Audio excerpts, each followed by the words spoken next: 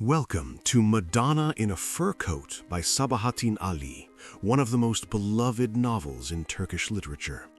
Set between 1920s Berlin and 1930s Ankara, this is the story of Raif Efendi, a man the world overlooked, and the extraordinary love he once lived in secret. This is an independent English translation. Let's begin. Of all the people I have encountered in my life, one person has perhaps made the greatest impression on me. Even though months have passed, I still cannot free myself from this impression. Whenever I find myself alone with my thoughts, Raif Efendi's innocent face appears before my eyes, his gaze somewhat distant from the world, yet always seeming to want to smile whenever it met another person's. And yet he was by no means an extraordinary man. In fact, he was quite ordinary, without any distinguishing features, one of those hundreds of people we see around us every day and pass by without a second glance. There was certainly nothing about the known or unknown parts of his life that would arouse curiosity. When we see such people, we often ask ourselves, why do they even live? What do they find in living? What logic, what wisdom commands them to walk this earth and breathe? But when we think this, we only look at the exterior of such people. We never consider that they too have heads, and within them minds condemned to work whether they wish it or not, and that as a result they must have an inner world of their own. Instead of concluding that they are not spiritually alive simply because they do not reveal the manifestations of this world, if we were to show the most basic human curiosity about this unknown realm, we might see things we never expected, and encounter riches we never anticipated. But for some reason, people prefer to search for things they can already predict they will find. It is certainly easier to find a hero willing to descend into a well known to harbor a dragon at its bottom, than to find someone with the courage to descend into a well whose depths are completely unknown. My coming to know Raif Efendi more closely was also merely a matter of chance. After I was dismissed from my minor position at a bank, I still don't know why I was let go. They only told me it was for economizing, but a week later they hired someone in my place. I searched for work in Ankara for a long time. The little money I had allowed me to get through the summer months without too much hardship, but the approaching winter meant that the time of sleeping on sofas in friends' rooms had to come to an end. I didn't even have enough money left to renew my restaurant meal card, which would expire in a week. Even though I knew nothing would come of it, I kept taking entrance examinations, and when indeed nothing came of them, I would feel dejected all the same. When I received rejection after rejection from the shops where I had secretly applied for sales clerk positions without telling my friends, I would wander the streets until midnight in despair. Even at drinking gatherings where some acquaintances occasionally invited me, I could not forget the hopelessness of my situation. Strangely, the more my troubles increased, and the more impossible it became for my needs to carry me from one day to the next, the more my timidity and embarrassment grew. When I ran into certain acquaintances on the street, people I had previously approached to help find me work, and who had treated me quite well, I would lower my head and hurry past. I had even changed toward friends from whom I had freely asked for meals or borrowed money without embarrassment. When they asked, "How are things going?" I would reply with an awkward smile, "Not bad, I'm finding odd jobs here and there," and quickly escape. The more I needed people, the more I needed to flee from them. One day, late in the afternoon, I was walking slowly along the deserted road between the train station and the exhibition hall, trying to create an optimistic mood in my spirit by breathing deeply of Ankara's magnificent autumn. The sun reflected off the windows of the People's House, drowning the white marble building in blood-red spots of light. The smoke, whether mist or dust it was impossible to tell, rose above the acacia trees and young pines.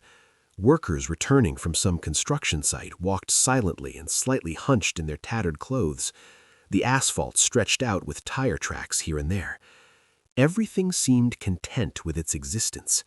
Everything accepted everything else as it was. So there was nothing else left for me to do either. Just then, a car sped past me. When I turned to look, I thought I recognized the face behind the window. Sure enough, the car stopped about 10 paces ahead. The door opened, and Hamdi, an old school friend, was leaning out and calling me.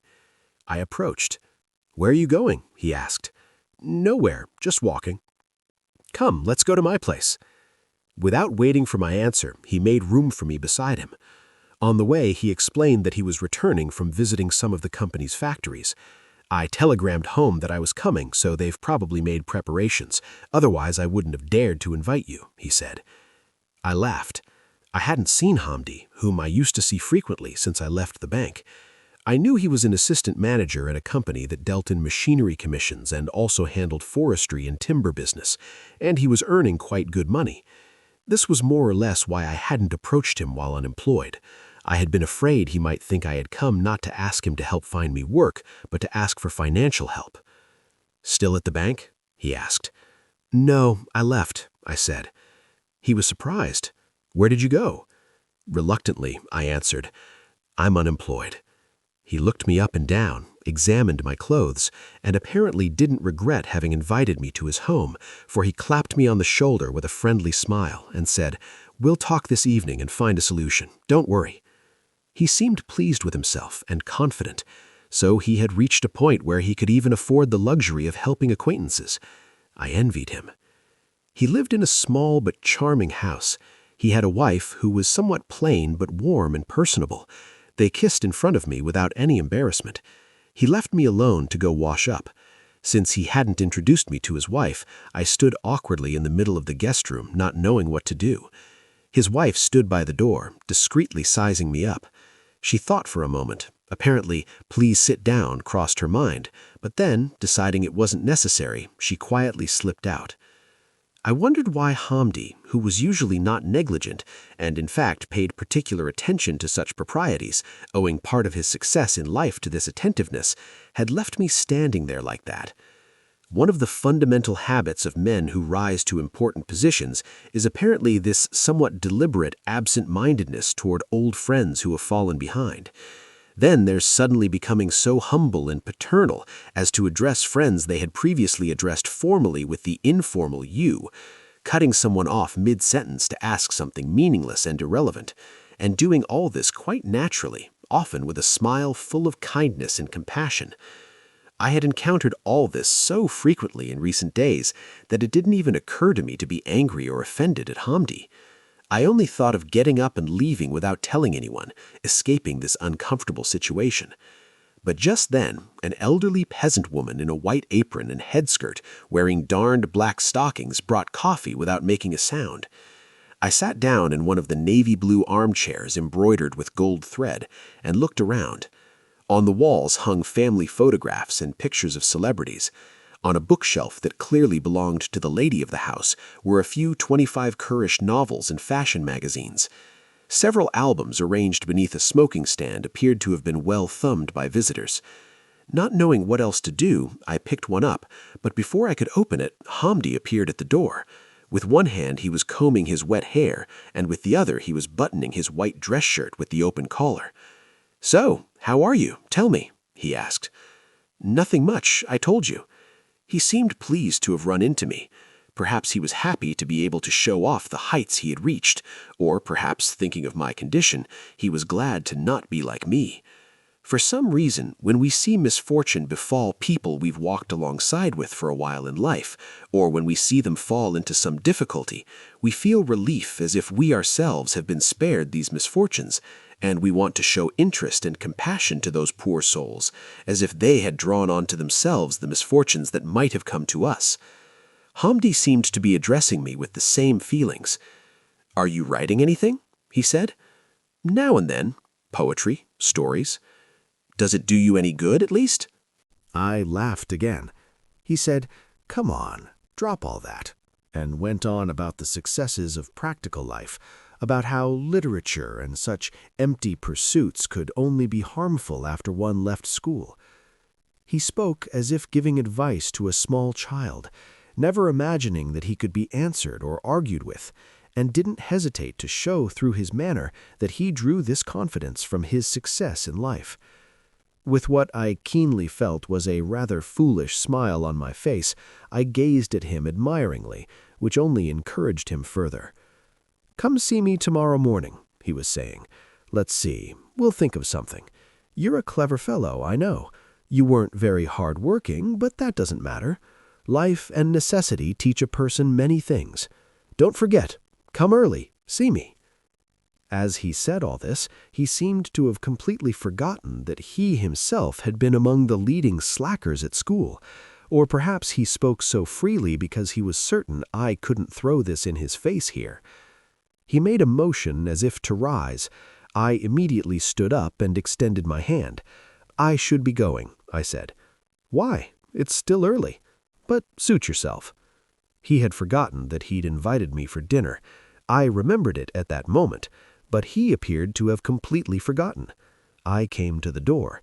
As I took my hat, "My respects to your wife," I said. Yes, and you come see me tomorrow. Don't worry," he said, patting my back. When I got outside, it had grown quite dark, and the street lamps were lit.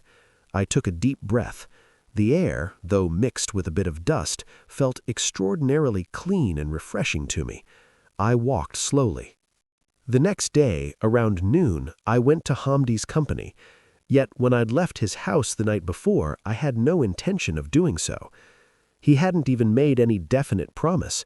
He had seen me off with the kind of standard phrases I'd grown accustomed to hearing from every benefactor I approached.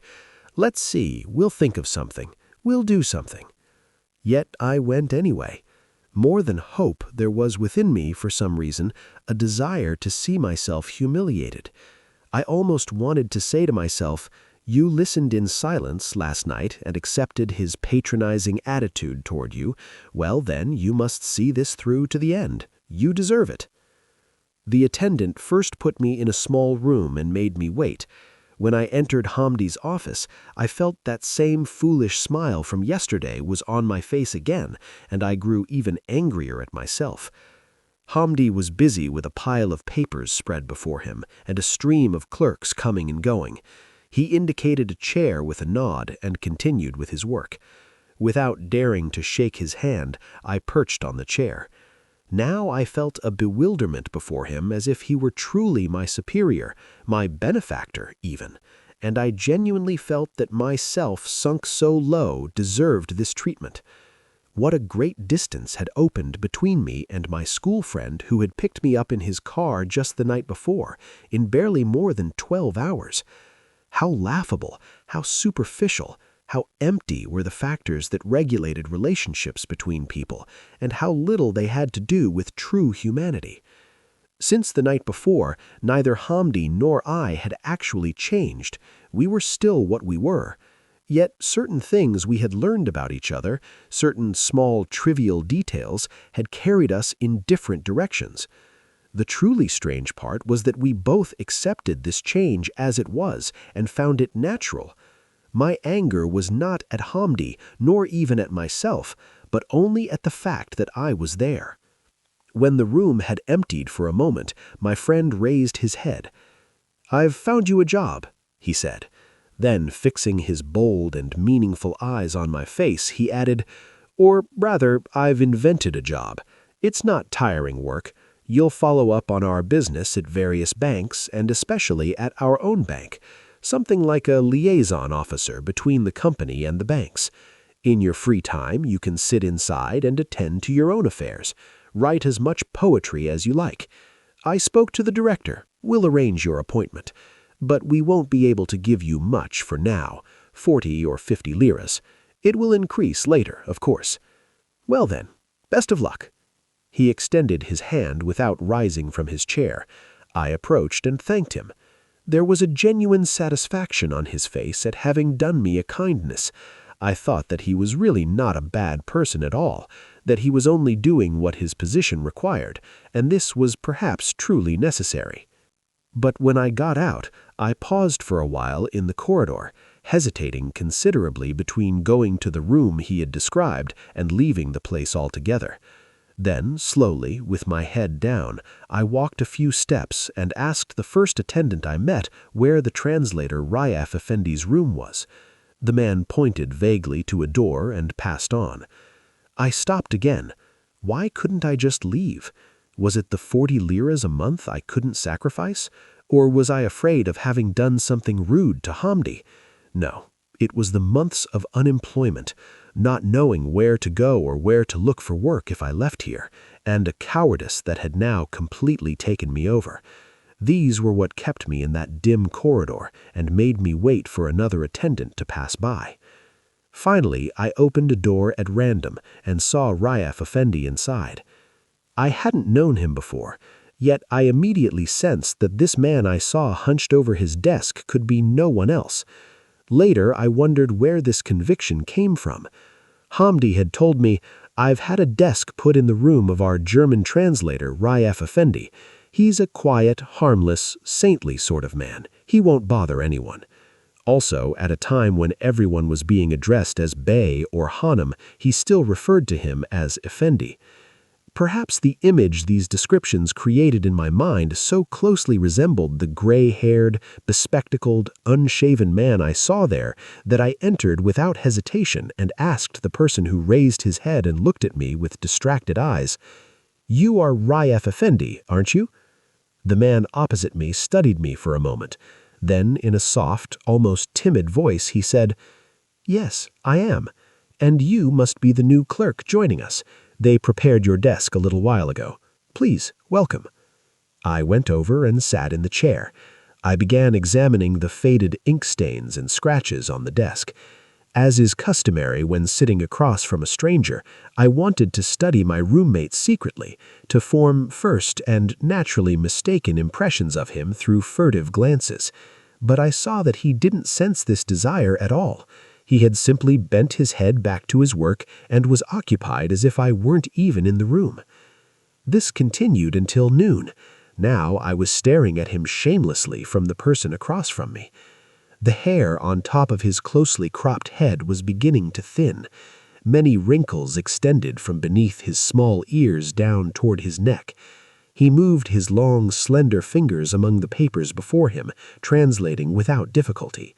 From time to time, as if thinking of a word he couldn't find, he would raise his eyes, and when our gazes met, something like a smile would cross his face.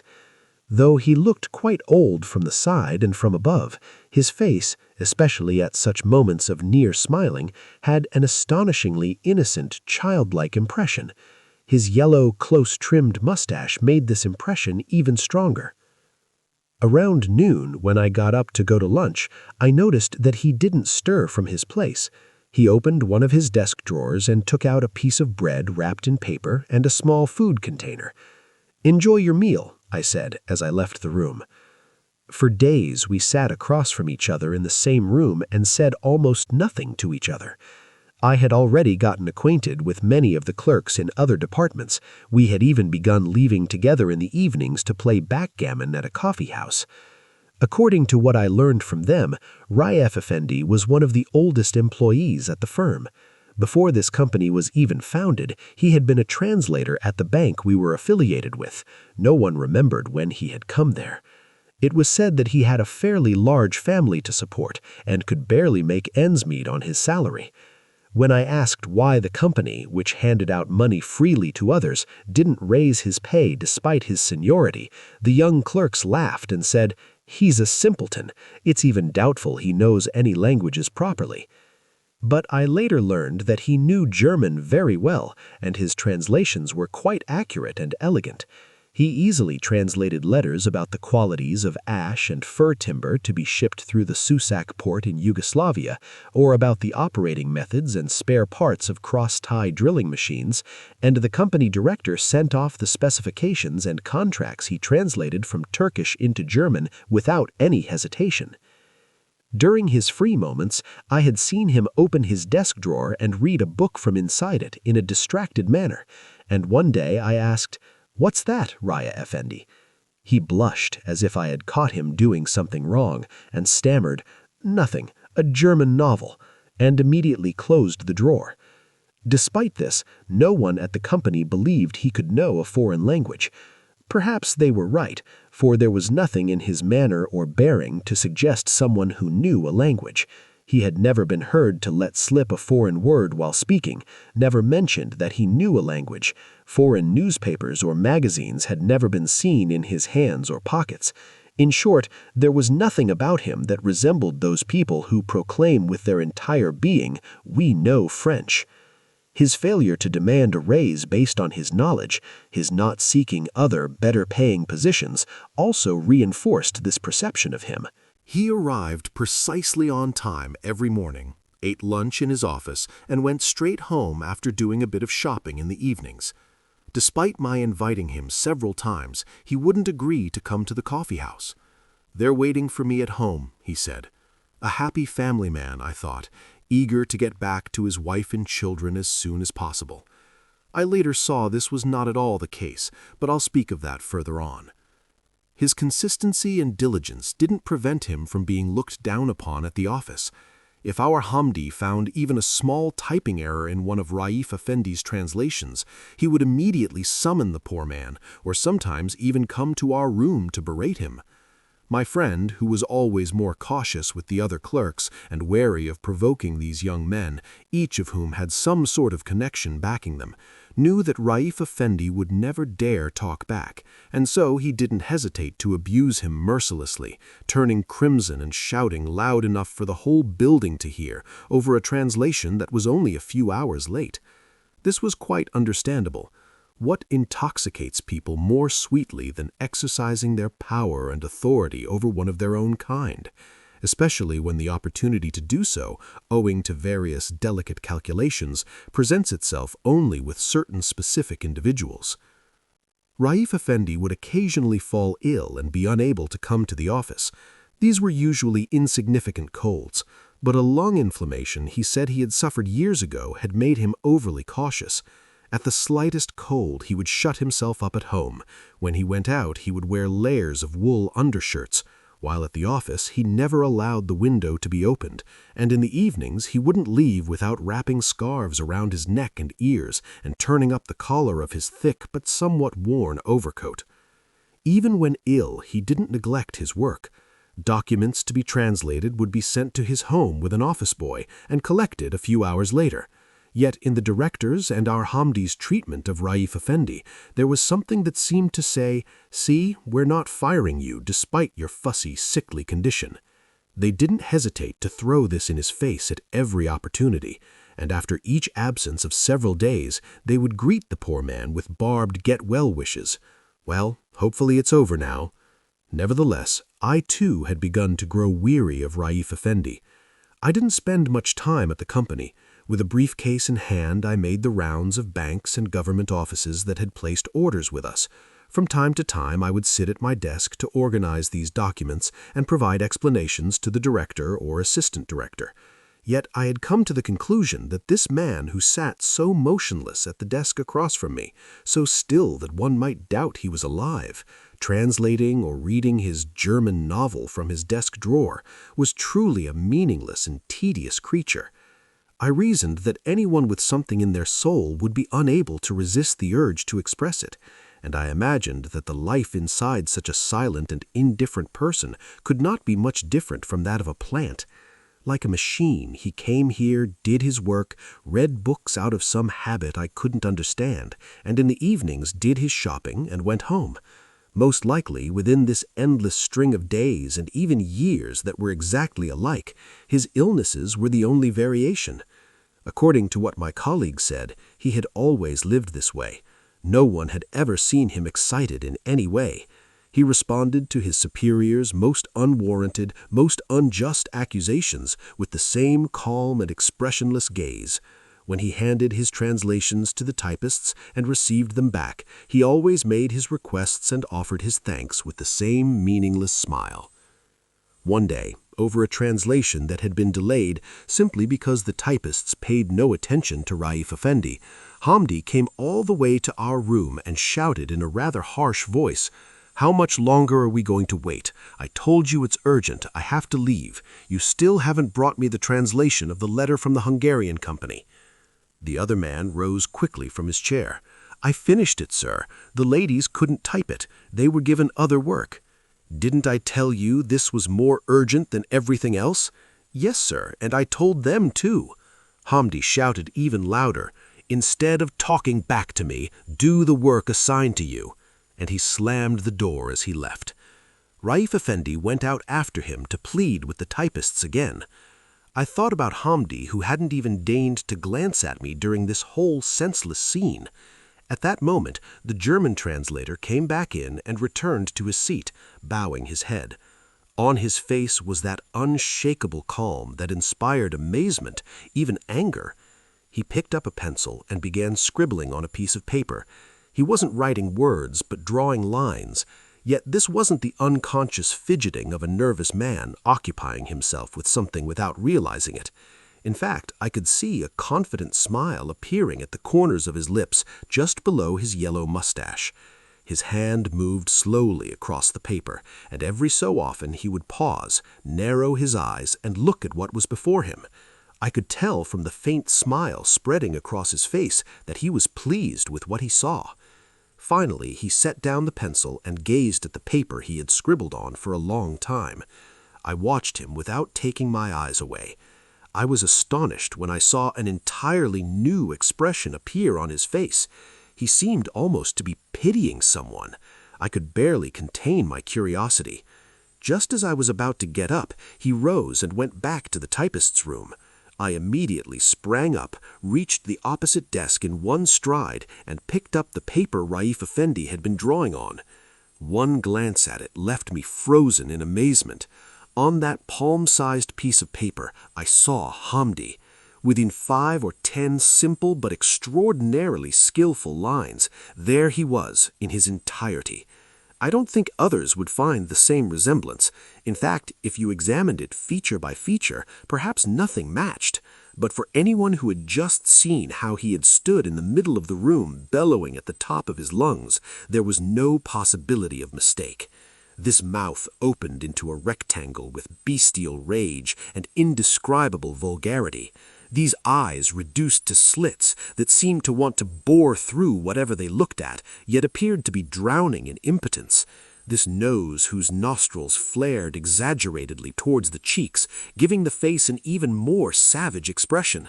Yes, this was a portrait of the Hamdi who had stood right there a few minutes ago, or rather, of his soul.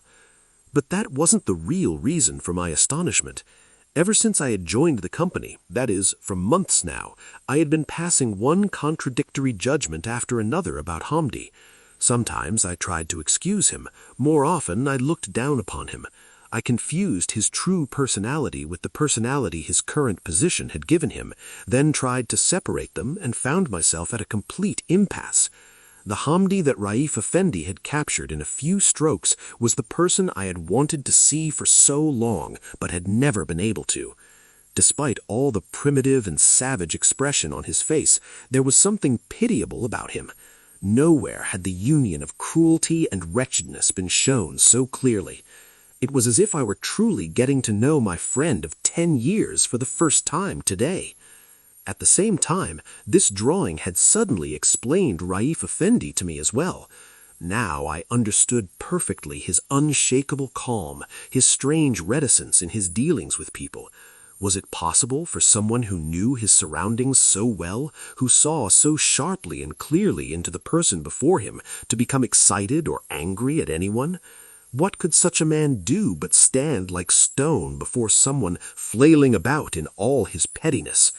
All our distresses, our disappointments, our rages are directed at the unexpected, the incomprehensible aspects of the events we encounter. Is it possible to shake someone who is prepared for everything and knows what to expect from everyone? Raif Effendi had become intriguing to me once more. I sensed that despite the light that had just dawned, there were still many contradictions in my mind about him. The precision in the lines of the drawing I held showed that it had not come from an amateur's hand. Whoever had made this must have worked with art for many years. Here was not only an eye that truly saw what it looked at, but also the skill to capture what it saw in all its subtlety. The door opened. I tried to quickly put down what I held, but I was too late. As Raif Effendi approached me with the translations of the litter from the Hungarian company, I said apologetically, "It's a very beautiful drawing." I had thought he would be startled, afraid that I would reveal his secret. Not at all. With his usual distant, distracted smile, he took the paper from my hand. "Years ago, I occupied myself with drawing for a while," he said. "From time to time, out of habit, I scribble things. As you can see, meaningless things, just passing the time." He crumpled the drawing in his palm and tossed it into the wastepaper basket. "The typist ladies wrote it in quite a hurry," he murmured. "There are probably mistakes, but if I try to read it over, I'll only make Hamdi Bey angrier. He's right, too. I'd better just take it to him." He went out again. I followed him with my eyes.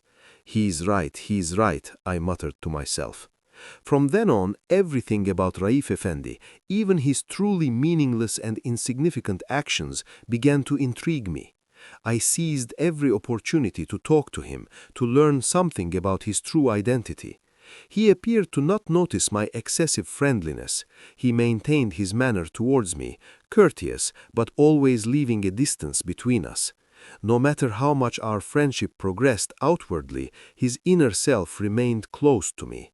In fact, when I saw his family close up and his position among them, my curiosity about him only increased.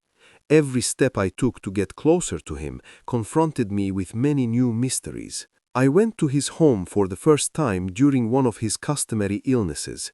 Hamdi wanted to send a document that needed to be translated by the next morning with an office boy. "Give it to me, I'll pay him a visit at the same time," I said. "Very well, see what's wrong with him. It's gone on too long this time." Indeed, his illness had lasted rather long this time. He hadn't been to the company for a week. One of the office boys described the house in İsmet Paşa Mahallesi. It was the middle of winter. I began walking through streets where darkness fell early. I passed through narrow neighborhoods with broken sidewalks that bore no resemblance to Ankara's asphalt-paved roads. There were hills going up and down one after another. At the end of a long road, almost at the edge of the city, I turned left and went into the coffee house on the corner to ask for directions. A two-story yellow-painted building, standing alone among lots heaped with stones and sand. I knew Raif Efendi lived on the ground floor. I rang the bell. The door was opened by a girl of about 12. When I asked for her father, she wrinkled her face and pursed her lips with an affected air. "Come in," she said. The inside of the house was nothing like I had imagined. In the hall, which apparently was used as dining room, there was a large expandable table, and along the wall a sideboard filled with crystal sets. A red velvet armchair lay on the floor, and cooking smells wafted from the kitchen next door. The girl first showed me into the guest room. The furnishings here were also fine, even expensive.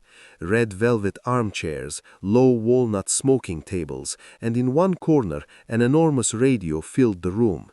Everywhere, on the tables and on the backs of the sofas, lay finely worked cream-colored lace doilies, and on the wall hung a ship-shaped plaque with the words of the Amen Tu prayer inscribed on it. The little girl brought coffee a few minutes later. For some reason, her face still wore that spoiled expression that seemed to look down on me, to mock me. As she took my cup, she said, "My father is unwell, sir. He can't get out of bed. Please go in to him." As she said this, her eyebrows and eyes seemed to indicate that I didn't deserve such a polite treatment at all. When I entered the room where Raif Efendi was lying, I was even more surprised. This was a small room that bore no resemblance to the other parts of the house, like a boarding school dormitory or a hospital ward, with a row of white iron beds lined up side by side. Raif Efendi was lying in one of these beds, half sitting up under white covers, trying to greet me from behind his glasses. I looked for a chair to sit on. The two chairs in the room were both piled with woolen cardigans, women's stockings, and several silk dresses that had been pulled off and thrown aside. In one corner, a cheap wardrobe painted cherry red stood with its door half open. Inside were clothes and suits hung haphazardly, and under them, knotted bundles. A bewildering chaos reigned in the room. On the nightstand beside Raif Efendi's bed sat a tin tray with a dirty soup bowl left over from lunch, a small decanter with its top off, and beside these, bottles and tubes filled with all sorts of medicine. The sick man said, "Just sit there," indicating the foot of the bed. I perched on it. The person across from me wore a woman's knitted cardigan, multicolored and worn through at the elbows. He had rested his head against the white iron bars of the bed. His clothes hung one on top of the other at the foot of the bed on my side. Sensing that I was surveying the room, the host said, "I sleep here with the children. They make a mess of the room. The house is small anyway. We can't fit." "Is it a large family?" "Well, fairly. I have one grown daughter. She's in high school. And then the one you saw. Then my sister-in-law and her husband. 2 brothers-in-law. We all live together. My sister-in-law has children too. 2 of them. You know how it is finding a place in Ankara. There is no way to move out separately."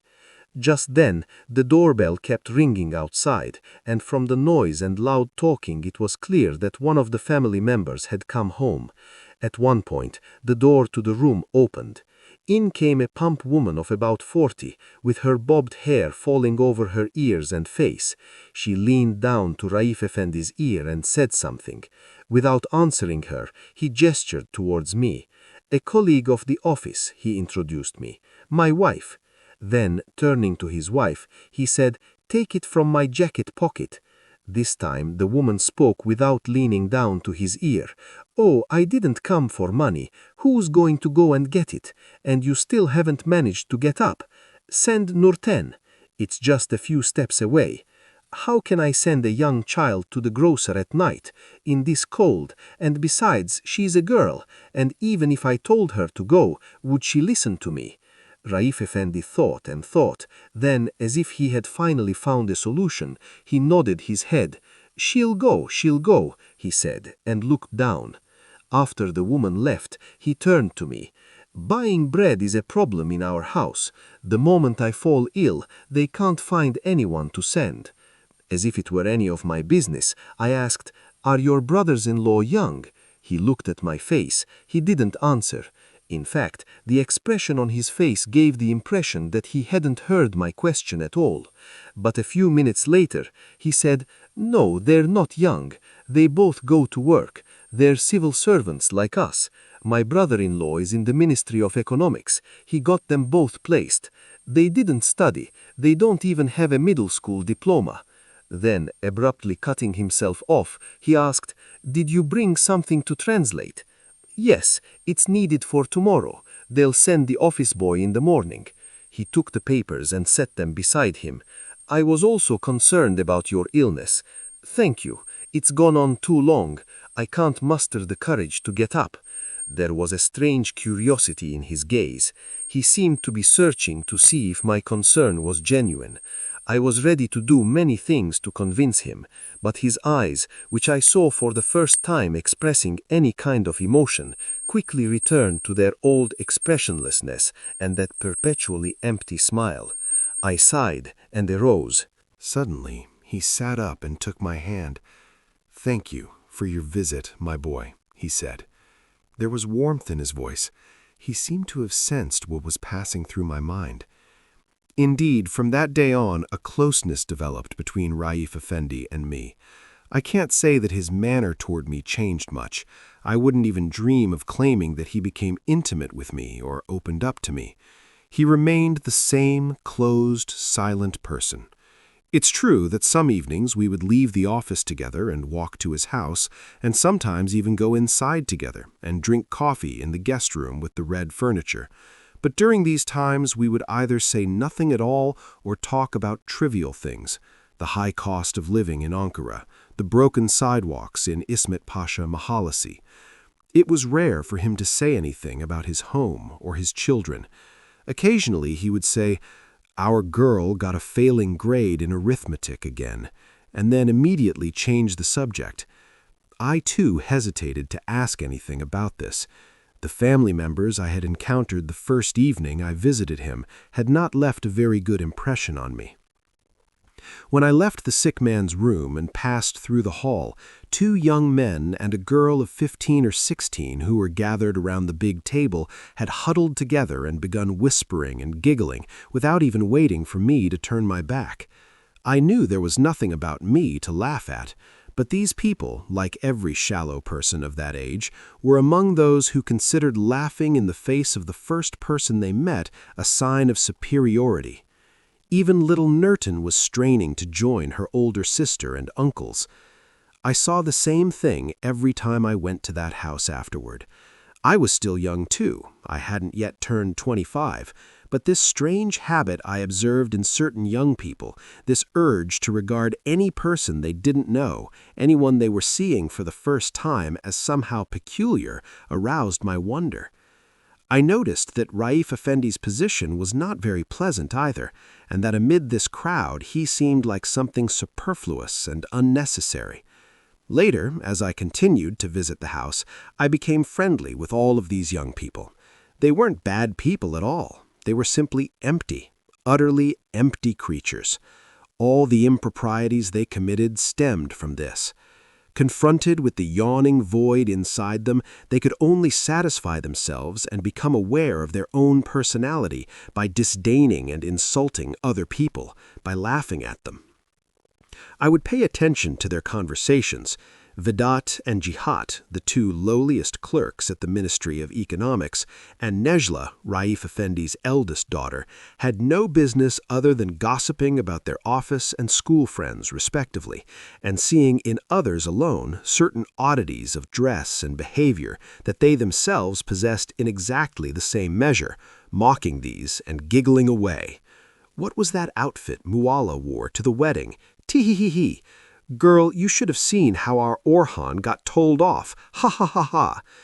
Raif Efendi's sister-in-law, Ferhunde Hanum, was in no state to think of anything but dealing with her 2 children aged 3 and 4, and the moment she could leave them with her sister, throwing on a silk dress and hurriedly putting on makeup to go out. I only saw her a few times struggling in front of the mirror above the sideboard to arrange her dyed wavy hair under a tulle hat. Though still fairly young, not yet 30, countless wrinkles had already covered the corners of her eyes and mouth. Her bead blue eyes could not rest on any object for more than a second and reflected a causeless inner restlessness to which she had been condemned since birth. She was angry at her children, whose clothes were always unkempt, whose faces and hands were always dirty, whose complexions were always pale, as if they were 2 punishments inflicted on her by some accursed enemy she couldn't understand. And when she was about to dress up and go out, she didn't know how to keep them away so their dirty hands wouldn't touch her clothes. Ferhunde Hanum's husband, Nurattin Bey, one of the department heads at the Ministry of Economics, was another version of our Hamdi. A man of about 30 to 32 who carefully combed his light brown wavy hair back and puffed it up like a barber's apprentice, would press his lips together and nod his head slightly even after asking, "How are you?" as if he had just uttered some great wisdom. After finishing a trade school, he had been sent to Italy for some reason to study tanning, but there he had only managed to learn a bit of the language and how to put on airs of importance. Nevertheless, he possessed significant qualities for succeeding in life. First, he considered himself, with great self-assurance, worthy of very high positions, and by holding forth on any subject whether he knew anything about it or not, and looking down on absolutely everyone, he convinced his surroundings of his worth. I suspect this affliction of contempt among the household members had passed from this brother-in-law whom they so admired. Then he paid great attention to his appearance, shaved every day, had his worn trousers pressed tightly under his own supervision, and could devote an entire Saturday to going from shop to shop to find the most stylish shoes and the most fashionable socks. In fact, as I later learned, his salary barely enough for his and his wife's clothing, and since nothing could be expected from the 35 lira each of the 2 brother-in-laws earned, the entire household expense fell on our Raif Efendi's meager salary. Despite this, everyone in the house except the poor old man called the tune. Raif Efendi's wife, Maria Puder, who had aged before she even reached 40 and combined a strange obesity with sagging flesh and breasts that hung down to her belly, spent her whole day cooking in the kitchen, darning piles of children's socks in her spare time and looking after her sister's 2 wild little ones, yet she could never please the family. No one asked how the household ran, they only created new unpleasantness by turning up their noses at the food, all because they considered themselves deserving of a much higher standard of living. When Nurattin Bey said, "What kind of thing is this?" it was almost as if he were saying, "For God's sake, where are the hundreds of lira I give going?" The brother-in-laws, who wore 7 lira scarves around their necks, had no qualms about saying, "I don't like this food, make me an egg," or "I'm not full, fry me some sausage," sending their sister Maria from the table back to the kitchen. And then, when 11 kurish was needed one evening to buy bread, they couldn't bring themselves to pay it out of their own pockets. They woke Raif Efendi from his sleep in his sickbed, and, as if that wasn't enough, they were annoyed that he was still not well and hadn't gone to the grocer himself.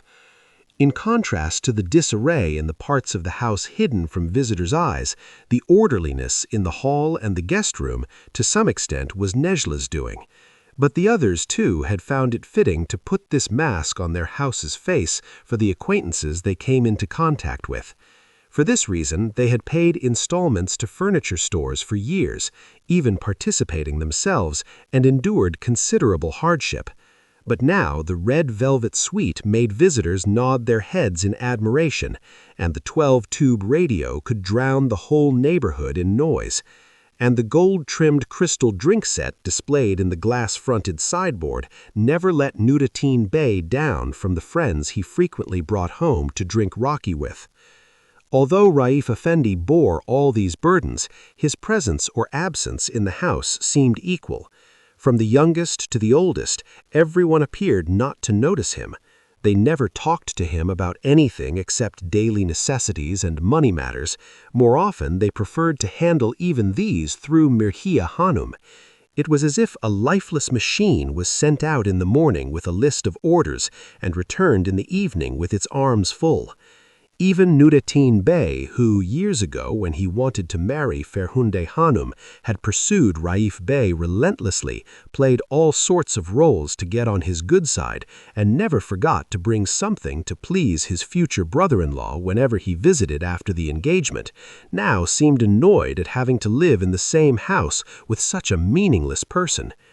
They were angry that he didn't earn more money, that he didn't provide a more luxurious life, yet at the same time they were certain he was a nobody, an insignificant and worthless zero.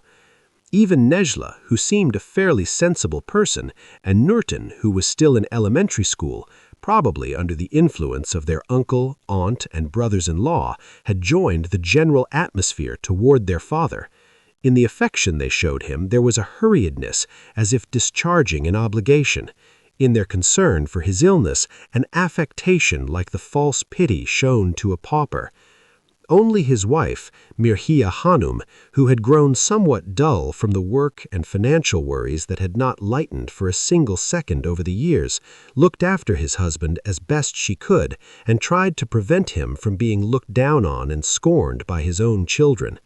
When there was a guest at dinner, to prevent her siblings or Nurattin Bey from loudly ordering, "Let my brother-in-law go get it," she would pull her husband into the bedroom and, trying to sound sweet, say, "Come on, just get 8 eggs and a bottle of raki from the grocer. Let's not make them get up from the table now." But she no longer thought about, perhaps didn't even notice, why she and her husband never sat at these tables themselves, and why, on the rare occasions when they did, they were met with glances that seemed uncomfortable, as if they had committed some disrespect toward the others. Raif Efendi, too, had a strange compassion for his wife.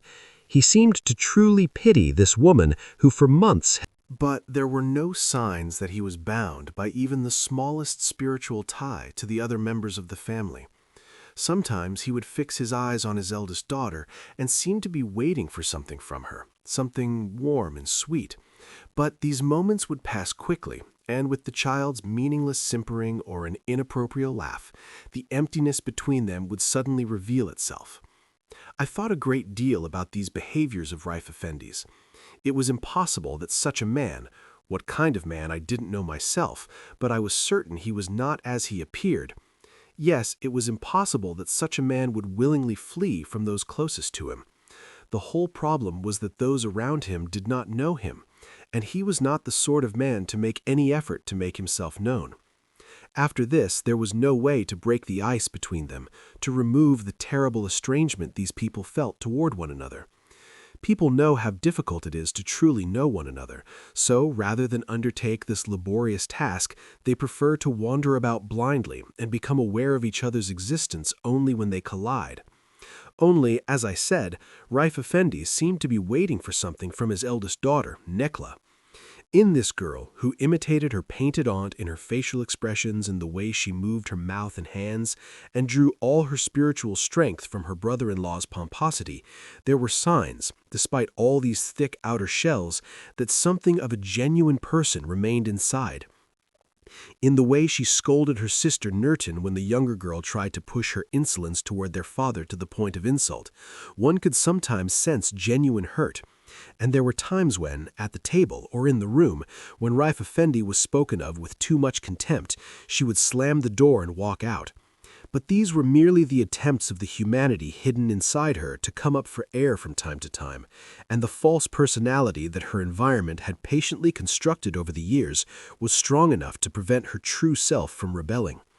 Yet, perhaps, with the impatience of my youth, I was angry at Raif Efendi's almost terrifying silence. Whether at the company or at home, he not only tolerated being considered worthless by people who were spiritually complete strangers to him, he even seemed to find a certain rightness in it. I knew, of course, that people who are not understood by those around them, about whom wrong judgments are always made, eventually begin to take a kind of pride and bitter pleasure in their solitude. But I could never imagine that they would actually find their surroundings' behavior justified. On many occasions I had noticed that he was not a man whose feelings had grown dull. On the contrary, he was very sensitive, extremely perceptive and attentive. Nothing escaped those eyes that seemed to look only straight ahead. One day he had heard his daughters arguing in low voices outside about who would make the coffee for me. "You make it," and said nothing. But 10 days later, when I visited his home a second time, he immediately called out, "Don't make coffee, he doesn't drink it."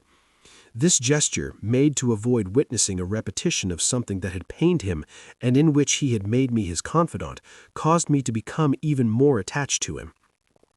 We still hadn't really talked about anything, but I no longer wondered at this. Was not his quiet way of living, his endurance, his compassionate view of people's weaknesses, and his amused view of their rudeness a sufficient statement of will? Did I not feel with all my strength that the person beside me was a human being? During this time, I came to understand why speech is not necessarily required for people to seek each other out, to find one another, and to gaze into each other's souls. Why certain poets are always looking for someone to walk beside them in silence before the beauty of nature. Though I didn't quite know what I had learned from this man who walked beside me without opening his mouth and worked across from me without making a sound, I was certain I had learned far more from him than I could have learned from someone who had taught me for years. I sensed that he, too, was pleased with me.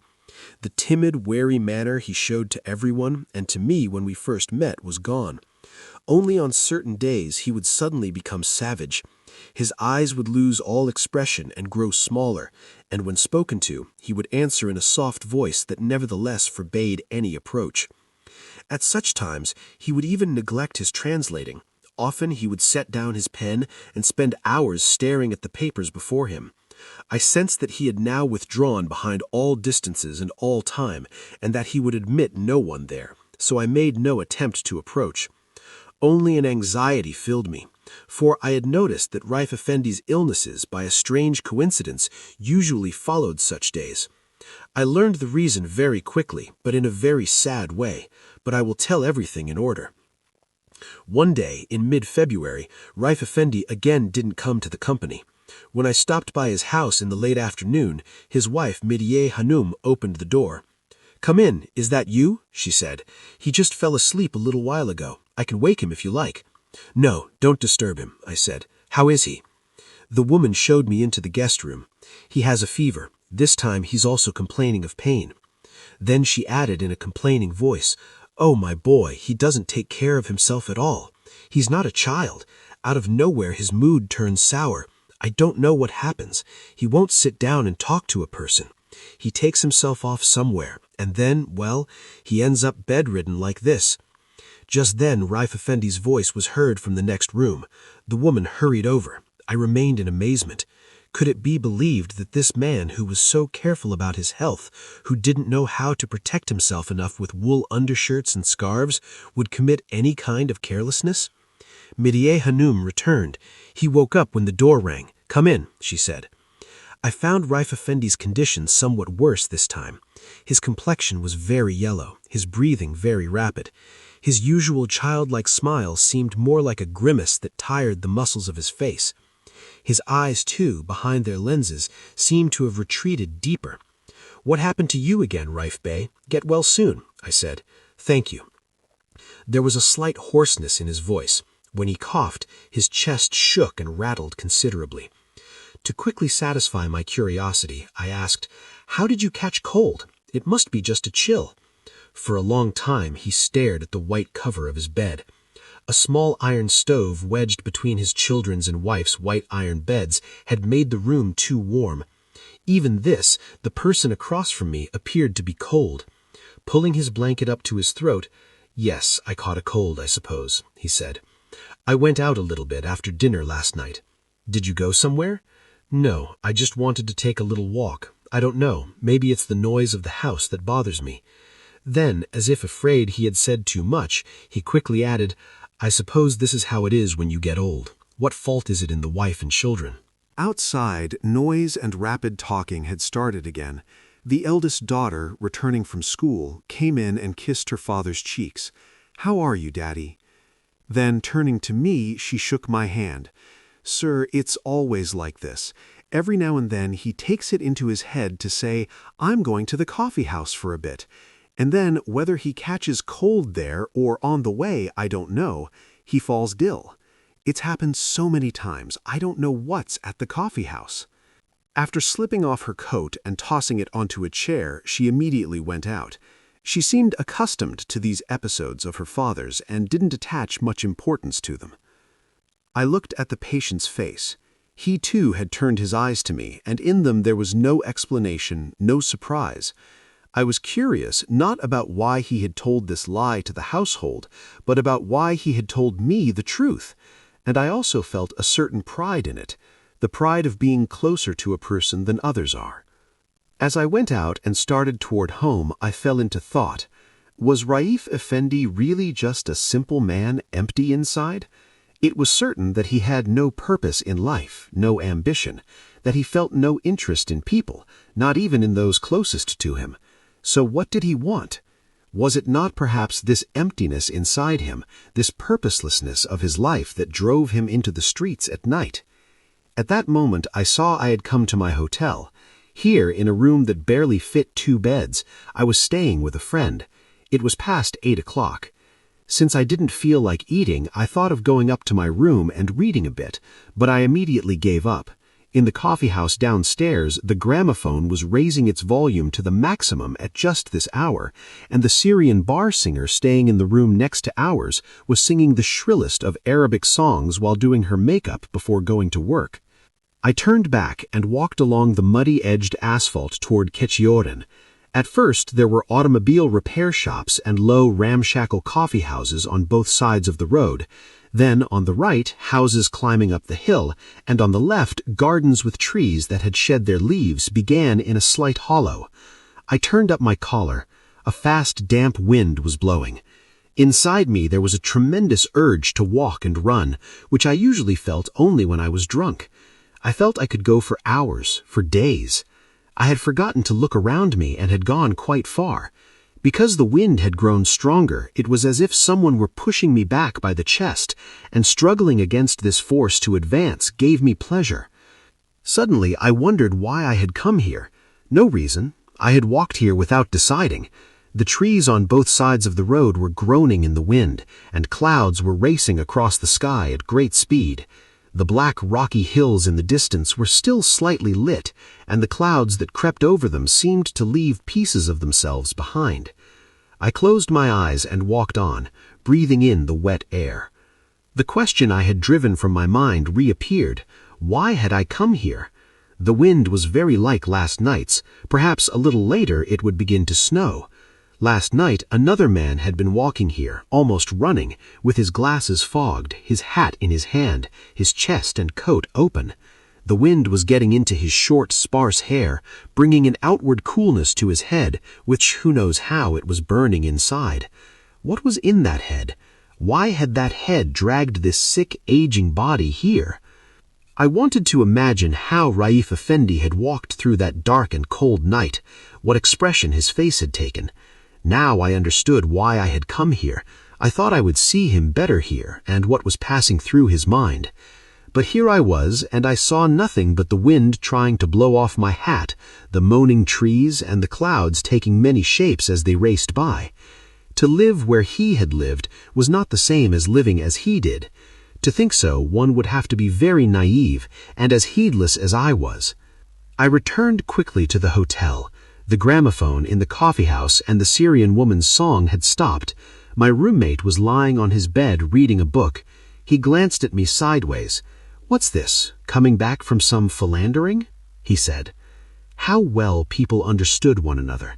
And here I was, in this state, trying to analyze what was inside another person's head, wanting to see his simple or complicated soul. Even the most ordinary, most pitiful, even the most foolish man in the world, what a tremendous and complicated soul he possesses, enough to astonish one again and again. Why do we shrink so much from understanding this, and assume that the creature called man is one of the easiest things to understand and judge? Why, when we would hesitate to pronounce on the qualities of a cheese we were seeing for the first time, pass final judgment on the first person we meet and move on with a clear conscience? For a long time I couldn't sleep. Raif Efendi was lying in his white-covered bed, burning with fever, breathing in the air that spread through the room from his daughter's young bodies and his wife's weary limbs. His eyes were closed, and his soul, who knows where it was wandering. This time Raif Efendi's illness lasted rather long. It didn't seem like his usual simple cold. The elderly doctor whom Narration Bey brought recommended mustard plasters and wrote a prescription for cough medicine. I stopped by every 2 or 3 evenings and found him a little more run down each time, but he himself didn't seem very alarmed and appeared not to attach much importance to his illness. The behavior of Mirhia Hanum and Nejla were truly cause for concern. The woman, who seemed to have forgotten even how to think from years of working, went in and out of the patient's room in great confusion, dropping towels or dishes from her hands while applying mustard plasters to his back, constantly forgetting something inside or outside and searching for it endlessly. I can still see her running in all directions in her crooked heelless slippers on her bare feet, and I still feel those gazes that seemed to beg for help from everyone she encountered. Nejla, though not as beside herself as her mother, was in great distress. In recent days she hadn't been going to school and was waiting by her father. When I came to check on the patient in the late afternoons, I noticed from her reddened and swollen eyes that she had been crying a little while before. But all of this seemed to distress Raif Efendi even more. When we were alone, he complained of it, and once he had even grumbled, "What's the matter with them anyway? Am I dying already? What would it matter if I did die? What's it to them? What am I to them?" Then he had added in an even more bitter and merciless tone, "I'm nothing to them. I never was. For years we lived together in the same house. They never wondered who this man was. Now they're afraid I'm going to go away." Really, Raif Bey, what kind of talk is this? True, they're worrying a bit too much, but it's not right to interpret it this way. Your wife and your daughter. Yes, my wife and my daughter, but that's all. He turned his head away. I hadn't understood his last words and hesitated to ask anything more. Nurattin Bey brought an internal medicine specialist to reassure the household. After a long examination, this man said the illness was pneumonia, and when he saw the confusion of those around him, he said, "Come on, it's not that serious. His constitution is strong, thank God, and his heart is sound. He'll pull through. You just have to be careful. Don't let him catch a cold. In fact, it would be better if you took him to the hospital." When Mirya Hanum heard the word hospital, she completely fell apart. She collapsed onto one of the chairs in the hall and began to wail. Nurattin Bey, too, wrinkled his face as if his honor had been offended. "What do you mean? He'll certainly be better cared for at home than in a hospital." The doctor shrugged his shoulders and left. At first, Raif Efendi wanted to go to the hospital, saying, "At least there I can have some peace and quiet." It was clear from every manner that he wanted to be alone, but when he saw how vehemently those around him rejected this, he too fell silent. With a hopeless smile on his face, he murmured, "They wouldn't leave me in peace there either." One day, I still remember it clearly, on a Friday evening, I was sitting on the chair by Raif Efendi's bedside, watching him breathe with his chest rattling, without speaking. No one else was in the room. A large pocket watch on the nightstand beside him, among the medicine bottles, was filling the room with a metallic sound. The patient opened his sunken eyes and said, "I'm feeling a bit better today." Of course, it can't go on like this forever. Then, in an almost pained manner, he asked, "But how much longer is this going to go on?" I had understood the true meaning of his question and was horrified. The weariness in his voice showed what he meant. "What's the matter, Raif Bey?" I said. Fixing his eyes on mine, he asked insistently, "But what's the point? Isn't it enough already?" At that moment, Maria Puder came in. She approached me. "He's much better today," she said. "God willing, he's gotten through this one too." Then she turned to her husband. "The laundry is being done on Sunday. If you would just bring that towel from the gentleman's jacket pocket." Raif Efendi nodded his head in assent. After the woman searched for something in the wardrobe and took it, she went out again. The patient's slight improvement had carried away all of his wife's alarm and excitement. Now her head was full of household troubles, cooking and laundry, as before.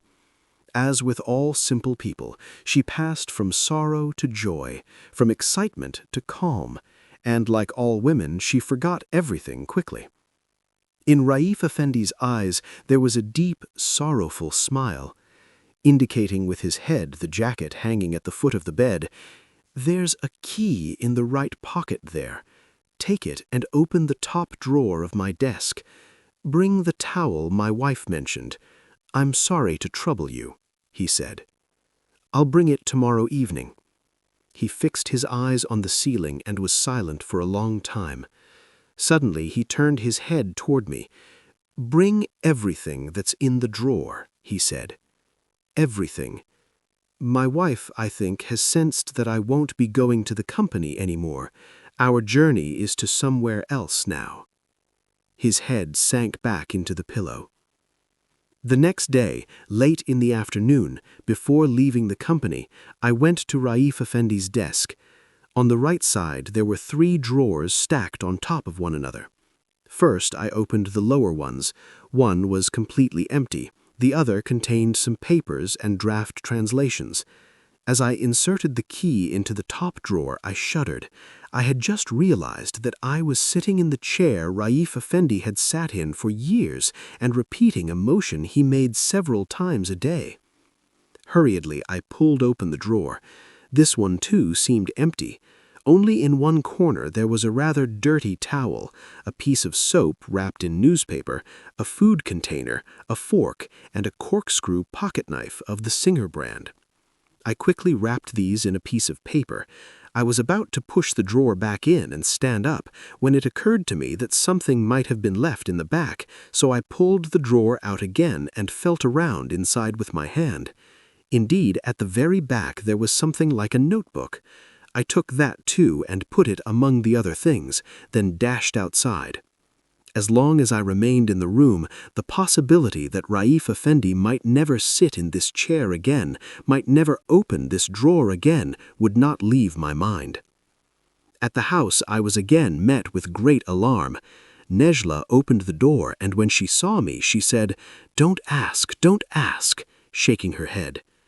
I had become almost like a member of the family, and the household no longer considered me a stranger. The young girl said, "Father's gotten worse again. He had 2 spells today.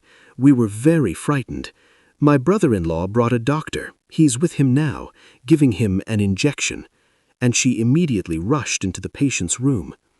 I didn't go in. I sat down on one of the chairs in the hall and put the paper-wrapped package before me. Though Maria Hanum came out several times, I was embarrassed to hand her these pitiful belongings. While a man's life was being struggled over inside, it would be quite inappropriate to hand one of his relatives a dirty towel and an old fork. I stood up and walked around the big table in the middle. When I saw myself in the mirror of the sideboard, I was rather startled. I had turned completely pale. My heart began to beat rapidly. It was a terrible thing, whoever it might be, for a person to be struggling on that great bridge between living and dying.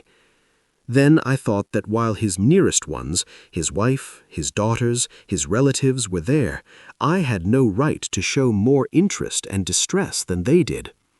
At that moment, my eye caught the interior through the half-open door of the guest room. When I approached and looked, I saw Raif Effendi's brother-in-laws, Jihad and Vedad. They had sat down side by side on a sofa and smoking cigarettes. It was clear they were writhing with tremendous boredom and inwardly annoyed that they couldn't leave the house. Norton had sat down in an armchair and rested her head on her arm. She was either crying or sleeping. A little further off, Raif Effendi's sister-in-law, Ferhunda, had sat her 2 children on her lap and was saying things to keep them from making noise, but it was obvious from every manner how an amateur she was at soothing children. The patient's door opened and the doctor came out, followed by Narration Bey. With all his indifference, he had an annoyed look. "Don't leave his side, and if he has another spell, give him one of those injections," he was saying. Narration Bey asked with a frown, "Is it dangerous?" The doctor answered with the reply every colleague gives in such situations, "Hard to say." And to avoid being subjected to more questions, and especially to avoid being harassed by the patient's wife, he quickly put on his coat and hat, and taking the 3 silver liras that Narration Bey had already prepared in his palm, wrinkling his face as he did so, he left the house. I quietly approached the patient's door. I looked inside. Maria Hanum and Nejla were gazing with great curiosity at the man lying before them with his eyes closed. When the young girl saw me, she beckoned me in with her head. Now she and her mother wanted to see what effect the patient's condition would have on me. Realizing this, I struggled with all my strength to control myself. I nodded my head slightly, as if reassured by what I saw. Then, turning to the 2 women who stood almost head to my left, I said with a forced smile, "There's probably nothing to worry about. He'll pull through, God willing." The patient opened his eyes part way and looked at me for a while as if unable to recognize me. Then, with a great effort, he turned his head toward his wife and daughter, murmured a few incomprehensible words, and made some signs with a grimace on his face. Nejla approached. "Do you want something, Daddy? Come now, you go out for a bit." His voice was very faint and broken. Maria Hanum gave me a gesture, but the patient, seeing this, stretched his arm out from under the covers, grabbed my wrist, and said, "You stay." The women were somewhat startled. Nejla said, "Daddy, don't put your arm out." Raif Effendi nodded his head rapidly, as if to say, I know, and gestured to them to leave. Both women left the room, looking at my face with questioning eyes. Then Raif Effendi pointed to the package in my hand, which I had completely forgotten. "Did you bring everything?" At first, I looked at his face without understanding. Was all this ceremony just to ask this? The patient was still looking at my face, and his eyes were shining as if with great curiosity. Only at this moment did I remember the black-covered notebook in question. It would never have occurred to me that Raif Efendi would have such a notebook. I quickly opened the package, put the towel and other things on a chair behind the door, then took the notebook in my hand and showed it to Raif Efendi. "Is this what you wanted?" He nodded yes with his head. Slowly, I leafed through the notebook. I felt an irresistible curiosity growing inside me. On the lined pages were large, irregular letters, lines that had clearly been written in great haste. I glanced at the first page. It had no heading or anything. On the right was the date June 20th, 1933, and just below it these lines. "Yesterday, a strange incident happened to me and made me relive certain other incidents from 10 years ago." I couldn't read any further. Raif Efendi had again put out his arm and was holding my hand. "Don't read it," he said, and indicating the other side of the room with his head, he murmured, "Throw it over there." I looked where he was pointing. I saw the iron stove with its reddish eyes glowing behind the mica panels. Into the stove? Yes. At this moment, my curiosity increased even more. It was impossible for me to destroy Raif Efendi's notebook with my own hands. "What do you mean, Raif Bey?" I said. "Isn't it a shame? Is it right to burn for no reason a notebook that has been your companion for so long?" "There's no need for it," he said, and again indicated the stove with his head. "There's no need for it any more." I understood that it would be impossible to dissuade him from this idea. He had probably poured into this notebook the soul he had hidden from everyone, and now he wanted it to go with him. An infinite compassion for this man who did not want to leave anything of himself to people, who took his solitude with him as he went to his death, and an infinite interest in his fate awoke within me. "I understand you, Raif Bey," I said. "Yes, I understand perfectly. You are right to begrudge people everything of yourself. Your wanting to burn this notebook is also right. But couldn't you postpone this for a while? At least for a day?" With his eyes, he looked at my face and asked, "Why?" To continue what I had begun, and to try one last resort, I moved closer to him and tried to gather in my eyes all the interest and affection I felt for him. "Won't you leave this notebook with me for one night, just this night? We have been friends for so long. You've never told me anything about yourself. Don't you find it natural that I'm curious about you? Do you really see such a need to hide from me, too? You are the most precious person in the world to me. Despite this, do you want to leave me by saying that in your eyes I'm a nobody like everyone else?" My eyes had filled with tears. With my chest trembling inside, I continued. It was as if I were now pouring out the reproaches that had accumulated in my soul over months toward this man who had refused to let me come close to him. "Perhaps you are right to withdraw your trust from people, but aren't there exceptions to this? Can't there be? Don't forget that you too are one of these people. What you're doing may in the end just be a meaningless selfishness." Remembering that these were not things to say to a seriously ill man, I fell silent. He too was silent. Finally, with one last effort, "Raif Bey, please understand me too. I am still at the beginning of the road at whose end you find yourself. I want to learn about people, especially to know what people have done to you," I said. The patient shook his head vigorously and cut me off. He was murmuring something. I leaned down. I could feel his breath on my face. "No, no," he was saying. "People didn't do anything to me. Nothing. It was always me. Always me." Suddenly he fell silent, and his chin dropped to his chest. He was breathing faster.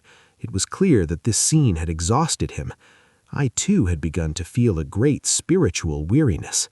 I was thinking of throwing the notebook into the stove and fleeing outside. The patient opened his eyes again.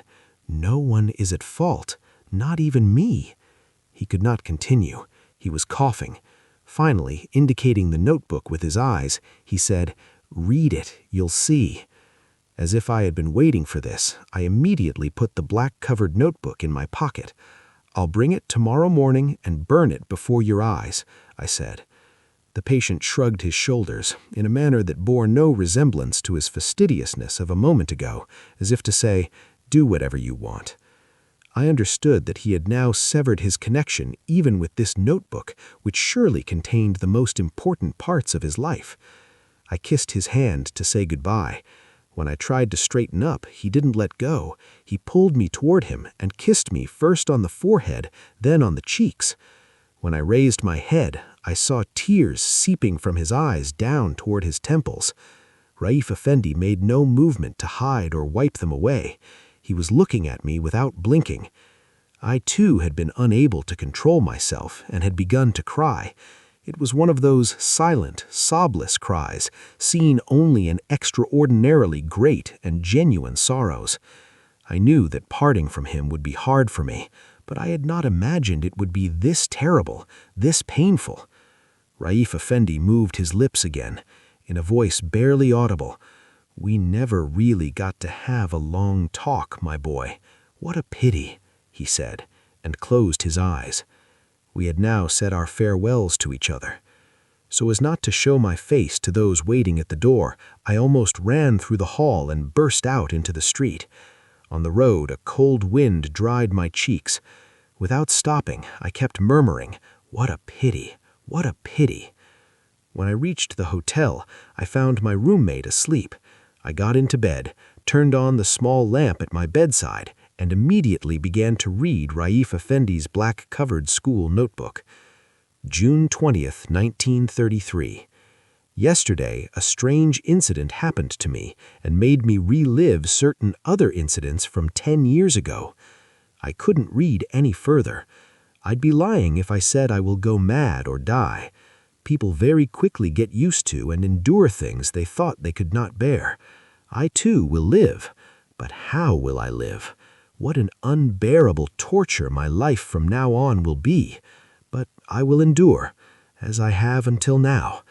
Only one thing is no longer possible for me to endure. I can no longer keep everything inside my head by myself. I want to speak, to tell things, many things. To whom? Is there in this whole enormous world another person as utterly alone as I am? To whom can I tell what? I don't remember telling anyone anything for 10 years. I fled from everyone for nothing, pushed all people away from me for nothing. But could I do otherwise from now on? There's no possibility of anything changing. No need either. It seems it had to be this way. If only I could tell someone. If I could pour out what is inside me to even one person. Even if I truly wanted this, there's no longer any chance of finding such a person. I'm in no state to search. Even if I were, I wouldn't search. Anyway, why did I buy this notebook? If I had even the smallest hope, would I undertake this writing, which I hate more than anything in the world? A person absolutely must empty himself out. If yesterday's incident hadn't happened, if only I hadn't learned everything yesterday, then my old and perhaps comfortable life would have continued. Yesterday, while walking down the street, I encountered two people. One of them I was seeing for the first time. The other was perhaps one of the people in the world most distant from me. Could it have occurred to me that they could have such a tremendous effect on my life? But since I have decided to write, I must tell everything calmly and from the beginning. In that case, I must go back a few years, even 10 or 12 years, perhaps 15. But I will write without growing weary.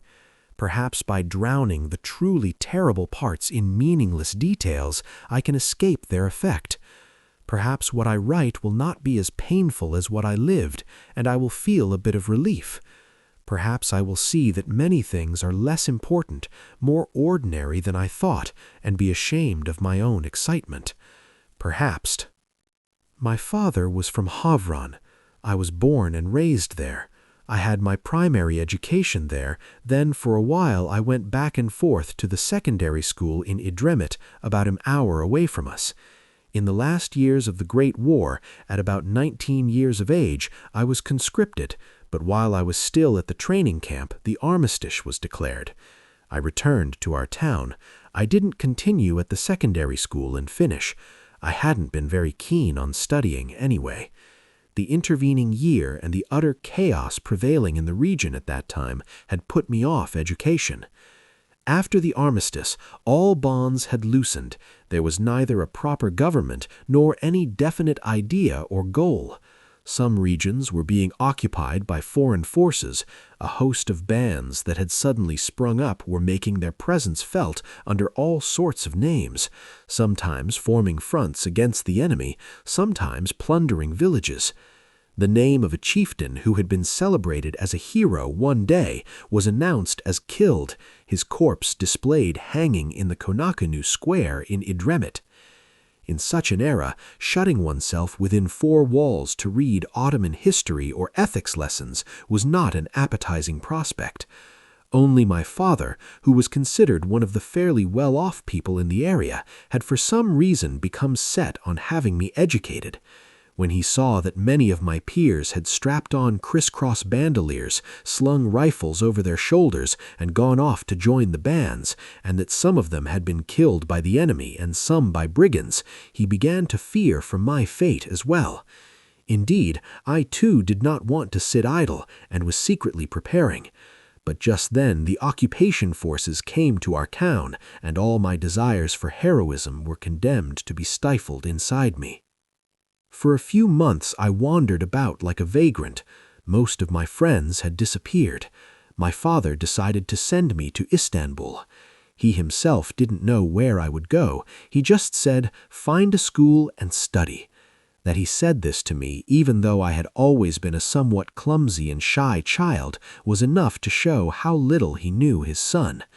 Still, I felt certain secret desires towards certain directions inside me. There was one subject for which I had earned my teacher's praise at school. I drew reasonably well. Entering the School of Fine Arts in Istanbul would cross my mind from time to time and make me dream sweet dreams.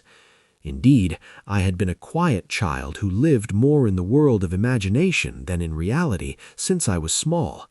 There was a shyness in my nature that went to what could be called absurd extremes, which often caused me to be misunderstood by those around me, to be taken for a fool, and this upset me. Nothing frightened me more than the obligation to correct someone's opinion of me. When a misdeed committed by my classmates was always blamed on me, I couldn't muster the courage to defend myself with even a single word. I would go home and hide in a corner and cry. I remember my mother, and especially my father, often saying to me, "You should have been born a girl, but you were born wrong." My greatest pleasure was to sit alone in the garden of the house or by the stream and lose myself in daydreams. These daydreams were bold and expansive enough to stand in great contrast to my actions. Like the heroes in the countless translated novels I read, with my retinue who obeyed my every word without hesitation, I would sweep through the land. I would abduct a girl named Fakria, who lived a neighborhood away, and aroused sweet desires in me whose shape I could not quite define, wearing a mask on my face and twin pistols at my belt, to my magnificent cave in the mountains. I would imagine how she would first be frightened and struggle, then how she would be astonished when she saw the people trembling before me and the unparalleled riches in the cave, and finally, when I removed my mask, she would cry out with unconcealed joy and throw her arms around my neck. Sometimes I would wander through Africa like a great explorer, having unheard-of adventures among cannibals. Sometimes I would become a famous painter and travel through Europe. All the books I read, Michel Zivaco, Jules Verne, Alexander Dumas, Ahmed Mithat Effendi, Veghi Bey, had taken indelible places in my mind. My father would grow angry at my reading so much, sometimes take away my novels and throw them out, sometimes refuse to let me have a light in my room at night. But when he saw that I found a way around everything, reading The Mysteries of Paris or Les Miserables by the light of a small wick lamp until I lost myself, he gave up his pressure. I read everything that came into my hands, and everything I read, whether it was the adventures of Monsieur Lecoq or Murat Bey's history, left its mark on me. When I read in an old Roman history that an envoy named Mucius Scaeva, during peace negotiations with the enemy, in response to a threat that he would be killed if he did not accept the proposed terms, thrust his arm into the fire beside him and burned it up to the elbow while calmly continuing the negotiations to show that he could not be frightened by such threats, I was seized with the desire to put my own hand into a fire in the same way and test the same fortitude in myself, and I burned my fingers rather badly. The image of this man who endured the greatest pain while keeping his smile on his face has never left me. At one time, I even tried to write, to scribble little poems, but I quickly gave that up. The fear of revealing what was inside me in any form whatsoever, this meaningless and unnecessary timidity, prevented me from writing. Only I continued to draw. This did not seem to me like giving something from inside me. It seemed to consist merely of taking the outside and reflecting it onto paper, a kind of intermediary. When I realized that this was not the case, I gave that up too. All because of that fear. That drawing was a kind of expression, an inner expression. I learned this on my own in Istanbul and at the School of Fine Arts, without anyone's help, and I stopped attending the school. Besides, the teachers didn't find much in me either. Of the things I scribbled at home or in the studio, I could only show them the most meaningless ones. I hid with great care and was ashamed to bring out the drawings that expressed anything about me, that contained anything of me. If one of these fell into someone's hands by chance, I would be startled like a woman caught naked and in a private moment, turn crimson and flee. I wandered around Istanbul for a long time not knowing what to do. It was the years of the armistice. The city had become too shameless and chaotic for me to bear. I asked my father for money to return to Havron. About 10 days later, I received a long letter. My father was resorting to one last measure to make me a useful man. He had heard somewhere that in Germany, because the currency had lost its value, foreigners were living very cheaply, even cheaper than in Istanbul. He told me to go there and learn soap making, especially musk soap making, and informed me that he was sending a sum of money for travel expenses and other costs. I was overjoyed, not because I felt any desire for such trades, but because the opportunity to see Europe, which since childhood had come alive before my eyes in 1,000 forms and been the subject of many of my fantasies, had appeared so unexpectedly. In his letter, my father said, "If you learn this trade in a year or two and come back, we'll expand and improve our soap factory here and put it under your management, and by entering commercial life, you'll live happily and prosperously thanks to your golden skill." But I wasn't even thinking about that side of things. I imagined I would learn a foreign language, read books in that language, and above all, find in this Europe the people I had until then only encountered in novels. After all, wasn't my aloofness from my surroundings, my wildness, partly due to not finding in my surroundings the people I had met and embraced in books? Within a week, I was ready and set off by train through Bulgaria to Berlin. I knew no language at all. Thanks to the 5 or 10 words I memorized from a conversation book during the 4-day journey, I went to a boarding house whose address I had written in my notebook while still in Istanbul. The first weeks passed learning enough of the language to manage and wandering admiringly through the city. The bewilderment of the first days didn't last long. This too was, after all, a city with somewhat wider, much cleaner streets and more blonde people. But there was nothing here that would make one faint with astonishment. I didn't know myself what the Europe in my imagination was supposed to be like, or what this city I was now living in lacked in comparison. I had not yet realized that nothing in life would ever be as extraordinary as what was in our minds. Thinking that nothing could be started without learning the language, I began taking lessons from a former officer who had been in Turkey during the Great War and had learned a little Turkish. The landlady of the boarding house also devoted her free time to chatting with me and helping. The other guests at the boarding house, too, considered it an opportunity to become acquainted with a Turk and pestered me with absurd questions. The crowd that gathered around the table at evening meals was fairly colorful. Among them, I was particularly friendly with a Dutch widow named Frau van Tiedemann, a Portuguese merchant named Herr Kamera who imported oranges to Berlin from the Canary Islands, and the elderly Herr Dopke. This last one was a man who had been trading in Germany's Cameroon colony, and after the armistice had left everything behind and taken refuge in his homeland.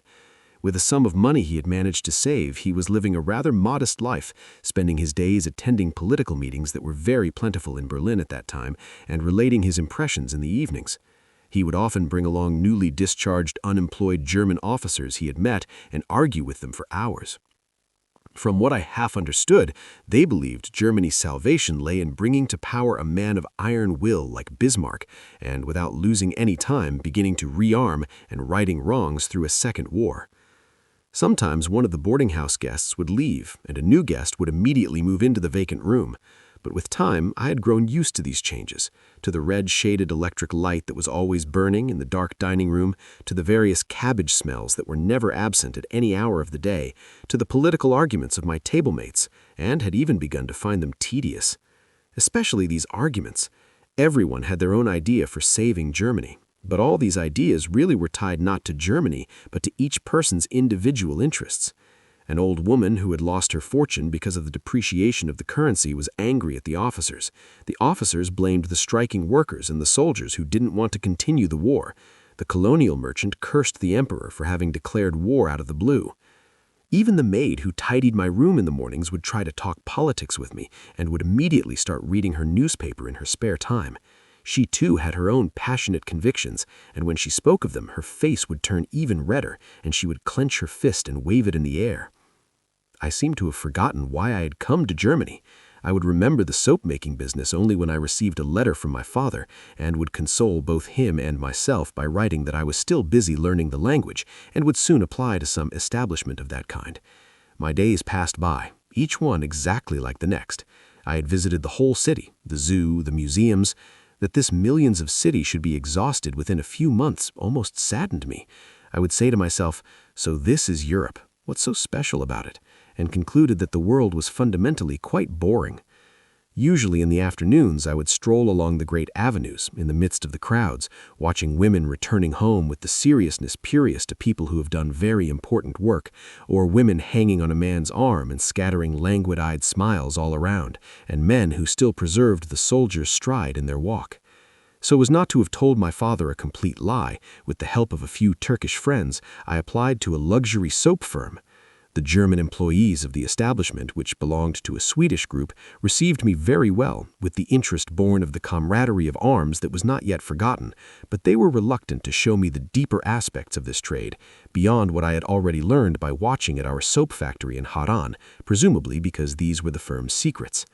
Perhaps, seeing that I had no great enthusiasm for the work, they did this so as not to waste time for nothing. Gradually, I stopped going to the factory. They didn't ask where I'd been. My father lengthened the intervals between his letters, and I continued to live in the city of Berlin without ever bringing to mind what I was to do or why I had come here. 3 times a week in the late afternoons, I took German lessons from the former officer. During the days, I viewed the paintings in the museums and newly opened galleries, and when I was still 100 paces from the boarding house, I would smell cabbage in my nose. But once the first months had passed, I began to be less bored than before. I was slowly trying to read books, and with time I was taking more and more pleasure in it. After a while it became almost a passion. I would lie face down on the bed, open the book before me, put the old thick dictionary at my side, and stay there for hours. Very often I couldn't even bear to look things up in the dictionary. I would guess the meaning of sentences from context and move on. It was as if a completely new world were opening before my eyes. This time, what I was reading did not speak only of heroes, extraordinary people, and unheard-of adventures, like the translated or original books of my childhood and early youth.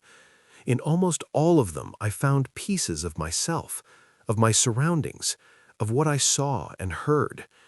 I suddenly remembered things I had not understood or seen, even though I had lived among them, and I thought I was now giving them their true meaning. The Russian writers made the greatest impression on me. Sometimes I would read one of Turgenev's enormous stories straight through to the end in a single sitting. One of them in particular had shaken me for days. The heroine of this story, called Clara Milic, falls in love with a rather naive student, but without saying a word about it to anyone, she becomes the victim of her terrible desolation and the shame of loving such a fool. For some reason, I had found this girl very close to me, in her inability to say what was passing inside her, in hiding her strongest, deepest, most beautiful parts with a terrible jealousy and distrust. I likened her to myself. The old masters in the museums, too, were now giving me a way to live without boredom. Sometimes I would gaze at a painting in the National Gallery for hours and then keep that face or landscape alive in my mind for days. It was nearly a year since I had come to Germany. One day, I remember it very well, on a rainy, dark October day, while leafing through the newspapers, my eye caught a critical article about an exhibition opened by new painters. I didn't understand much about these new ones. Perhaps because the excessive pretension in their works, the tendency to attract attention and show themselves off in any way, was contrary to my temperament, I didn't like them. In fact, I didn't even read the article in the newspaper.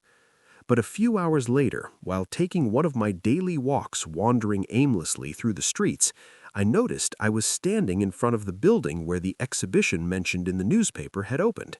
I had no important business to do.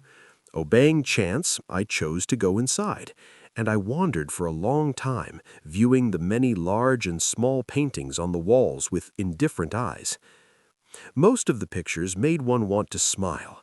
Angular knees and shoulders, disproportionate heads and breasts, landscapes of nature that people tried to depict with colors as sharp as if cut from craft paper, crystal vases as shapeless as a broken piece of brick, flowers as lifeless as if they had lain between the pages of a book for years, and finally, terrifying portraits that seemed to have been taken from a criminal album.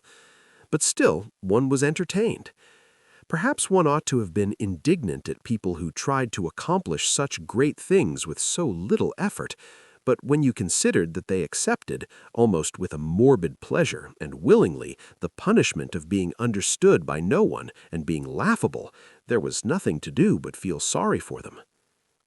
In front of a wall near the door of the great hall, I suddenly stopped.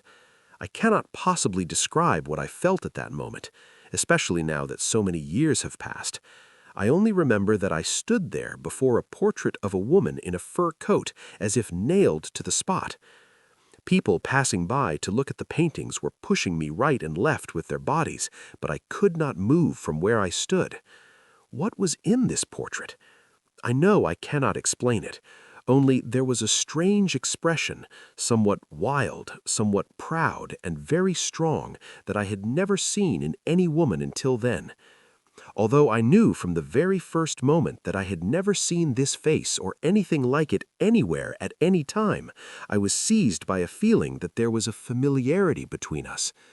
This pale face, these black eyebrows and these black eyes beneath them, this dark auburn hair, and above all, this expression that united innocence with will, infinite sorrow with a strong personality, these could never be foreign to me. I knew this woman from the books I had been reading since the age of 7, from the fantasy worlds I had been constructing since the age of 5. In her there were pieces of Halit Zia's Nihal, of Vekihi Bey's Medjhura, of the Chevalier Buridan's Beloved, of Cleopatra, whom I had read about in history books, and even of Amina Hatun, the mother of Muhammad, whom I had imagined while listening to the Mevlit. She was a synthesis, a blend of all the women in my imagination. Inside a wildcat fur coat, there was a small piece of neck whose dull white color was evident despite being in shadow. Above it, an oval human face turned slightly to the left. Her black eyes looked to the ground as if lost in incomprehensible, deep thoughts. It was as if she wanted to search with a last hope for something she was certain she would not find. Yet the sorrow in her gaze was mixed with a certain indifference. It was as if she were saying, "Yes, I will not find what I seek. But so what? This expression of indifference became completely open in her lips, which were somewhat full, the lower one a bit larger. Her eyelids were slightly puffy. Her eyebrows were neither very thick nor very thin, but rather short. Her dark auburn hair framed her angular and rather broad forehead and extended downward, mingling with the fur of the wildcat. Her chin was slightly curved forward and rather pointed. She had a long, thin nose with slightly fleshy nostrils. With my hands almost trembling, I leafed through the catalogue. I hoped to find an explanation about this painting there. Towards the end, at the bottom of the page, across from the painting's number, I read these 3 words: Maria Puder, Selbstportrait. There was nothing else. It was clear that the painter had only one work in the exhibition, her own portrait. This pleased me somewhat. I was afraid that other paintings of the woman who had made this extraordinary picture could not have such a great effect on me, and might even diminish my initial admiration. I stayed inside until late. From time to time I would walk around, look at other paintings with unseeing eyes, then quickly return to the same spot and gaze for a long time. Each time I seemed to see new expressions on her face, a life that was gradually revealing itself. I imagined that the eyes looking downward were secretly studying me, that the lips were moving slightly. No one was left in the hall. A tall man standing at the door seemed to be waiting for me. I quickly gathered myself and went outside. A light rain was drizzling. Contrary to every other evening, I returned to the boarding house without dawdling on the way at all. I was burning with the desire to eat my dinner quickly, withdraw to my room, and bring that face before my eyes in solitude. I didn't speak at all at the table. The owner of the boarding house, Frau Heppner, said, "Where did you go today?" "Nowhere. I walked around, then I visited an exhibition of modern painters," I replied. Those in the dining room immediately began to talk about modern painting. I quietly went to my room. As I undressed, a newspaper fell from my jacket pocket to the floor. As I picked it up and put it on the table, my heart suddenly began to beat. This was the newspaper I had bought that morning, and in which, while sitting in a coffee house reading the article about the exhibition, I had seen the article about the exhibition. I tore through the pages to find out what it said about that painting and the painter. I, too, was surprised at such agitation in a slow and emotionless man like myself. I skimmed the article from the beginning. Towards the middle, my eyes fixed on the words I had seen in the catalogue, Maria Puder. It spoke at considerable length about this young artist who was exhibiting a painting for the first time. It said that the woman painter, who apparently wished to follow the path of the classics, possessed an astonishingly great capacity for expression, that the tendencies to beautification or deliberate uglification seen in most artists who paint their own portraits were absent in her, and after many technical observations, it finally claimed that the woman in the painting, in her posture and the expression of her face, by a curious coincidence, bore an astonishing resemblance to the depiction of the Virgin Mary in Andreas del Sarto's painting Madonna delle Harpie. And in a half-joking tone, it wished this Madonna in a fur coat success before moving on to discuss another painter. The next day, my first task was to go to a shop that sold famous reproductions and look for the Madonna of the Harpies. I found it in a large Sarto album. Although the rather poorly printed copy didn't show much, the author of the article was right. The face of this Madonna, who sat in somewhat elevated place with the Holy Child in her arms, her eyes fixed on the ground, as if she didn't even notice the bearded man on her right or the young man to her left, her way of holding her head, the expression of sorrow and hurt clearly visible in her gaze and on her lips, were exactly like the painting I had seen the day before. Since they sold this page of the album separately, I bought it immediately and returned to my room. When I looked at it carefully, I judged that there was a great artistic distinction in this picture. For the first time in my life, I was seeing such a Madonna. In the depictions of the Virgin Mary I had encountered until now, there was an expression of innocence made a little too obvious, even carried to the point of meaninglessness. As they looked at the baby in their arms, they resembled little children who seemed to say, "Do you see? Look what God has bestowed on me." Or servant girls who stared stupidly and smiled at the children they had gotten from men their names they couldn't say. But the Mary in this painting by Sarto was a woman who had learned to think, who had formed her judgments about life, and who had begun to despise the world. She was looking not at the saints standing on either side of her in attitudes of worship, not at the Christ child in her arms, not even at the sky, but at the earth, and she was certainly seeing something. I put the picture on the table. I closed my eyes and thought about the painting in the exhibition. Only now did it occur to me that the person depicted in it also existed in reality. Yes, since the painter had made her own portrait, this extraordinary woman was walking among us, turning her black and deep eyes to the ground or to the person before her, opening her mouth with its slightly larger lower lip and speaking, in short, living. It would be possible to see her somewhere. When I considered this possibility, the first feeling I had was a great fear. For a man like me, who had never had an adventure in his life, to encounter such a woman for the first time would truly be terrifying. Although I was 24 years old, I had never had any romantic adventure. The few escapades I had engaged in while in Havran through the agency of some neighborhood friends older than myself had been nothing but drunken adventures whose meaning was impossible not to understand, and the shyness in my nature had prevented me from wanting to repeat them. For me, woman was a creature remote from materiality, unapproachable, who spurred my imagination and participated in the 1,001 adventures I lived when I lay under the olive trees on hot summer days.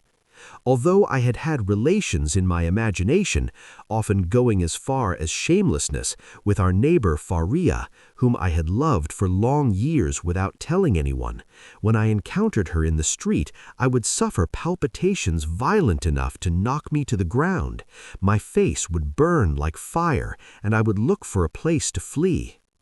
On Ramadan nights, I would sneak out of the house and hide across from their door to watch her go to the Tarawih prayers with her mother, a lantern in her hand.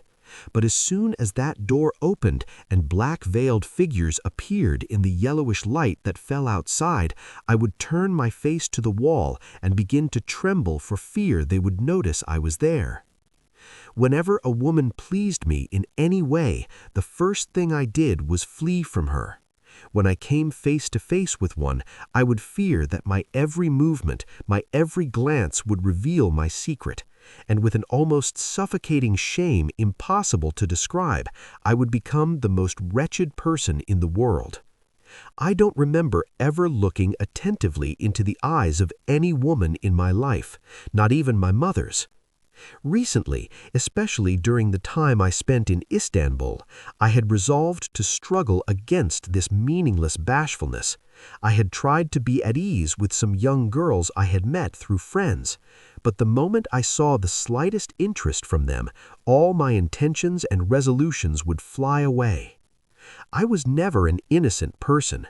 When I was alone, with these women coming alive in my mind, I would live scenes that even the most accomplished lovers would never think of. I would feel in my mouth, several times more strongly than could be in reality, the intoxicating pressure of warm, throbbing lips. But the painting of the woman in the fur coat that I had seen at the exhibition had seized me to such a degree that I could not even imagine touching her. Far from imagining a love scene with her, I couldn't even bring myself to think of sitting across from her like two friends.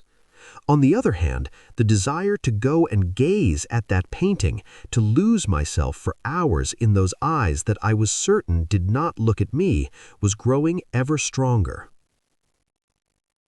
I threw my coat on and set off for the exhibition again, and this continued for days. Every day, always in the afternoon, I would go there. I would stroll slowly through the corridors as if looking at the paintings, but with great impatience, forcibly restraining my steps that wanted to reach their true goal. I would stop in front of the Madonna in a fur coat as if happening upon it by chance and lose myself in gazing at it, waiting there until the doors closed. I had noticed that the exhibition guards and many of the painters, several of whom were there every day, had come to know me. As soon as I entered, a smile would play across their faces and their eyes would follow this strange art enthusiast for a long time. In recent days, I had even given up the pretense I had been trying to put on before the other paintings. I would go directly to the woman in the fur coat, sit down on one of the benches there, and turn my eyes now to her, now when they tired of looking down before me. It was certain that this behavior of mine would arouse the curiosity of those in the exhibition, and indeed, one day what I feared came to pass. A young woman whom I had encountered several times in the hall and whom I understood from her conversations with the long-haired, black-clad painters wearing huge bow ties to be a painter herself, approached me. "Are you very interested in this painting? You come here every day to look at it." I quickly raised my eyes and immediately lowered them.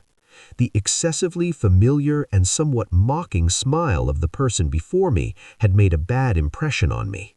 Her long-nosed pumps standing a step in front of me seemed to be looking at my face, waiting for an answer. Her legs emerging from underneath her short skirt, legs whose shapeliness I could not deny, would tense slightly from time to time, creating a sweet wave that spread beneath the stocking all the way to her round kneecaps. Seeing that she had no intention of leaving without getting an answer from me, I said, "Yes, it's a beautiful painting." Then, I don't know why, feeling the need to tell a lie, to give some sort of explanation, I murmured, "It looks very much like my mother." "Ah, so that's why you come and stare at it for hours like this." "Yes." "Is your mother dead?" "No." She waited as if she wanted me to continue. I, still with my head down, added, "She is very far away." "Oh, where?" "In Turkey." "Are you Turkish?" "Yes." "I knew you were a foreigner." She gave a little laugh. She sat down beside me with a perfectly relaxed manner. When she crossed her legs, her skirt opened to beyond her kneecaps, and I noticed that my face, as always, was rushing. This seemed to amuse the woman beside me even more. She asked again, "Don't you have a picture of your mother?" The woman's unnecessary curiosity was annoying me. I realized she was doing this purely to mock me. The other painters were watching us from a distance, and they were surely smirking. "I do, but this is different," I said. "Oh, so this is different." She immediately gave a little laugh. I made a motion to get up and flee. The woman noticed this. "Don't be disturbed. I'm leaving. I'll leave you alone with your mother," she said. She got up and walked a few steps. Then she suddenly stopped, came back to me, and in a manner quite unlike anything she had said before, serious, even a bit sad, said, "Would you really like to have a mother like this?" "Yes, oh, how I would." "Oh." She turned her back and walked away with rapid, youthful steps. I raised my head and looked.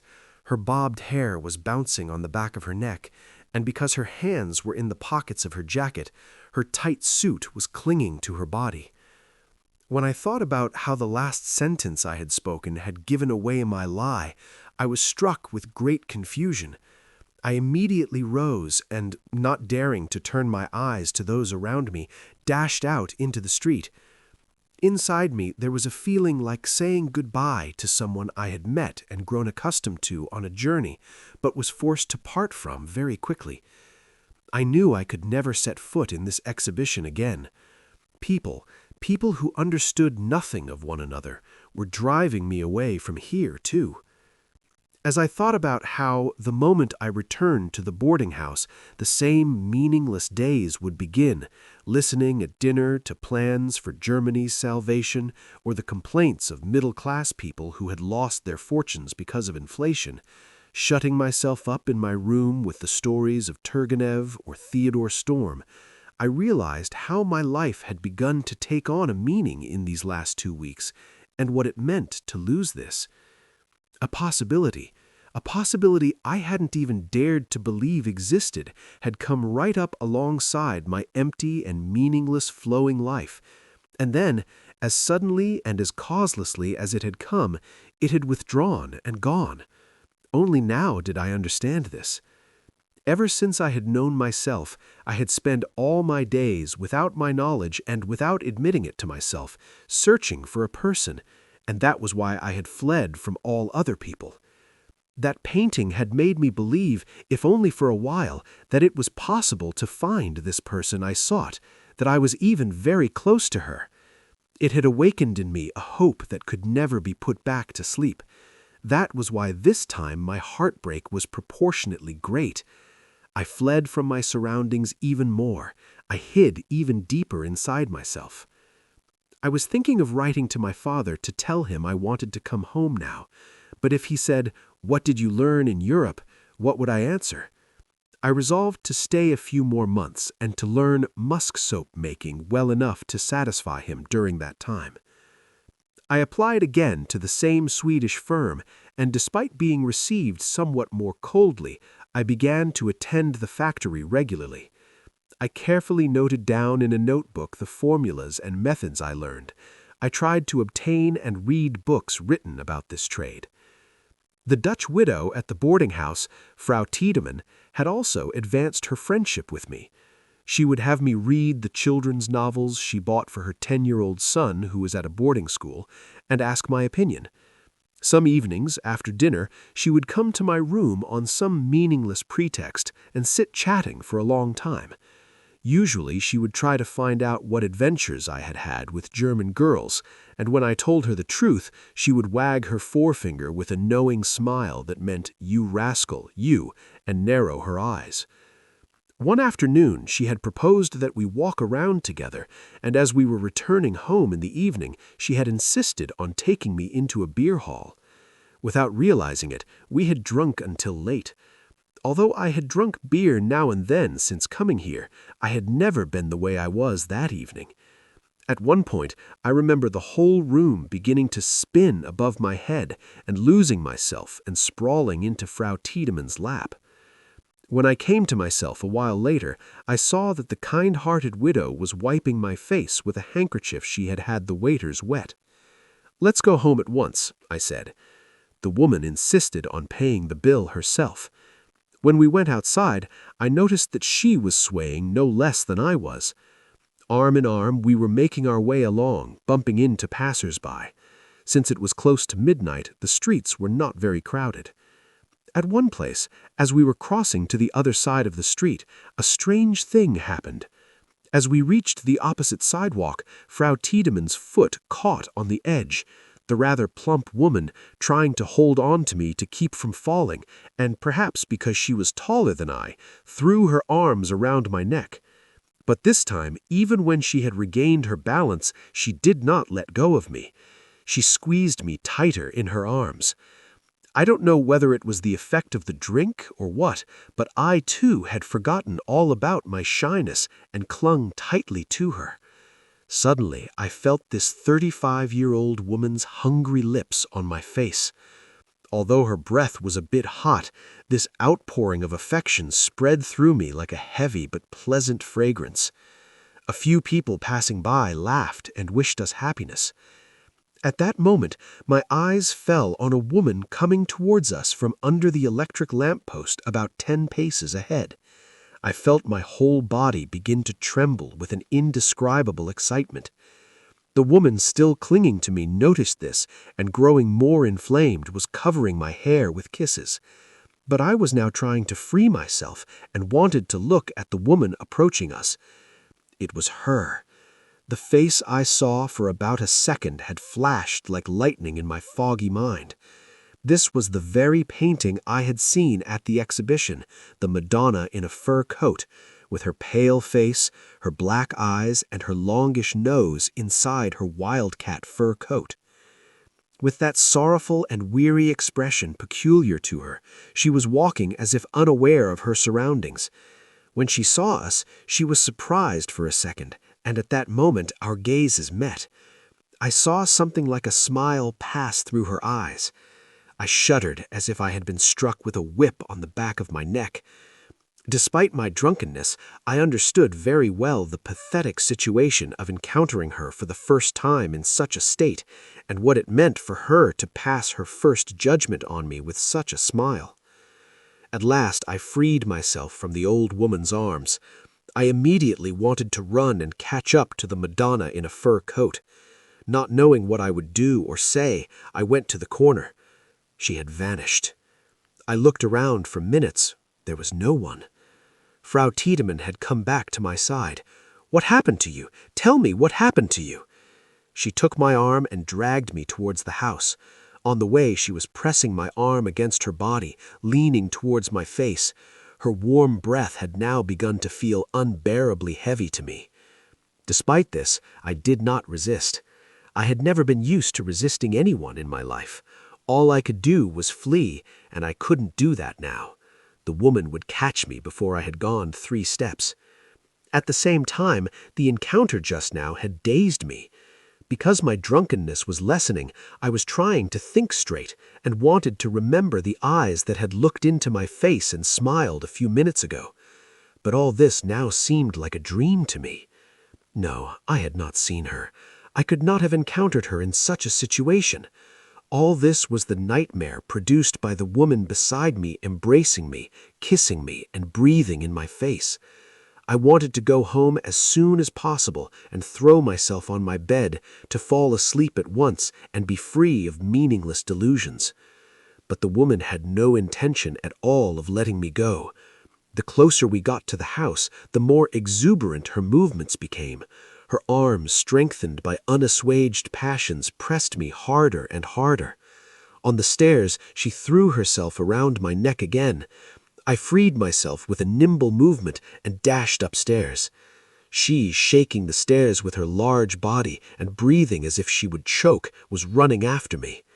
While I was trying to put the key in my door, Herr Dopke appeared at the other end of the corridor. He was walking slowly. I understood that he had stayed up until this hour waiting for us, and I took a deep breath. The whole boarding house knew that he harbored some sweet hopes towards this widow, who was fairly well off and in the full fiery years of her womanhood. In fact, it was said that the woman was not entirely indifferent to these sincere feelings, and that she had some definite plans regarding coming to an understanding with soft ties with this big bachelor who had kept his vigor despite being past 50. When the two friends encountered each other in the corridor, they paused for a while. I immediately went into my room and locked the door from inside. Outside, a conversation began in whispers and continued for a long time. It was clear that cautiously asked questions were receiving answers that did not give offense, and that these explanations were having a softening effect on ears that had resolved to believe. A little later, the footsteps and whispers moved toward the other end of the corridor and disappeared. I must have fallen asleep the moment I got into bed. Toward dawn, I had troubled dreams. The woman in the fur coat kept appearing before me in various forms, tormenting me with that terrible, crushing smile. I wanted to say something to her, to explain something, to give an account, but I could not succeed. The sharp expression of her black eyes locked my jaws. The more I saw that I had been condemned by her with an unchangeable verdict, the more I writhed. I fell into a deep hopelessness.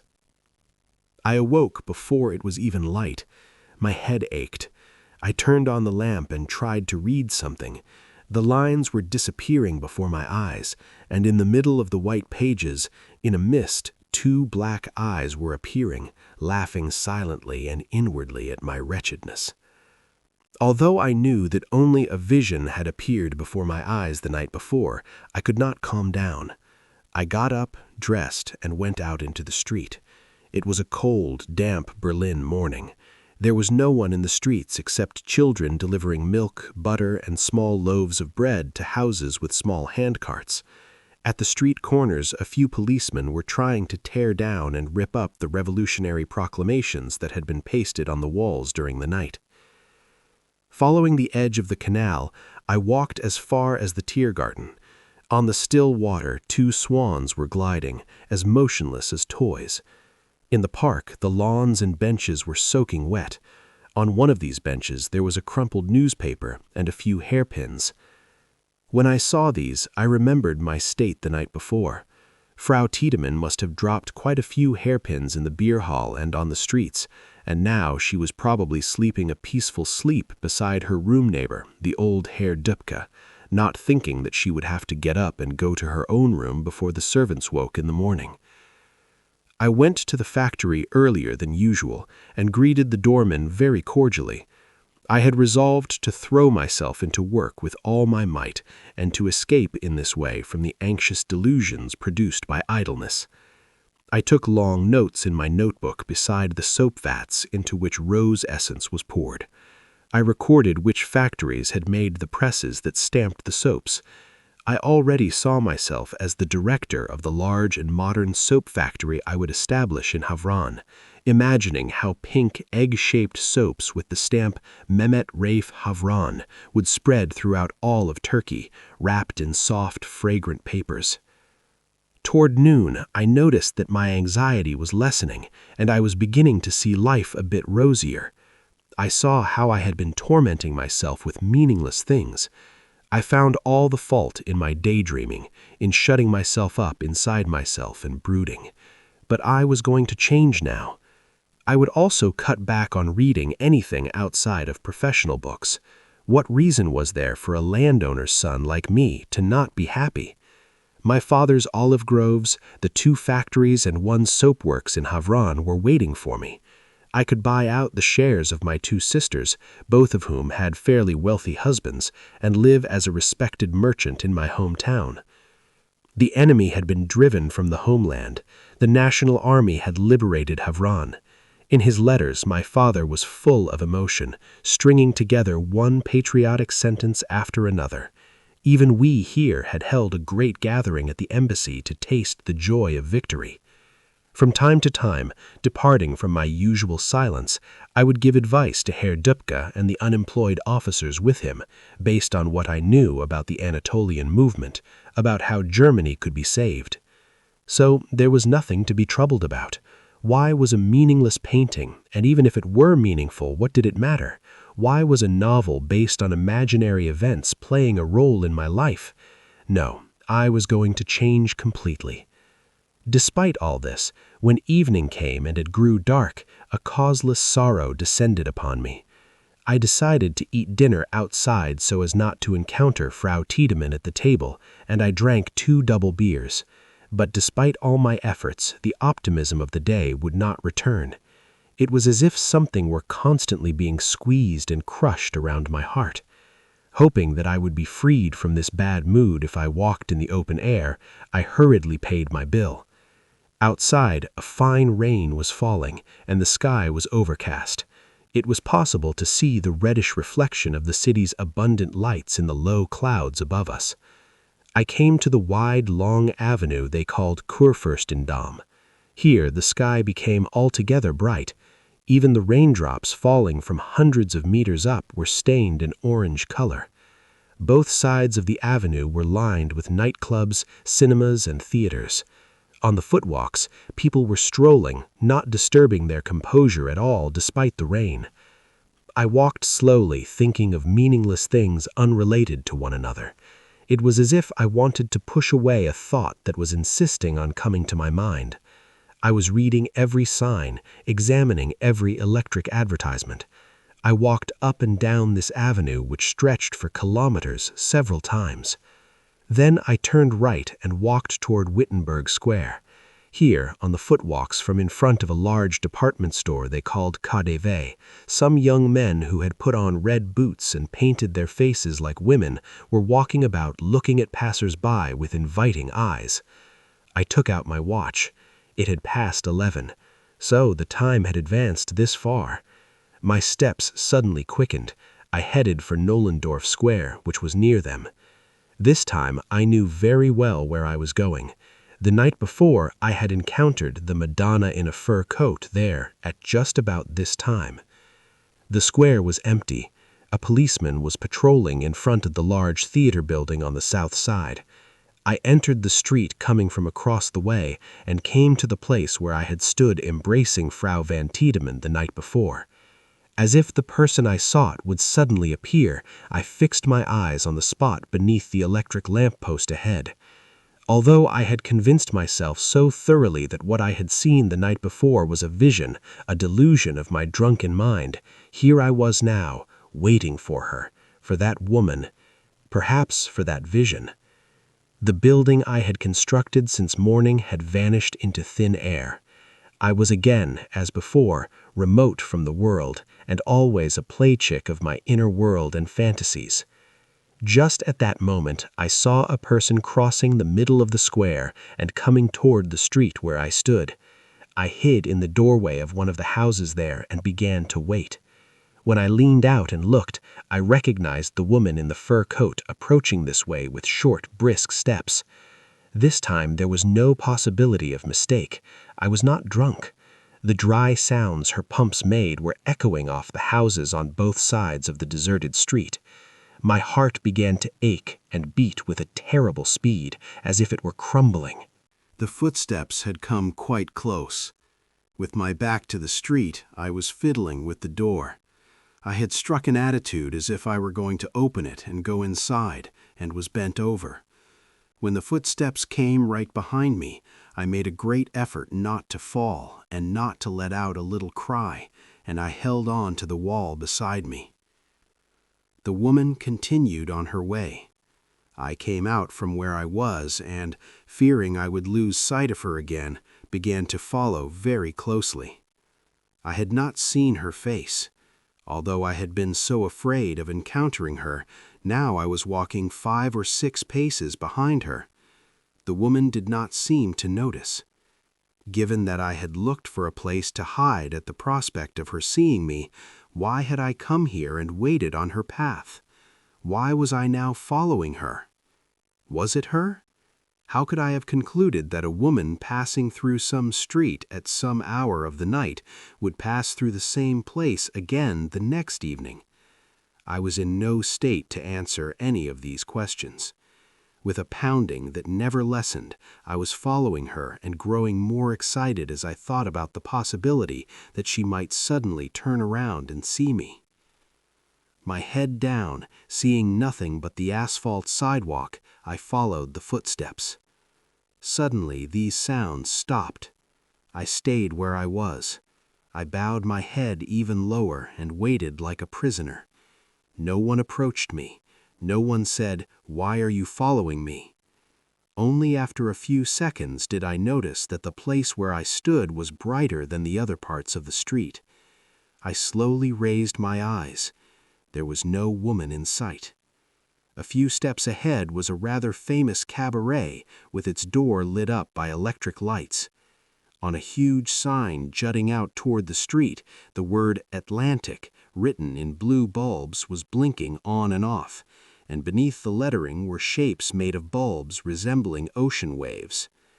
A man standing at the door, about 2 meters tall, dressed in a gold-braided uniform and a red cap, bowed and invited me inside. I understood that the woman had gone in here, and without hesitation I approached the doorman. Did the woman in the fur coat who was walking ahead of me just come in here? The doorman bowed once more. "Yes," he said. There was a very meaningful smile on his face. Suddenly the thought crossed my mind that this woman might be one of the regular patrons here. Her coming at the same time every evening showed this. I took a deep, relieved breath, took off my coat, and went into the hall. It was crowded inside. In the center, in a sunken area, there was a round dance floor. Across from it, an orchestra. Along the edges, high and secluded booths. More than half of these had their curtains closed. The couples inside would come out from time to dance, then go back into their booths and draw their curtains again. I went and sat down in one that was apparently not yet taken by anyone. I ordered a beer. My pounding heart had calmed. I looked around me with unhurried eyes. I was hoping to find her, the woman in the fur coat, the person who had been robbing me of sleep for weeks, at one of these tables with some old or young roue, and that when I saw how the woman to whom I had attached such importance, such deep meaning, was putting herself up for sale, I would be cured of my idle fantasies. She wasn't at the tables around the dance floor. She must have gone into one of the booths. I felt myself laughing bitterly. I was annoyed at myself for insisting on looking at people with eyes other than what they were. Although I had reached the age of 24, I still had not freed myself of the naivety of my childhood. What extreme impressions a simple, perhaps not even beautiful painting had left on me. What vast hopes it had aroused. I had given meanings enough to fill books to that pale human face. I had found in it qualities that did not exist in reality at all. Whereas she, like many young women, was chasing vulgar pleasures in entertainment places like this. The wildcat fur I had gazed at with such reverence surely was payment for her services here. I decided to take the booths with closed curtains under surveillance one by one and identify who was inside. Half an hour later, I had completely memorized the passionate couples in these intimate corners. It was certain that the woman in the fur coat was not in any of them. Even at the risk of arousing everyone's curiosity, I watched carefully inside whenever the curtains opened and closed. There was no one in any of them sitting alone or in pairs who was not coming out to dance. I fell back into troubled uncertainty. Had I seen wrong this evening, too? In Berlin, she wasn't the only woman who wore such a fur, was she? Besides, I hadn't even seen her face. Was it possible for me to recognize her by her walk? A woman's mocking eyes had stared at me in a dark street at midnight the night before when I was drunk. Let's see, had I really seen her last night? Or was everything, as I had been interpreting since this morning, just a fantasy? I began to be afraid of myself. What was happening to me? To be so affected by a painting, then to imagine that the woman in it had appeared before me at night, then to follow some random woman by the sound of her footsteps and her fur. There was no remedy but to leave at once and put myself under strict control. The hall suddenly went dark. There was only a faint light where the orchestra was. The dance floor had emptied. A little later, solemn music began. From behind the instruments there came the thin sound of a violin. The sound was slowly approaching. A young woman wearing a white, very low-cut gown descended, continuing to play the violin. In a very low alto voice, close to a man's, she began to sing one of the songs that were fashionable at the time. A spotlight drew an egg-shaped circle on the floor, illuminating the performer. I recognized her at once. All my hesitations, all my 1,001 meaningless conjectures had flown away. A twisting feeling gripped my heart again. It struck me as very sad that she had to work here, forced to scatter so many false smiles around her, to make so many unwilling coquettish gestures. It would have been possible to imagine the woman I had seen in the painting in any situation, even passing from embrace to embrace, but I would never have expected to see her like this. In this state, there was a wretchedness that could not be compared to the proud, self-sufficient, strong-willed woman I had kept alive in my mind. It would have been better if I had seen her drinking, dancing, and kissing with men, getting drunk as I imagined just now, because she would have been doing those things willingly, at least. She would have been doing them by forgetting herself, by letting go, but it was obvious that she did not want what she was doing now. There was nothing extraordinary in her violin playing, and her voice was only naturally beautiful, or rather affecting. She was singing songs that trembled with complaint, as if falling from the mouth of a drunken boy. The smile that sat on her face like a patch seemed to be waiting for the smallest opportunity to disappear. Indeed, after she leaned toward one of the tables and threw a few languid notes at the customers, her face would turn serious for a moment as she moved to the next table, taking on exactly the expression I had seen in her painting. Nothing in the world has ever struck me more painful than watching someone who is weary of life trying to smile by force. At one of the tables she approached, a young, drunken man slowly rose from his chair and kissed her on her bare back. A grimace, as if bitten by a snake, passed over the woman's face, and an icy shudder through her body. But this lasted very briefly, perhaps less than a quarter of a second. Then I saw her straighten up and look at the man with a smile, her eyes seeming to say, "Oh, how nice of you." And turning her eyes to the man's female companion at the table, who appeared annoyed by her partner's behavior, she shook her head with an expression that seemed to say, "Please forgive him, madam. Men are free to do such things to us." After each song, a few claps were heard, and the woman would signal to the orchestra with her head to play something else. Then, in that same thick, complaint-filled voice, she would begin another song, dragging her feet that disappeared beneath her white skirts across the parquet from table to table, resting her head against the violin and running her not very skilled fingers over the strings at the heads of drunken couples with their arms around each other's necks, or before the closed curtains of booths where what was happening inside could not be seen. When I saw her approaching my table, I fell into great alarm. I didn't know how to look at her, what to do. Then I laughed at myself.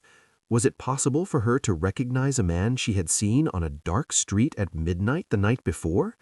What else could I be to her but any young man, a customer who had come here to have fun and find a companion? Despite this, I had bowed my head. I saw her skirt, its edges dusty from dragging on the floor, and beneath it the white, low-cut pump with its toe sticking out a little. She wore no stockings. On the top of her foot, where her toes began, there was a small strip about a finger's width that was clearly pink despite the dull white light of the spotlight. When my eyes caught this, I raised them with a shudder and shame as if I had seen her whole body naked. She was looking at me carefully.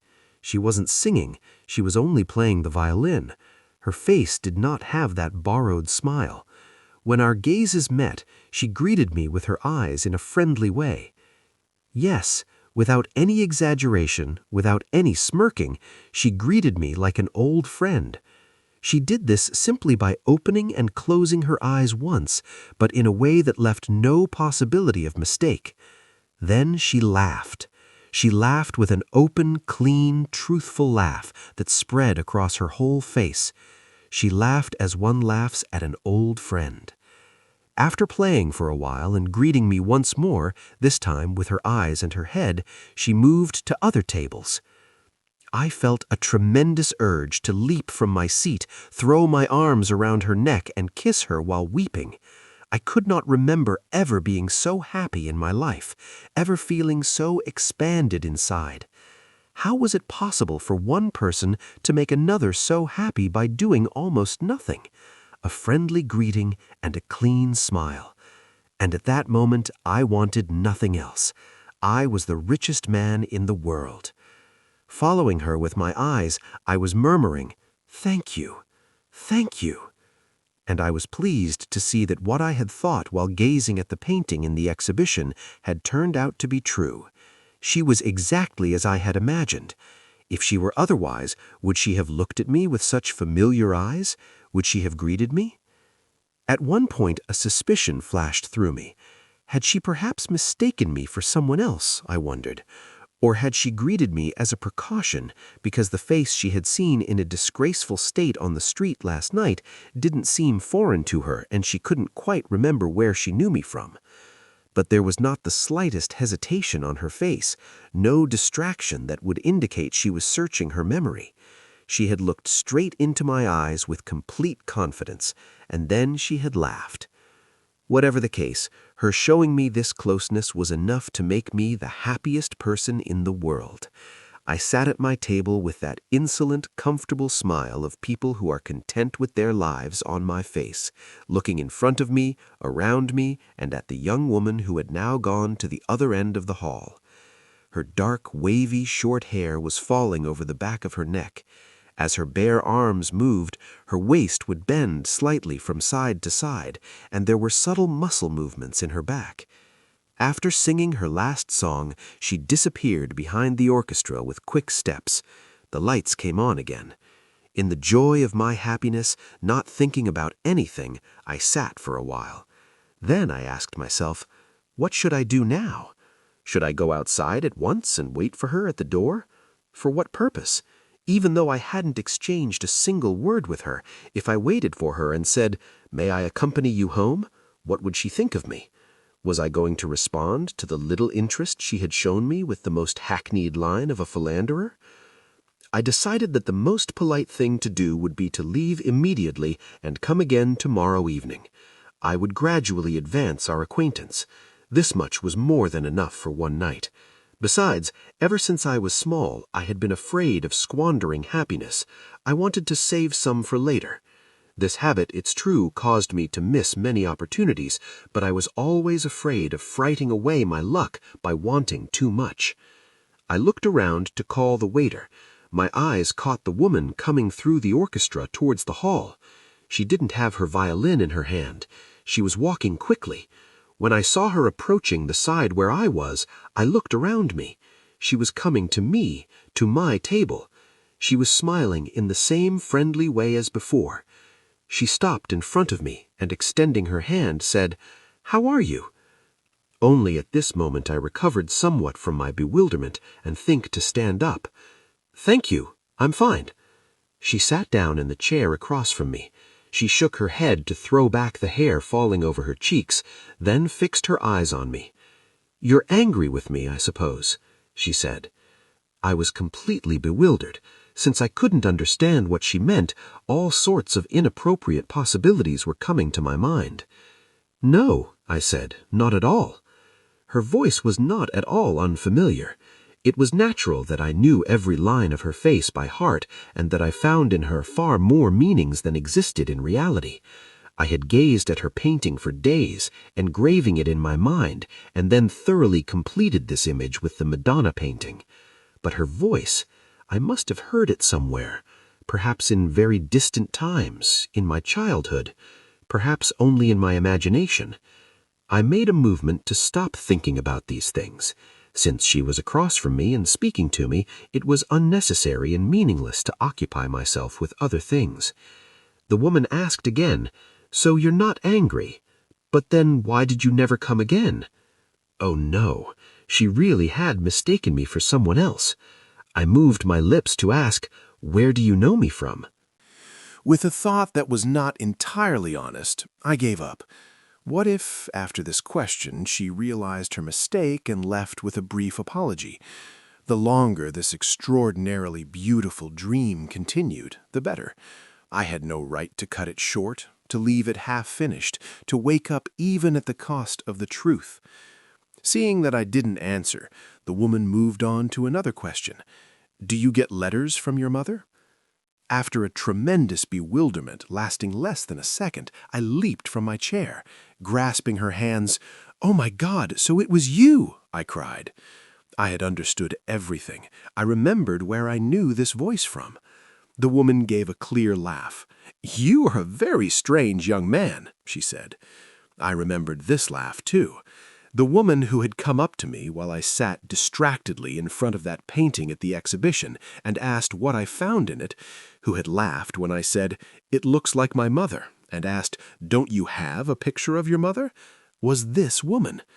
I couldn't understand how I had failed to recognize her then. Had the painting so seized me as to take from my eyes the power to see the original? "But you didn't look at all like that painting then," I murmured. "How do you know?" she said. "You didn't look at my face." "No, I don't think so. How could that be?" "Yes, you looked a few times, but how? As if trying not to see." Then, pulling her hands from my palms, "When I went back to my friends, I didn't tell them you hadn't recognized me," she said. "Otherwise, they would have laughed at you a great deal." "Thank you." She thought for a moment. A cloud passed through her eyes, suddenly becoming serious. "So, do you still want to have a mother like that?" she said. At first, I didn't remember and stood still. Then I answered quickly, "Of course, of course. Oh, how I would." "You said exactly the same thing then." "Perhaps." She laughed again. "But could I be your mother?" "Oh, no, no." "Perhaps your sister." "How old are you?" "Does one ask such things?" "But anyway, 26. And you?" 24. "You see, I could be your sister." "Yes." We silenced for a while. I felt there were endless things to say to her inside my head, things that would not be finished even if spoken for years, but none of them came to mind at that moment. She, too, was looking in front of her without saying anything. She had rested her right elbow on the table. Her hand had been simply dropped onto the white tablecloth. Her fingers had tapered towards small tips and gave the impression of very delicate bones, and their tips were red, as if cold. I remembered that the hands I had held in my palms a moment ago had indeed been cold. Wanting to take advantage of this, I said, "How cold your hands were." She answered without hesitation, "Warm them," and she extended both of them. I looked at her face. Her eyes were commanding and full of will. She seemed to find nothing extraordinary in surrendering her hands to a man she was speaking to for the first time. Could it be? The same inappropriate possibilities kept coming to my mind. To push them from my head by saying something, "I was somewhat excused in not recognizing you at the exhibition. You were so cheerful, even mocking. And then, how shall I say, everything about you was the opposite of the painting. Your hair was short, your skirt was short too, and your dress was very tight. You walked almost as if running, as if bouncing. It must have been hard to liken you to that dignified, thoughtful, even somewhat sad painting the critics called Madonna. But I'm astonished, so I was very distracted." "Yes, very. I remembered you from the first day you came to the exhibition.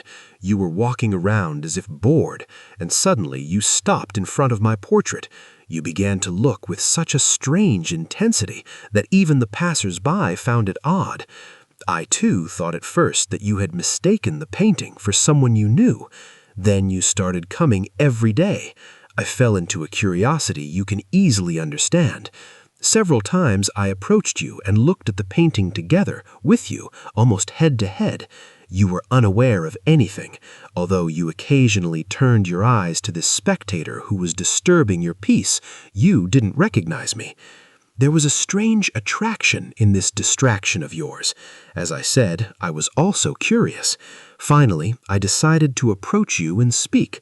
The other painter friends were also curious about you. They too insisted. But I wish I hadn't. We lost you completely. You never came to the exhibition again." "I thought you were going to make fun of me," I said. But then I immediately regretted it. She might take offense to this remark.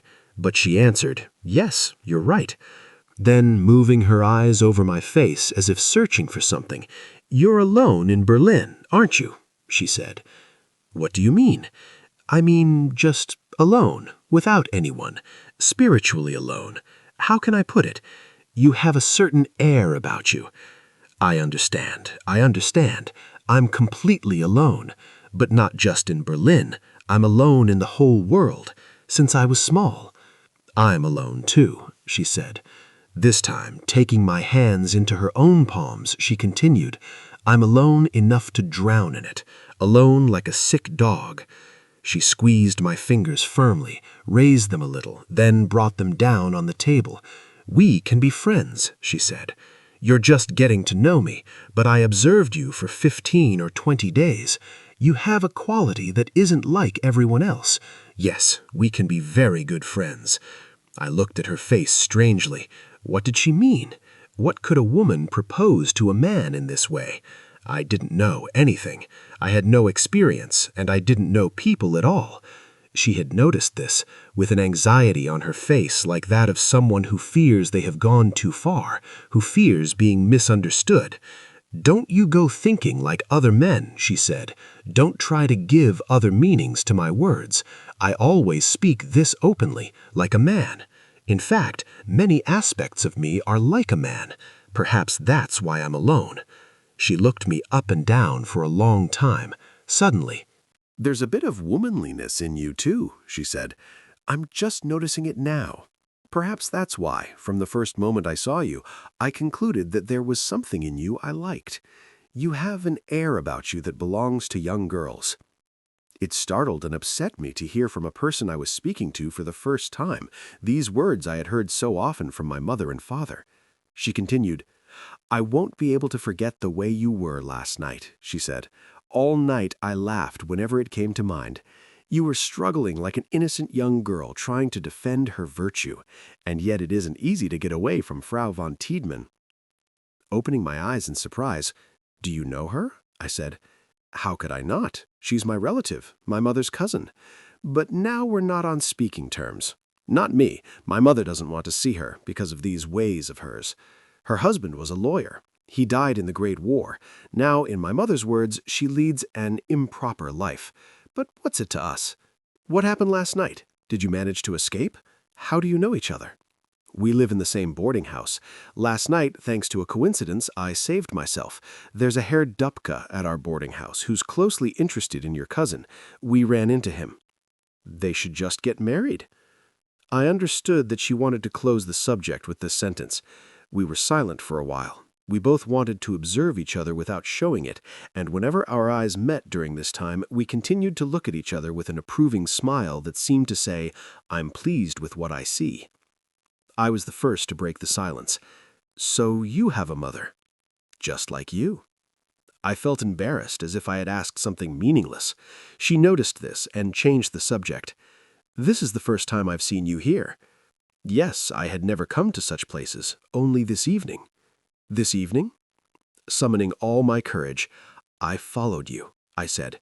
She was a bit surprised. "Was it you following me to the door?" "Yes, so you noticed." "Of course. How could a woman not notice such things? But you didn't look back." "I never turn around." She was silent for a while.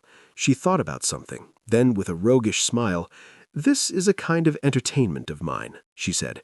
"When I sense that someone is following me in the street, I overcome all my curiosity and insist on not turning my head, and meanwhile all sorts of possibilities pass through my mind.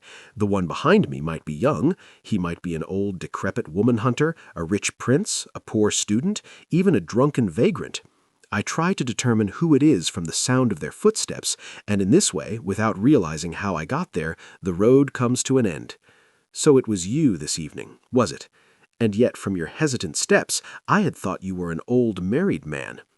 Suddenly, looking into my eyes, she said, "Did you wait on my path?" "Yes."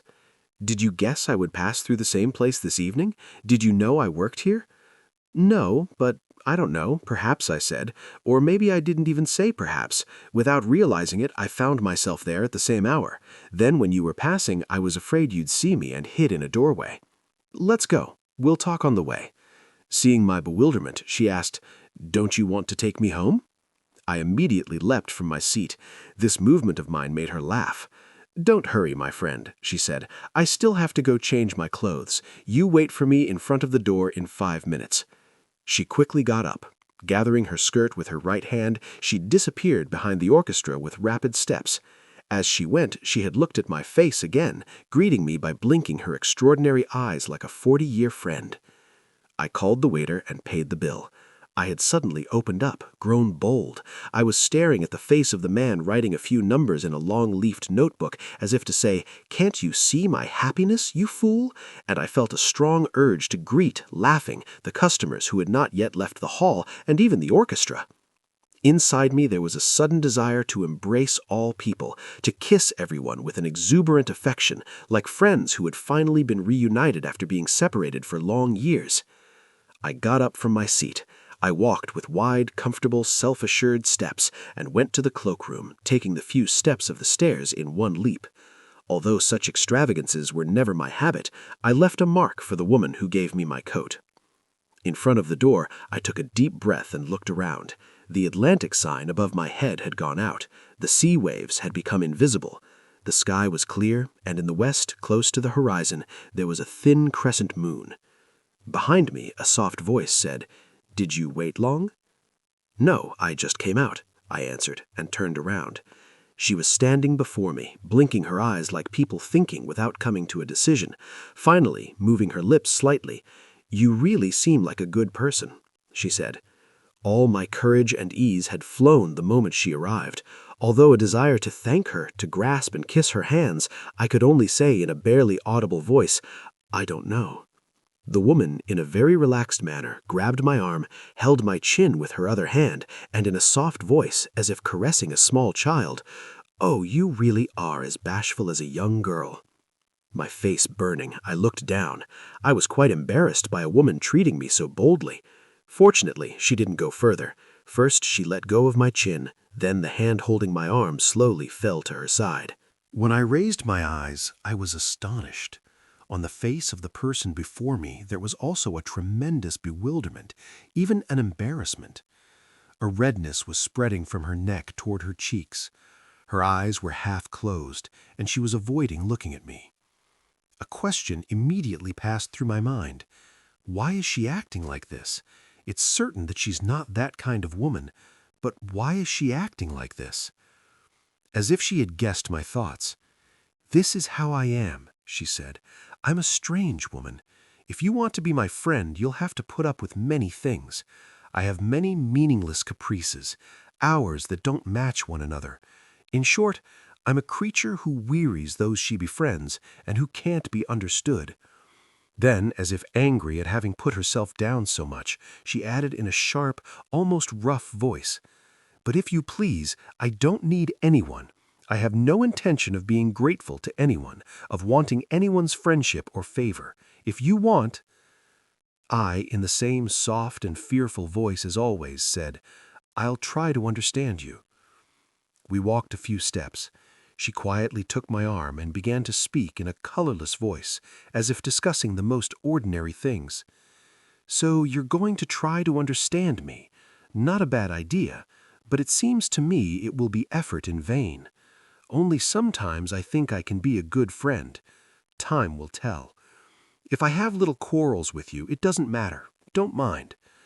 She stopped in the middle of the road, raised the forefinger of her right hand and wagged it as if admonishing a child to behave. "Pay attention to this. The day you ask anything of me, everything is over. Nothing, do you understand? You will ask for nothing." Then, in a shrewish voice, as if quarreling with an unknown enemy, she continued, "Do you know why I hate you, that is, all men, so much in this world? Simply because they ask for so many things from a person as if it were their most natural right. Don't misunderstand me. These demands don't necessarily have to be put into words. Men have such a way of looking, of smiling, of raising their hands, in short, of treating women that you would have to be blind not to notice how much and how foolishly they trust themselves. The bewilderment they fall into when their demands are rejected in any way is enough to understand their insolent pride. They never stop thinking of themselves as hunters and us as their pitiful prey. Our only duty is to submit, to obey, to give what is wanted. We cannot want. We don't give anything of our own accord. I'm disgusted by this foolish and insolent male pride. Do you understand? That's why I think we can be friends, because there's none of that meaningless self-confidence in your manner. But I don't know. I've seen wolf teeth bearing from the mouths of lambs." Toward the middle of her words, we had begun to walk again. She was taking rapid, hard steps. She was speaking with her eyes fixed now on the ground, now on the sky, making gestures with her hands. She would leave pauses between sentences long enough to give the impression she had finished speaking, and during these times she would continue on her way, with her eyes half closed again. We walked a good distance. She had sunk into another long silence. I, too, was walking beside her, timidly and keeping silent. On one of the streets near the Tiergarten, she stopped in front of a 3-storied stone building. "I live here with my mother," she said. "We'll continue our conversation tomorrow, but don't come there. I don't think I'll be pleased to have you see me in that state. You can note that as a point in your favor. Let's meet tomorrow during the day. We'll walk around together. I have my own particular walking places in Berlin. Let's see if you like them. Well, good night for now. Wait a minute. I still don't know your name." "Raif." "Raif? Is that all?" "Khatibzadeh Raif." "Oh, that's impossible. I can neither remember nor pronounce it. Can't I just say Raif?" "I'd prefer that. And you can just call me Maria. As I said, I don't want to be under any obligation." She laughed again. Her face, which had changed expression several times since a while ago, again took that sweet, friendly aspect. Extending her arm, she squeezed my hand in her palm. In a soft voice that somehow gave me the impression she was apologizing, she wished me good night a second time, took her key from her bag, and turned her back. I walked slowly away. I hadn't gone 5 or 10 steps when I heard her voice behind me. "Raif!" I turned around where I stood and waited. "Come, come," she said. There was something in her voice as if she were struggling to suppress her laughter. Assuming a very polite manner, "I am delighted to have obtained so quickly the opportunity to address you only by your name," she was saying. Since she had climbed the top steps of the stairs in front of the door, I raised my head and looked at her face. Since it was in shadow, I couldn't see anything. I was waiting for her to continue. Indeed, in that same voice that recalled laughter, but trying very hard to be serious. "So you're leaving," she said. My heart leaping, I took a step forward. With a possibility that pleased or displeased me I could not determine at that moment, and with a hope I was afraid to bring to mind. Shouldn't I leave? She too came down 2 steps. Now her face, lit by the street lamp, was clearly visible. Moving her black eyes over my face with a cunning curiosity, she asked, "Haven't you still understood why I called you back?" I understand. Here I come." I was about to throw myself into her arms, but inside me I felt something far stronger than this feeling, a collapse, a bewilderment, even a nausea. Turning crimson, I looked down. No, I didn't want this. The woman's hand moved over my cheeks. "What's the matter? You're about to cry. You really need not a sister but a mother. Tell me, you were about to go away and leave me, weren't you?" "Yes." "You weren't going to look for me at the Atlantic again? That's how we had talked?" "Yes, we were going to meet tomorrow during the day." "Where?" I stared at her face stupidly. This had never occurred to me. I asked, as if pleading, "Was that why you called me?" "Of course. You really aren't like other men. The first thing they do is make sure of such details. You just go off. The person you're looking for won't always turn up on your path the way she did tonight." I felt a crushing doubt lifting from my soul. I was afraid of living an ordinary philandering adventure with her. I couldn't do that. Rather than see the Madonna in a fur coat in that state, I would have preferred to be taken for a fool, an amateur by her. But this possibility too was painful. To think that after we parted, she would laugh at me behind my back, mock my naivety and cowardice, could have consequences heavy enough to make me turn my back completely on all people, give up hope in everyone, and shut myself up entirely inside myself. But now my heart was at ease. I felt a great shame for my indecent suspicions of a few minutes ago, and also a great gratitude toward the woman before me for having freed me from these suspicions. Gathering myself with unexpected courage, I said, "You are an extraordinary woman. Don't be hasty, especially be very careful when passing judgment on me." I grasped her hands and kissed them. My eyes must have been wet. For a moment I saw her face approaching mine, her eyes embracing me with an expression far warmer than any I had seen until then. My heart nearly stopped before this happiness that had come within a few centimeters of my face, but she suddenly, and with a rather harsh movement, pulled her hands away and straightened up. "Where do you live?" On Lutzow Street. That's not far. In that case, come and pick me up here tomorrow afternoon. Which apartment do you live in? I'll watch for you from the window. You don't need to come up. She turned the key that was in the door and went inside. This time I headed home with rapid steps. My body felt lighter to me than ever before. Her image was always before my eyes. I was murmuring something, but I didn't know what. When I paid attention, I realized I was repeating her name and addressing her with all sorts of caressing words. From time to time, I would let out broken, silent laughs that I couldn't suppress. When I reached the boarding house, the horizon was beginning to brighten. Perhaps for the first time since my childhood, I fell asleep without my heart being crushed by the thoughts of the meaninglessness and emptiness of my life, without saying, well, another day has passed, and all my days will pass like this. What will come of it anyway?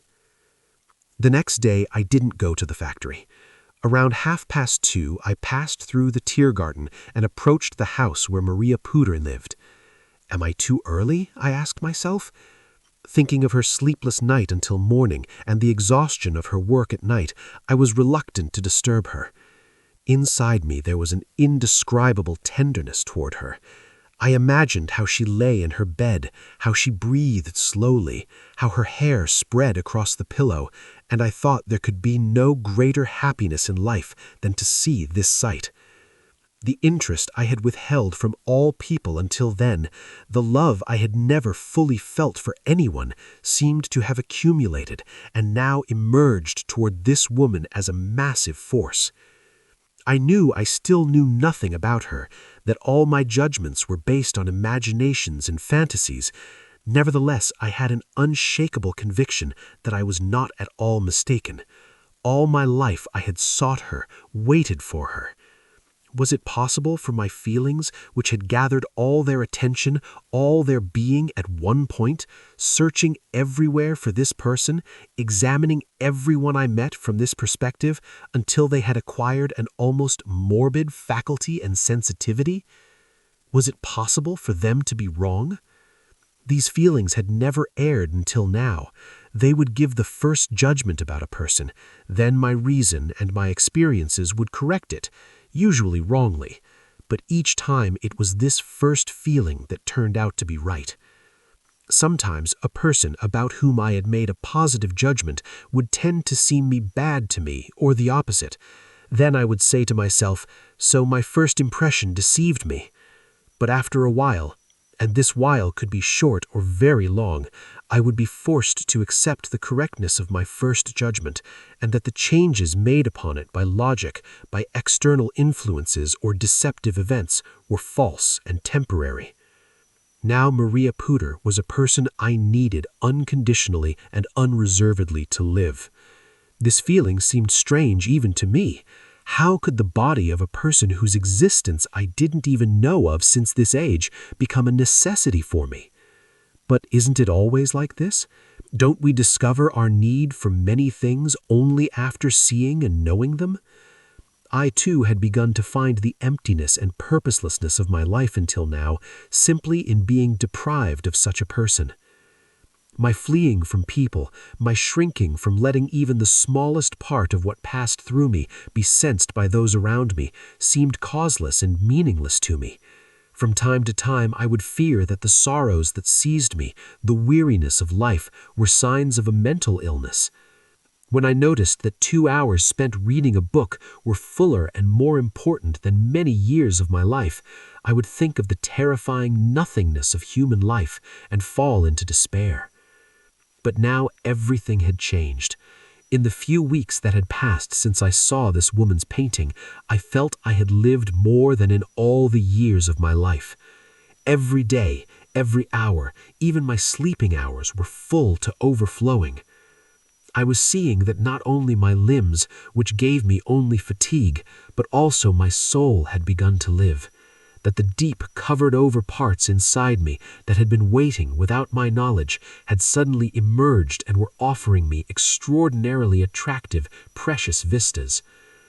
Maria Puder had taught me that I had a soul, and I too was discovering that she, for the first time among all the people I had encountered, had a soul. Certainly all people had souls, but many were not aware of it and would go where they came from again without being aware. A soul emerged only when it found a kindred soul, without even seeing the need to consult us, our minds, or our calculations. Only then did we truly live, to live with our soul. Then all hesitations and bashedness were set aside. Souls trampling everything ran to embrace each other. All my timidity had vanished. I was impatient to pour out everything of myself before this woman, to spread my naked soul before her with all my good and bad sides, strong and weak sides, without hiding even the smallest point. How many things I had to tell her. I thought they would never be finished, even if I spoke my whole life, because I had been silent my whole life. For everything that passed through my mind, I had said, "Oh, come on, what good would it do to say it?" Just as before, I had said of every person without any basis, simply under the influence of an irresistible feeling, a prejudgment, "This one won't understand me." So now, for this woman, again without any basis, but following that infallible first feeling, I was saying, "This one will understand me." Walking slowly, I had come as far as a canal running along the southern edge of the Tiergarten. From the bridge here, Maria Puder's house was visible.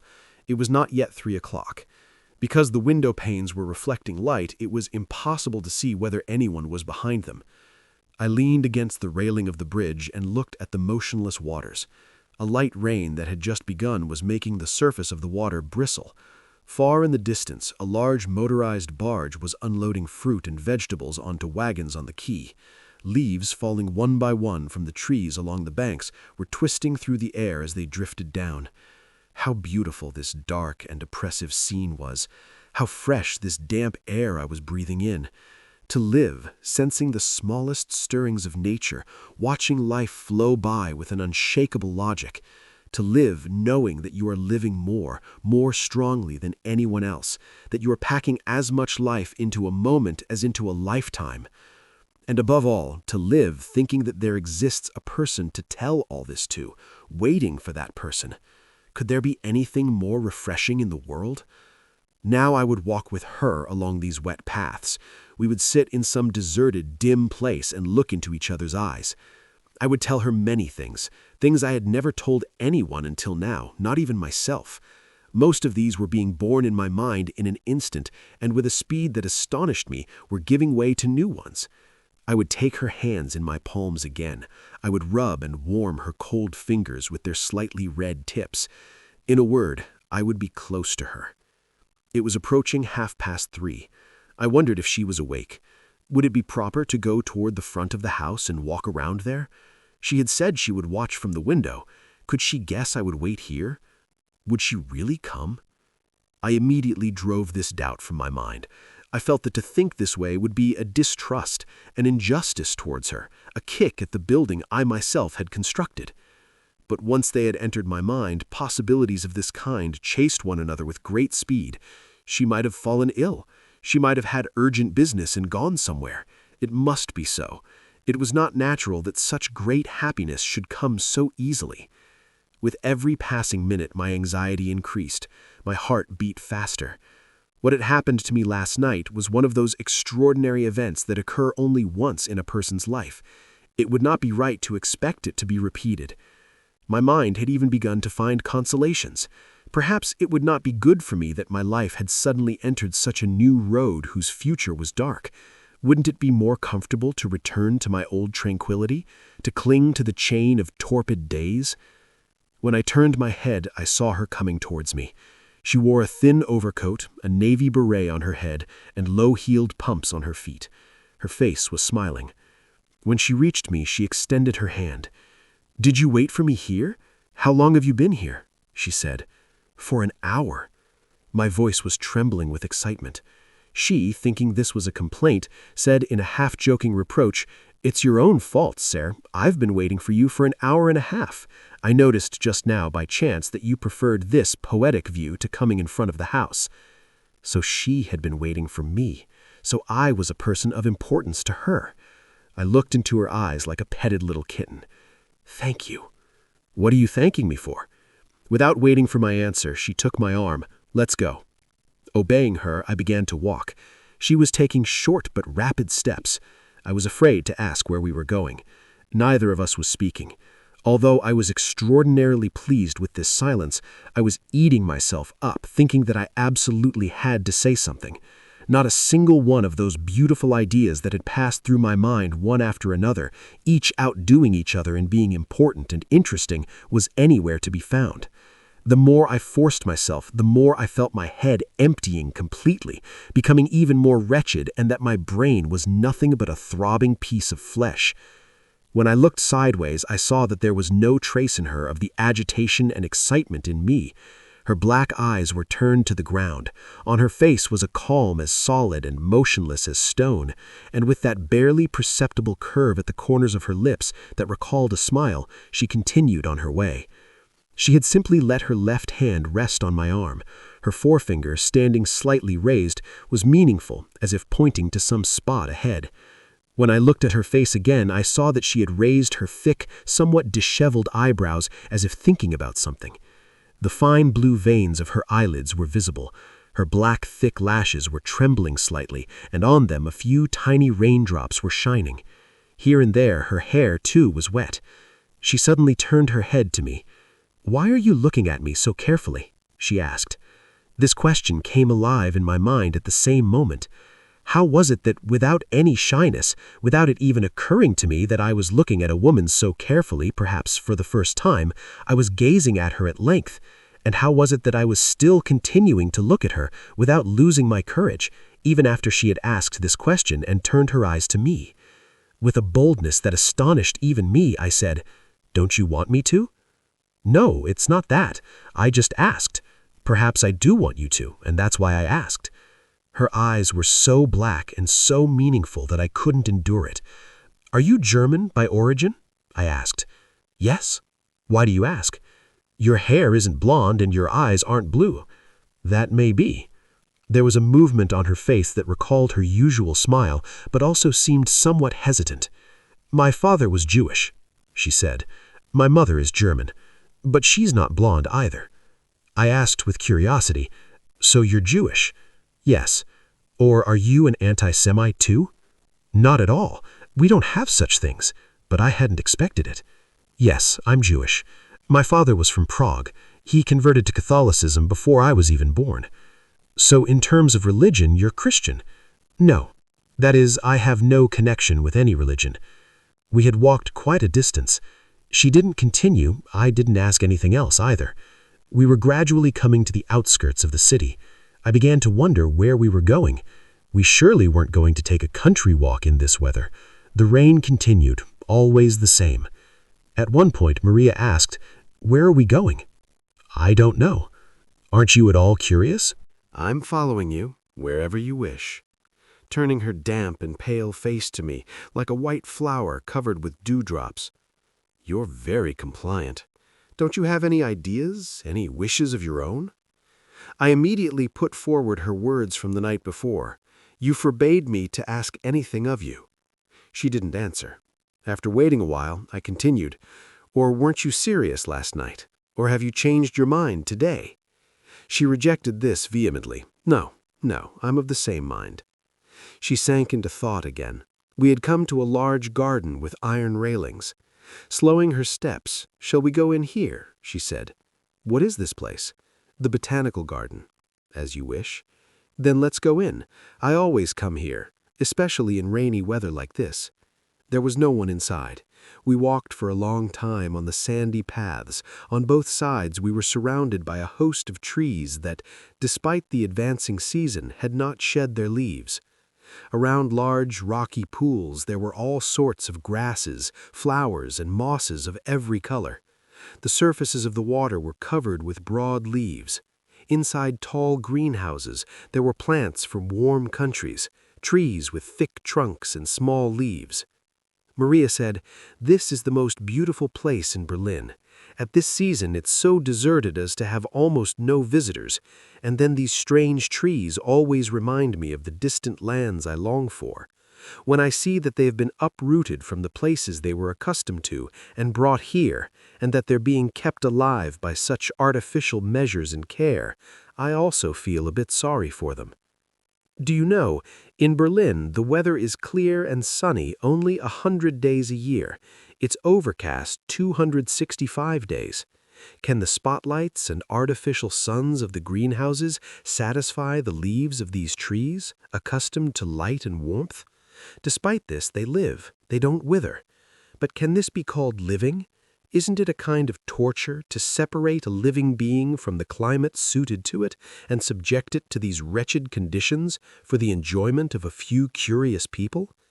But you're one of those curious people yourself. Yes, but every time I come here, my heart fills with a deep sorrow. Then why do you come? I don't know. She sat down on one of the wet benches, I perched beside her, wiping the raindrops from her face with her hand. When I look at the plants here, I'm also thinking a bit about myself, she said. Perhaps I'm remembering my ancestors who lived in the same places as these trees and these strange flowers centuries ago. Haven't we, too, been uprooted and scattered like these? But that doesn't concern you. To tell the truth, it doesn't concern me very much either. It only gives me the opportunity to think about many things, to live many things inside my head. As you'll see, I'm a person who lives more inside my head than in the world. My real life is nothing but a tiresome dream to me. You perhaps found my work at the Atlantic very sad, but I'm not even aware whether it is or not. In fact, sometimes it even amuses me. Anyway, I do this work because of my mother. I have to look after her, and there's no way to make a living from the few paintings I make in a year. Have you ever worked with painting? A little. Why didn't you continue? I realized I had no talent. Impossible. How much talent you have for painting was obvious from the expression your face took when you were looking at the paintings at the exhibition. Say rather, I realized I had no courage. For a man, it's not very nice to be so timid. I'm saying this for your sake. As for me, I have courage. I want to paint and reflect my judgments about people in them, and perhaps I'm succeeding a little too. But this too is empty. There's no chance that the people I despise will understand it. Those who could understand are the ones who don't deserve to be despised anyway. So, like all the arts, painting too is without an audience, that is, incapable of addressing those it really means to.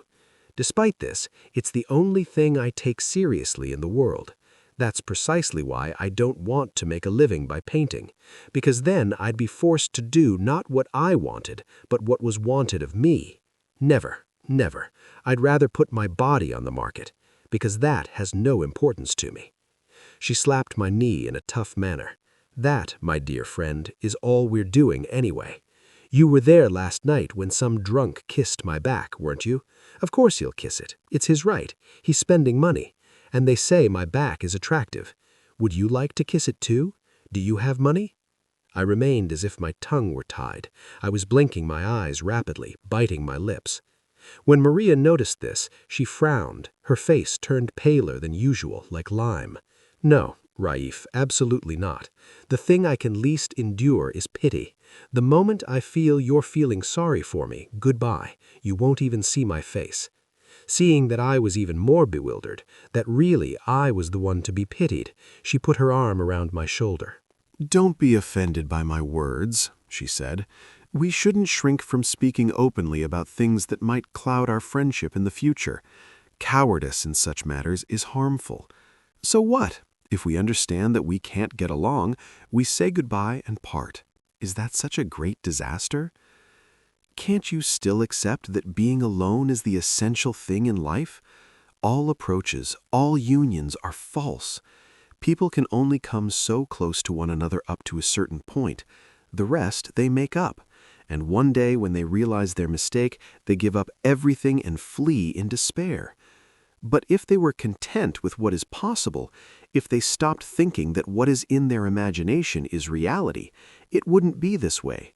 Everyone would accept what is natural. There would be no disillusionment, no heartbreak left. In this state, all of us deserve to be pitied, but we should pity ourselves. To feel pity for someone else is to think yourself stronger than them, and we have no right to see ourselves as so great or others as more wretched than us. Shall we go now?" We both stood up. We shook off the raindrops that had gathered on our coats. The wet sand crunched under our feet. The streets had begun to darken, but the lamps hadn't been lit yet. We were returning by the same roads with rapid steps as we had come. This time I had taken her arm. Like a small child, I was snuggling up to her, bending my head toward her. Inside me there was a strange state between joy and sorrow. As I saw how many of her feelings and thoughts resembled mine, I rejoiced, feeling more strongly the closeness between us. But I was afraid, because I understood that she diverged from me at one point. She did not want, at any cost, to hide the truths from herself, to deceive herself. For a vague feeling whispered to me that after completely seeing a person, whoever they might be, and not hiding what one saw from oneself, one could never get completely close to them.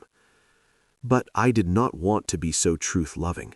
I understood that I could not endure any truths pushing me away from her. After we had found in each other the things most necessary, most precious for our souls, wouldn't it be more humane and more merciful to overlook the other details, or rather, to sacrifice small truths for a great one? It was certain that this woman, who made true and sound judgments in every matter, thought this way because of the bitter experiences in her life and the corrupting influences of her environment. Because she was forced to live among people she didn't want and didn't like, to smile at them by force, she was seized by such a deep indignation and suspected everyone. I, on the other hand, was angry at no one because I had stayed away from people all my life and had not been much disturbed by them. What gnawed at me was only a great feeling of loneliness. And again, because of this loneliness, I was ready to deceive myself in many respects about a person I understood to be close to me. We had come to the center of the city. The streets were bright and crowded. Maria Puder was thoughtful and apparently a bit sad. Timidly, "Is something bothering you?" I said. "No," she answered. "Nothing has happened to bother me. In fact, I'm pleased with our walk today. Certainly, I'm pleased."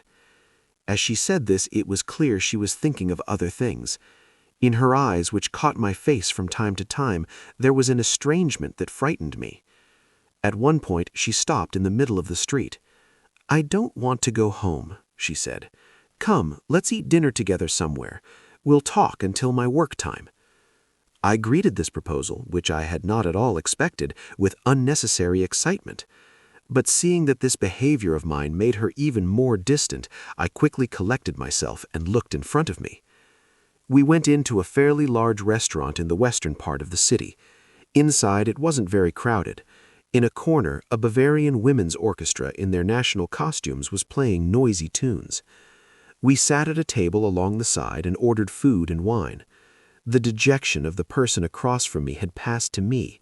Inside me there was a causeless anxiety and oppression. When the woman noticed this, she tried to free herself from her thoughts and to open up a bit, to smile. She tapped my hand lying on the table. "Why are you sulking?" "Young men eating dinner with a young woman for the first time are cheerful and talkative," she joked. But it was obvious that she herself didn't believe what she was saying. Indeed, she quickly returned to her former state. As if to do something, she moved her eyes over the tables around her. She drank a few sips of the wine in front of her, and suddenly, turning to me and looking into my eyes, "What can I do? What can I do? I just can't be any other way." What did she mean? I sensed it only dimly. I felt that what she said she couldn't do and what had been distressing me for a while were the same thing, but I couldn't clearly determine its nature. Her eyes wanted to stay fixed wherever they looked, and she seemed to be able to tear them away with difficulty. From time to time, barely perceptible shivers passed over her face, as dull white as mother-pearl. She began to speak again. In her voice there was a trembling that had suddenly appeared, an excitement barely held in check. "Please don't be angry with me," she was saying. "It will be better to speak openly with you so that you don't fall into empty hopes, but don't be angry with me. Yesterday I came to you. I asked you to take me home. Today I proposed that we walk together. I said let's eat dinner together. I've practically forced myself on you. But I don't love you. I've been thinking about this all along. No, I don't love you either. What can I do? Perhaps I find you pleasant, even attractive, and perhaps I also see that you have qualities that set you apart from all the men I've met until now. But that's all. Talking with you, discussing many things, arguing, fighting, getting angry, making up again, these certainly will please me. But love? I can't do that. Now, you wonder why I'm saying these things out of the blue. As I said, so that you won't be angry with me in the future when you expect other things. Let me tell you now what I can give you, so that you won't claim later that I played with you. However different you may be, you're still a man. And all the men I've met, when they understood this, that I didn't love them, couldn't love them, left me with great sorrow, even anger. Goodbye. But why did they think me guilty? Because I didn't give them something I had never promised them? Something they only kept alive in their heads? Isn't this unfair? I don't want you to think of me the same way. You can note this too as a point in your favor. I was bewildered, but trying not to disturb my calm. What's the need for all this? The form of our friendship depends not on me, but on you. However you want it, so it will be, I said. She objected vehemently. No, it won't be that way at all. Look, do you see? You too, like all other men, are taking the path of getting everything accepted by appearing to accept everything. No, my friend, problems aren't solved with such soothing words. Consider that, although I've tried to give clear and honest judgments on this subject, both to myself and to others, I haven't been able to reach a conclusion. Human relations, especially those between men and women, are so confused, and our desires and feelings so incomprehensible and murky that no one knows what they're doing. They're swept away by the current. I don't want this. Doing things that don't satisfy me 100%, that don't completely, makes me small in my own eyes. What I especially can't stand is that women must always remain passive before men. Why? Why must we always flee and you always chase? Why must we always surrender and you always take surrender? Why must there be a domination even in your pleading, a helplessness even in our refusals? I have always rebelled against this since childhood. I could never accept it. Why am I like this? Why does a point that other women don't even notice seem so important to me? I've thought about this a great deal. Is there something abnormal about me? I wondered. No, on the contrary, perhaps I think this way because I'm more normal than other women. Because my life, merely by a stroke of chance, passed far from the influences that accustom other women to see their fate as natural.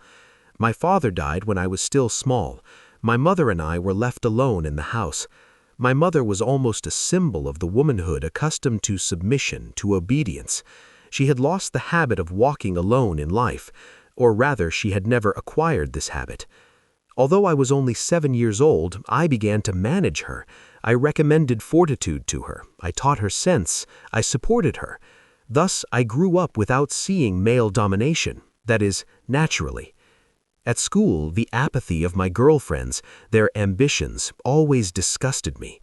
I learned nothing for the sake of making myself pleasing to men. I never blushed before men and never expected a compliment from them. This condemned me to a terrible loneliness. My girlfriends found it being my friend and accepting my ideas contrary to their pleasures and their comfort. To be a toy that was kept happy seemed easier and more attractive to them than being a person. I wasn't friends with men either. When they couldn't find the soft morsel they were looking for in me, they preferred to flee rather than come face to face with equal forces. Then I understood very well what male determination and strength were. No creature in the world chases after such easy successes, and no creature is as selfish, conceited, and proud as a man, and at the same time as cowardly and comfort-loving. Once I noticed this, it was impossible for me to truly love men. Even in the men I liked most and were close to me in many respects, I saw these wolf teeth bared on small pretexts. After times together that gave us both equal pleasure, I saw them sidling up to me with foolish looks that tried to apologize, to protect, but at the same time thought they had somehow been victorious. But it was they who were pitiable, whose wretchedness had been revealed. No woman can be as helpless and ridiculous as a man in the grip of passion. Despite this, they have an unwarranted pride that makes them think their state is a manifestation of strength. Oh God, one could go mad. Although I know there's nothing abnormal in me, I'd prefer to fall in love with a woman. She paused and studied my face. She drank a little wine. She seemed to be opening up and escaping her anxiety as she talked. Why are you so surprised? Don't worry, it's not as you imagine, but I wish I could be that way. Certainly, I'd be doing something that degrades the human soul less. Only I'm a painter, you know. I have my own understanding of beauty. I don't find two women making love beautiful. How shall I put it? It's not aesthetic. Besides, I love nature very much. I've always been wary of things that aren't natural. That's why I believe I must definitely love a man, but a real man. A man who can sweep me away without relying on any force. A man who will love me and walk beside me without asking anything of me, without dominating me, without despising me. That is a truly strong, complete man. Now, do you understand why I don't love you? Besides, not enough time has passed to love, but you're not what I'm looking for either. True, you don't have that meaningless swagger I mentioned, but you're too much of a child, or rather, too much like a woman. Just like my mother, you too need someone to manage you. This could be me if you want, but I can't be more than that. We can be excellent friends. You're the first man who has listened to these words of mine without interrupting me, without trying to change my mind, to convince me, in other words, to bring me around. It's obvious from your eyes that you understand me. As I said, we can be very good friends. Just as I've spoken openly with you, you can pour your heart out to me too. Isn't that much something? Is it better to lose even this by wanting too much? I certainly don't want that. I said last night, too, sometimes my moods don't match each other, but this shouldn't lead you to wrong thoughts. In fundamental matters, I never change. Well, are you going to be my friend? All these words had dazed me. I was afraid of giving a final judgment about her and sensed I couldn't be right in doing so. Only one desire was passing through my mind, to be close to her at any cost, not to be separated from her. I had no need for the rest. I had never been accustomed to asking for more from any person than they gave me. Despite this, there was a strange stillness inside me. Fixing my eyes on her black and distracted eyes waiting for my answer, I said slowly, "Maria, I understand you very well. I also see that your experiences in life have led you to give such a long explanation, and I'm pleased, thinking that you're doing this to prevent things that might shake our friendship in the future. So, this friendship has some value to you." She nodded her head rapidly in confirmation. I continued, "Perhaps you didn't need to tell me these things, but how would you know? We've just met. It's better to be cautious. I don't have as much experience in life as you. I've met very few people and always lived with myself. I see that although we've gone by different paths, we've both arrived at the same conclusion. We're both looking for a person, our own person. If we find that in each other, it will be something extraordinary. That's what really matters. The other issues remain secondary. As for relations between men and women, you can be sure I was never the kind of person you fear. True, I've had no adventures, but it never even occurred to me that I could love a person I didn't respect as much as myself and find as strong as myself. A moment ago you spoke of being despised. For a man to allow this, in my view, means denying his own personality, despising himself. I too love nature very much, like you. In fact, I can say that the more I stayed away from people, the more I drew close to nature. My homeland is one of the most beautiful places in the world. Many civilizations we read about in history books were founded and destroyed there. Lying under olive trees 10 or 15 centuries old, I used to think of the people who once gathered their fruit. On the mountains covered with pine trees, in places one would think no human foot had trodden, I would come upon marble bridges, carved columns. These were the companions of my childhood, the subjects of my fantasies. Since then, I have held nature and its logic above everything. Let our friendship, too, proceed on its natural path. Let us not try to give it artificial directions, to bind it with preconceived decisions. Maria tapped my hand lying on the table with her forefinger. "You're not as much of a child as I thought," she said. Her eyes, uncertain and timid, were wandering over me. She had pushed out her slightly larger lower lip even more. In this way she had taken on the appearance of a little girl about to cry. Her eyes, on the contrary, were thoughtful and searching. I was astonished at how many expressions her face could change in short time. "You can tell me many things about your life, your country, the olive trees," she began. "I'll tell you some things I can remember about my childhood and my father. We certainly won't have any trouble finding things to say. But how much noise there is here! The hall must be empty, that's why. The poor things want to at least cheer up the owner with the noise of their instruments. Ah, if only you knew what the owners of such places are like." "Are they very coarse?" "And how? Here's another opportunity to get to know men close up. For example, the owner of our Atlantic is a very polite man, not only to his customers, but to every woman he has no business with. Certainly, if I didn't work in his cabaret, he would pay court to me as delicately as a baron and make me admire his refinement. But he suddenly changes toward people who take money from him and calls this professional ethics, I suppose. It would be more correct to call it profit ethics, because his harshness, sometimes going as far as rudeness, comes not so much from a desire to preserve the establishment's seriousness as from the fear of being cheated. If you saw how this man, who probably is a good family man or an honest citizen, wants us to sell not only our voices, our laughter, our bodies, but also our humanity, you would shudder."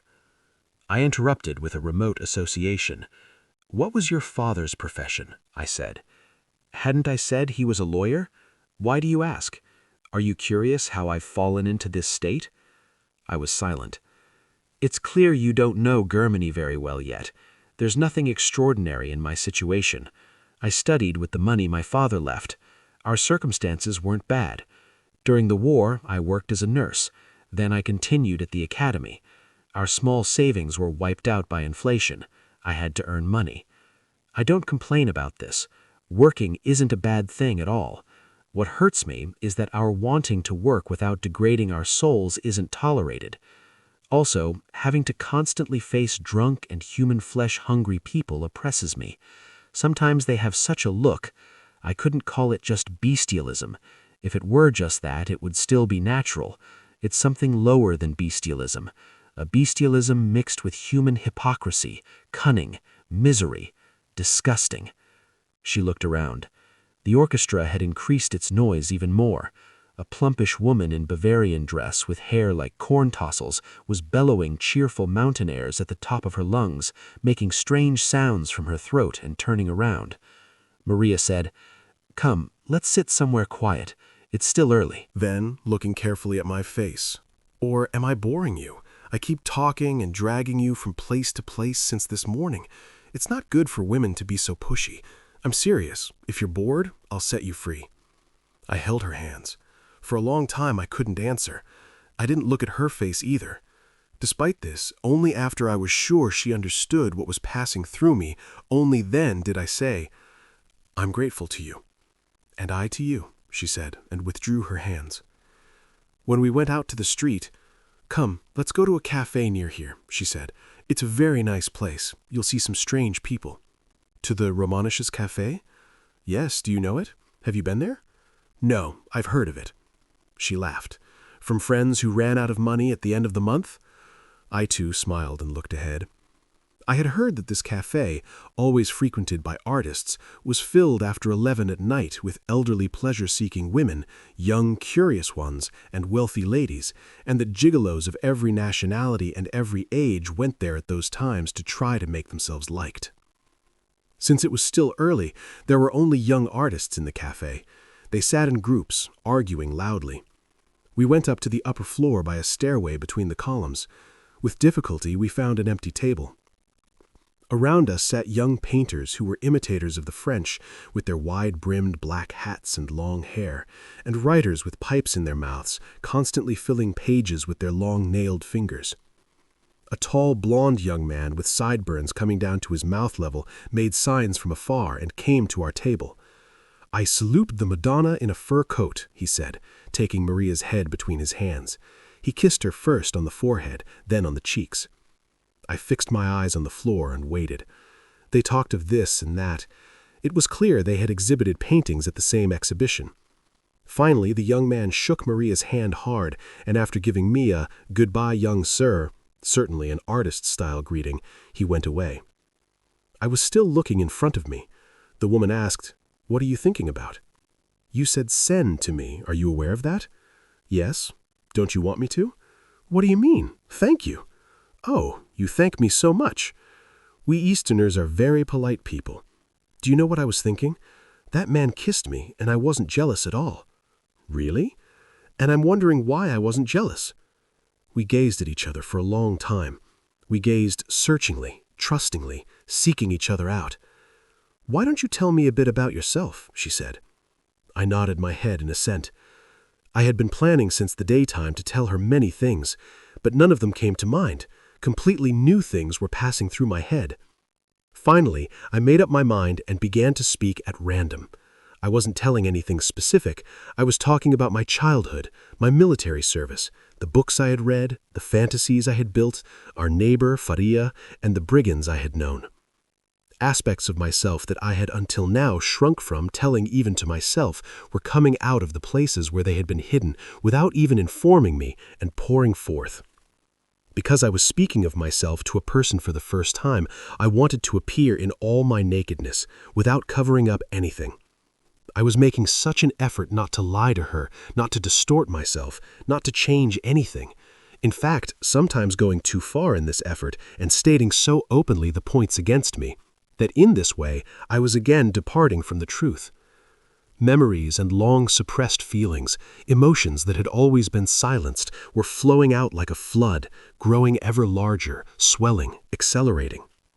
As I saw with what attention she was listening to me, how she moved her eyes over my face, as if wanting to understand even the aspects I couldn't put to words, I opened up even more. Sometimes she would nod her head slowly as if in confirmation. Sometimes she would open her mouth slightly as if in surprise. When I grew excited, she would slowly stroke my hand. When my words took on a complaining tone, she would smile with tenderness. At one point, as if prodded by an unknown force, I broke off my words and looked at my watch. It was nearly 11. There was no one left at the tables around us. Leaping from my seat, "But you'll be late for work," I cried. She tried to collect herself. She squeezed my hands tighter, and without hurrying, straightening up, "You're right," she said. As she settled her beret on her head, she added, "How nicely we were talking." I brought her to the front of the Atlantic bar. On the way, we hardly spoke at all.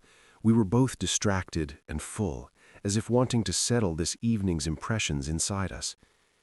Toward the end of the road, I felt my body shivering. "Because of you, you couldn't go home and put on your fur coat. You'll catch cold," I said. "Because of you? That's right, because of you. But the fault is mine. It doesn't matter. Let's walk fast." "Shall I wait to take you home again?" "No, never. We'll meet tomorrow." "As you wish." Perhaps so as not to feel cold, she pressed closer to me. When we approached the door lit by electric lights, she stopped, withdrew from my arm, and extended her hand. She seemed to be thinking something extraordinarily serious. She pulled me and drew me to the edge of the wall. Finally, she leaned toward my face, fixed her eyes on the pavement, and in a voice like a whisper, but very rapidly, "So, you're not jealous of me?" she said. "Do you really love me this much?" She suddenly raised her eyes and began to look at my face with curiosity. I felt my chest tightening, my throat going dry because I couldn't find a word to tell her what I was feeling at that moment. I was afraid that any word, even any sound from my mouth would cloud my happiness. She was still looking at my face, this time with a bit of fear as well. I noticed that my eyes were filling with tears from helplessness. Then her face relaxed in relief. She closed her eyes for a second, as if resting. Then she took my head, kissed me once on the mouth, and turning her back, without saying anything, walked slowly and went inside. I returned to the boarding house almost at a run. I didn't want to think about anything, to remember anything. The events of this night were too precious for me to dare touch them, even with my memories.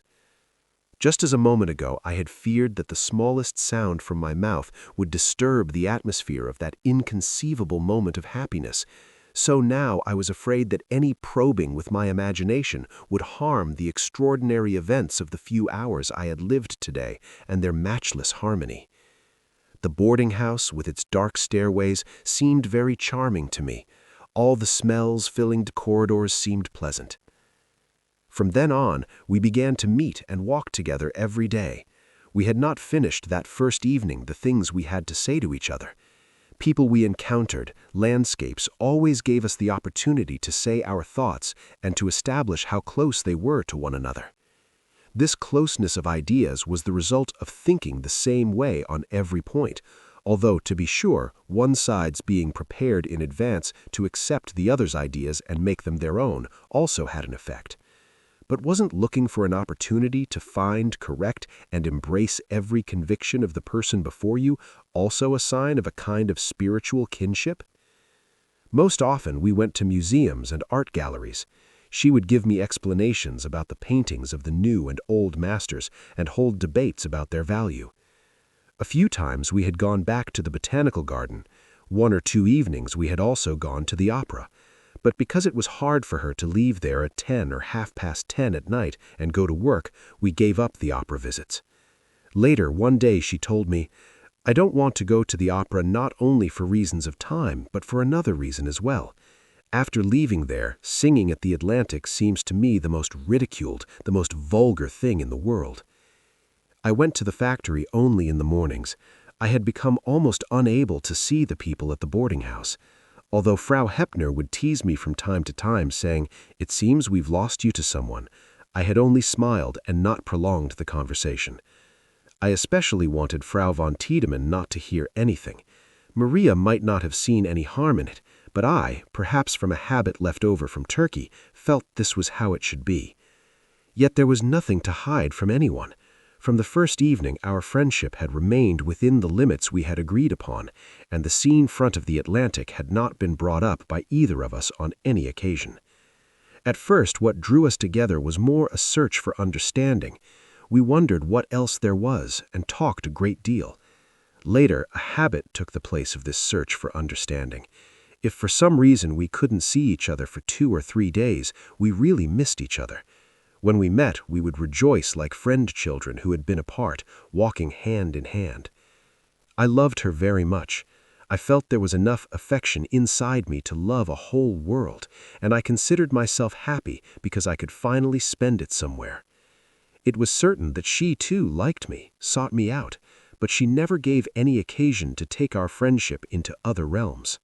One day, while walking in the Grunwald, a forest near Berlin, she had put her arm around my neck and was walking, leaning on me.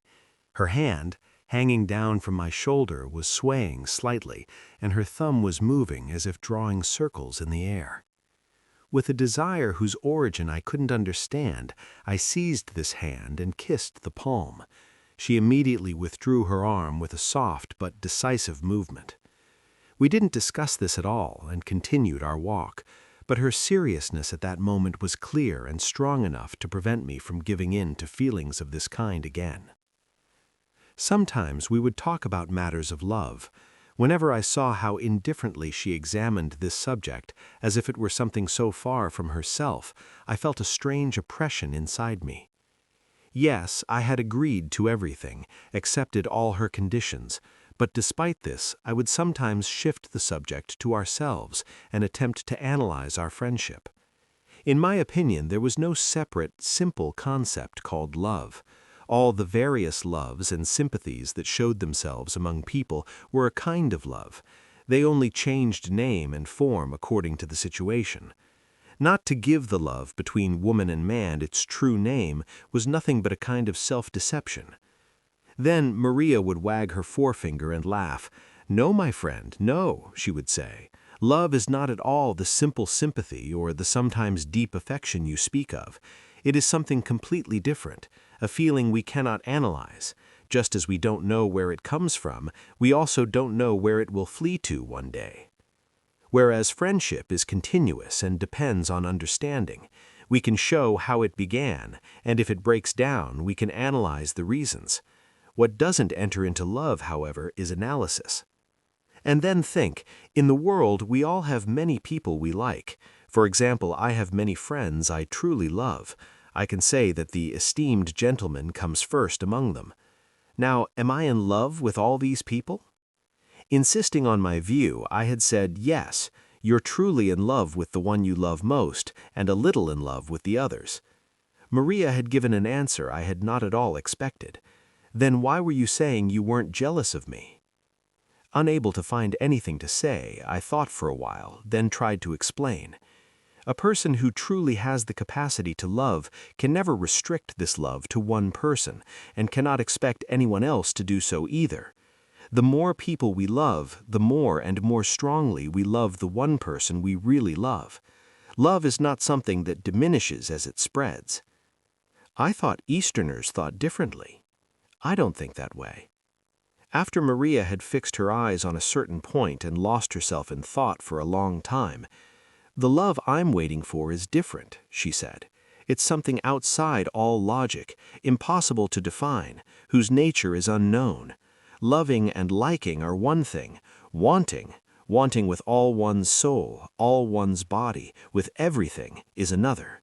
Love to me is this wanting, an irresistible wanting." Then, with a self-assured air, as if I had caught her, "What you're describing is a matter of a moment. The love, the interest that exists inside you, through certain occasions not clearly known, at a moment whose time cannot be determined, suddenly accumulates, condenses, just as the sunlight that gently warms, after passing through a magnifying glass, gathers at one point and begins to burn. So this love, whose power has extraordinarily increased, seizes and ignites you. It's not right to think of it as something suddenly coming from outside. It is nothing but the intensification, surprising even to us, of feelings that already exist inside us." We had left this argument there, but had taken it up again at other times. I sensed that neither my own words nor her ideas were 100% correct. It was certain that both of us, however open we wanted to be with each other, were governed by certain secret, indefinite thoughts and desires that were not subject to us. However many the points where we came together, there were also places where we were apart, and if one side easily adapted to the other, it was doing so only for the sake of a goal it found more important. We didn't shrink from bringing out and discussing even the hiddenest corners of our souls, yet there were sides we never touched because we ourselves didn't really know what they were, but a feeling whispered to me that these were the really important ones. Because I had never until now encountered a person this close to me, there was in me, above all issues, the desire to preserve her. Perhaps the ultimate goal of all my wishes was to possess her completely, without any deficiency, with all her material and spiritual being, but from fear of losing even what I could obtain, I shrank from turning my eyes toward this goal.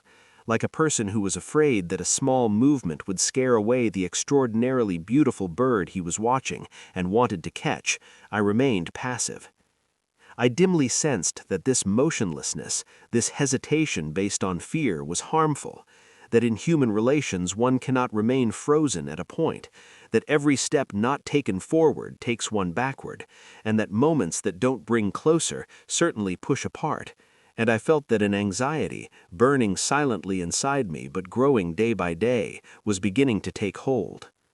But for me to be able to do otherwise, I would have had to be a different person. Although I knew I was constantly circling around the essential point, I didn't know, couldn't seek the ways to reach it. My old bashfulness and timidity were gone. I wasn't shutting myself inside myself. In fact, I was perhaps laying bare my soul somewhat excessively, but always on condition of not touching this main point. I don't know whether I thought all these things this clearly and deeply at the time. Today, after more than 12 years have intervened, I'm bringing before my eyes my state on that day and drawing these conclusions. My judgments about Maria have passed through the purification and examination of this same distance of time. I understood at that time that Maria, too, was in the grip of certain contradictory feelings. Sometimes she was excessively still, even cold. Sometimes she would suddenly become effusive, showing me an excessive interest that gave me the courage I forbade myself, almost openly provoking me. But these moods passed very quickly, and the old atmosphere of friendship would appear again between us. It was certain that she too, like me, realized that our friendship, by remaining where it was, had entered a dead end. Only she saw that, although she hadn't found what she was really looking for, many other aspects of me were too precious to be sacrificed, and so she refrained from doing things she thought would cause me to distance myself from her. All these confused feelings remained in the most hidden corners of our souls, as if afraid to come into the light. And in truth, we were two devoted friends, always seeking, wanting each other as before, always returning from each other's presence more content and enriched. But suddenly, everything changed and took an entirely unexpected direction. It was toward the end of December. Her mother had gone to stay with one of her distant relatives near Prague for Christmas. Maria was pleased about this. One of the things in the world that most gets on my nerves is that pine sapling decked out with candles and gilt, she was saying. Don't attribute this to my Jewishness, because since I find absurd this kind of meaningless ceremony that people resort to in their passion to think themselves happy for a moment, it's quite natural that I shouldn't like the Jewish religion either, which is full of such strange and unnecessary obligations. Anyway, my mother, who is a Protestant of pure German blood, is attached to these customs only because she's old and for something to do. If she finds my ideas heretical, it's influenced not so much by her religious convictions as by her fear of disturbing the peace of mind of her last days. "Doesn't New Year's have any special significance for you either?" I asked. "No," she said. "What difference does it have from the other days of the year? Has nature distinguished it in any way? Even its showing that a year has passed from our lives isn't that important, because dividing our lives into years is also something people have made up. A human life consists of a single road stretching from birth to death, and every kind of division made on it is artificial. But let's leave philosophy aside. If you feel like it, let's go somewhere together on New Year's Eve. My work at the Atlantic will be over before midnight, because there are many other special numbers that night. We'll leave together, like everyone else. We'll get drunk too. It's nice sometimes to escape from ourselves and be swept along by the current. What do you say? Besides, you and I have never danced, have we?" "No, we haven't." "I don't really enjoy dancing anyway. Sometimes I like the person I'm dancing with, and that's why I endure the bother." "I don't imagine I'd be someone you'd like for this." "I don't imagine so either, but never mind. Friendship requires sacrifice." On New Year's Eve, we ate dinner together and sat talking in the restaurant until her work time. When we arrived at the Atlantic, she went somewhere in the back to change. I settled at the table in the hall where I had sat the first evening I came. Inside, it was decorated with paper streamers, colored lanterns, and gilded wires. The people already seemed drunk. Almost all the dancers were kissing and making eyes at each other. Inside me, there was a causeless boredom. What's going to happen anyway? Where is the extraordinariness of this night, really? We make it up ourselves and believe in it ourselves. It would be better if everyone just went home and slept. What are we going to do? We'll hold each other and turn around like these people, with one difference: we won't kiss. I wonder if I'll be able to dance tonight.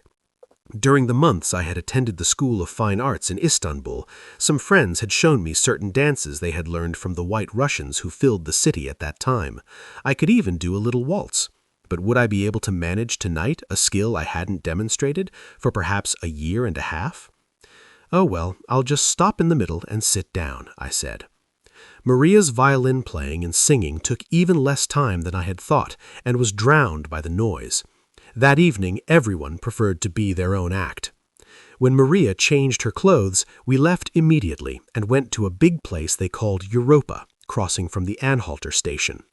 This was completely different from the small, intimate Atlantic. In halls as far as the eye could see, hundreds of couples were constantly dancing. The tables were covered with bottles of every color.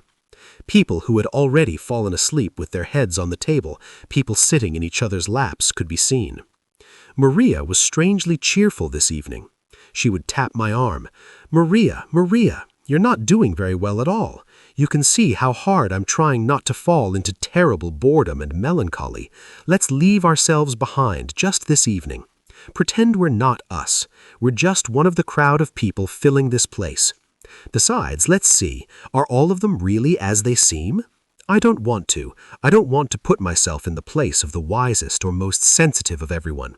Drink and laugh." I had begun to understand that she was getting a bit drunk. She had gotten up from the chair across from me and sat beside me, putting her arm around me. My heart was beating rapidly, like the heart of a bird caught in a trap. She thought I was sad, but I wasn't.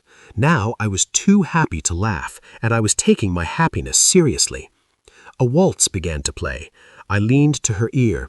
"Come on," I said, "but I don't know very well." She acted as if she hadn't heard the second part of my sentence, and leaping from her seat, "Come on," she said. We began to turn in the crowd. This wasn't dancing or anything. It was simply being dragged here and there at the pleasure of the bodies pressing in on us from all four sides. But neither of us was complaining. Maria had fixed her eyes on me. In these black, distracted eyes, something I couldn't understand would flash from time to time and bewilder me. From her chest, a faint but extraordinarily beautiful scent of skin was spreading. Above all this was being close to her, knowing that I was something to her. "Maria," I whispered, "how is it possible for one person to make another so happy? What tremendous forces must be hidden inside a person?" That gleam passed through her eyes again, but after looking at me carefully a while longer, she bit her lip. Her gaze was hazy and meaningless. "Let's sit down," she said. "What a crowd! I think I'm going to start feeling bored." She drank wine again, one glass after another. At one point she got up from her seat. "I'll be right back," she said, and walked away swaying. I waited a long time. Despite all her insistence, I had avoided drinking too much. Rather than drunk, I was dazed. My head ached. Although nearly 15 minutes had passed, she hadn't come back. I began to worry. Thinking she might have fallen somewhere, I went and walked through all the restrooms. There were women there trying to pin up torn parts of their clothes with needles or freshening their makeup in front of the mirror. I didn't find Maria in any of them. I looked one by one at the women who had curled up and passed out on the sofas along the edges of the halls. I couldn't find her. Inside me, an anxiety that had suddenly become extremely intense began. Bumping into people sitting and standing, I ran from one hall to another. Skipping several stairs at a time, I went down to the lower floor and searched. She wasn't there. At that moment, my eye caught a glimpse through the steamy glass of the establishment's revolving door of the outside. Something white seemed to be standing there. I rushed to the door, and when I got outside, I let out a cry. Maria Puder had pressed her face against one of the trees right in front of the door, her two arms brought together at the level of her head. She had nothing on her back but a thin wool dress. Snow was slowly falling on her hair and the back of her neck. When she heard my voice, she turned her head and smiled. "Where were you?" she said. "Where were you? What are you doing? Have you gone mad?" I shouted.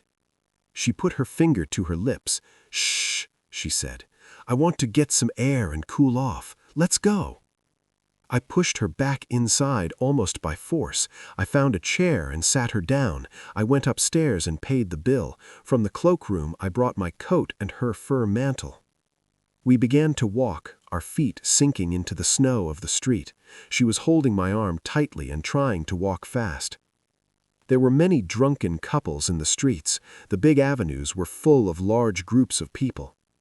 Women dressed so lightly they gave the impression of having gone out in summer clothes, were laughing cheerful laughs and singing songs as if going on a spring outing in this weather and at this hour, 2 or 3 hours after midnight. Maria was pulling me to get past these cheerful, drunken people faster. She responded with a perfunctory smile to those who called out to her on the way, who tried to throw their arms around her neck. She slipped skillfully out of their hands and dragged me along. I was realizing how mistaken I had been in thinking she was too drunk to stand on her feet. When we came to somewhat more deserted streets, she slowed down. She was breathing hard and fast. She heaved a deep, "Oh," then turned to me. "Well, are you pleased with this evening? Did you have fun?" "Oh, I had so much fun, so much fun." She began to laugh out loud. Suddenly, she was seized by a coughing fit. She was writhing as if she would choke. Her chest was shaking, but she wasn't letting go of my arm. When she had calmed down a bit, "What happened? See, you've caught cold," I said. Smiling with her whole face, "Oh, I had so much fun," she said.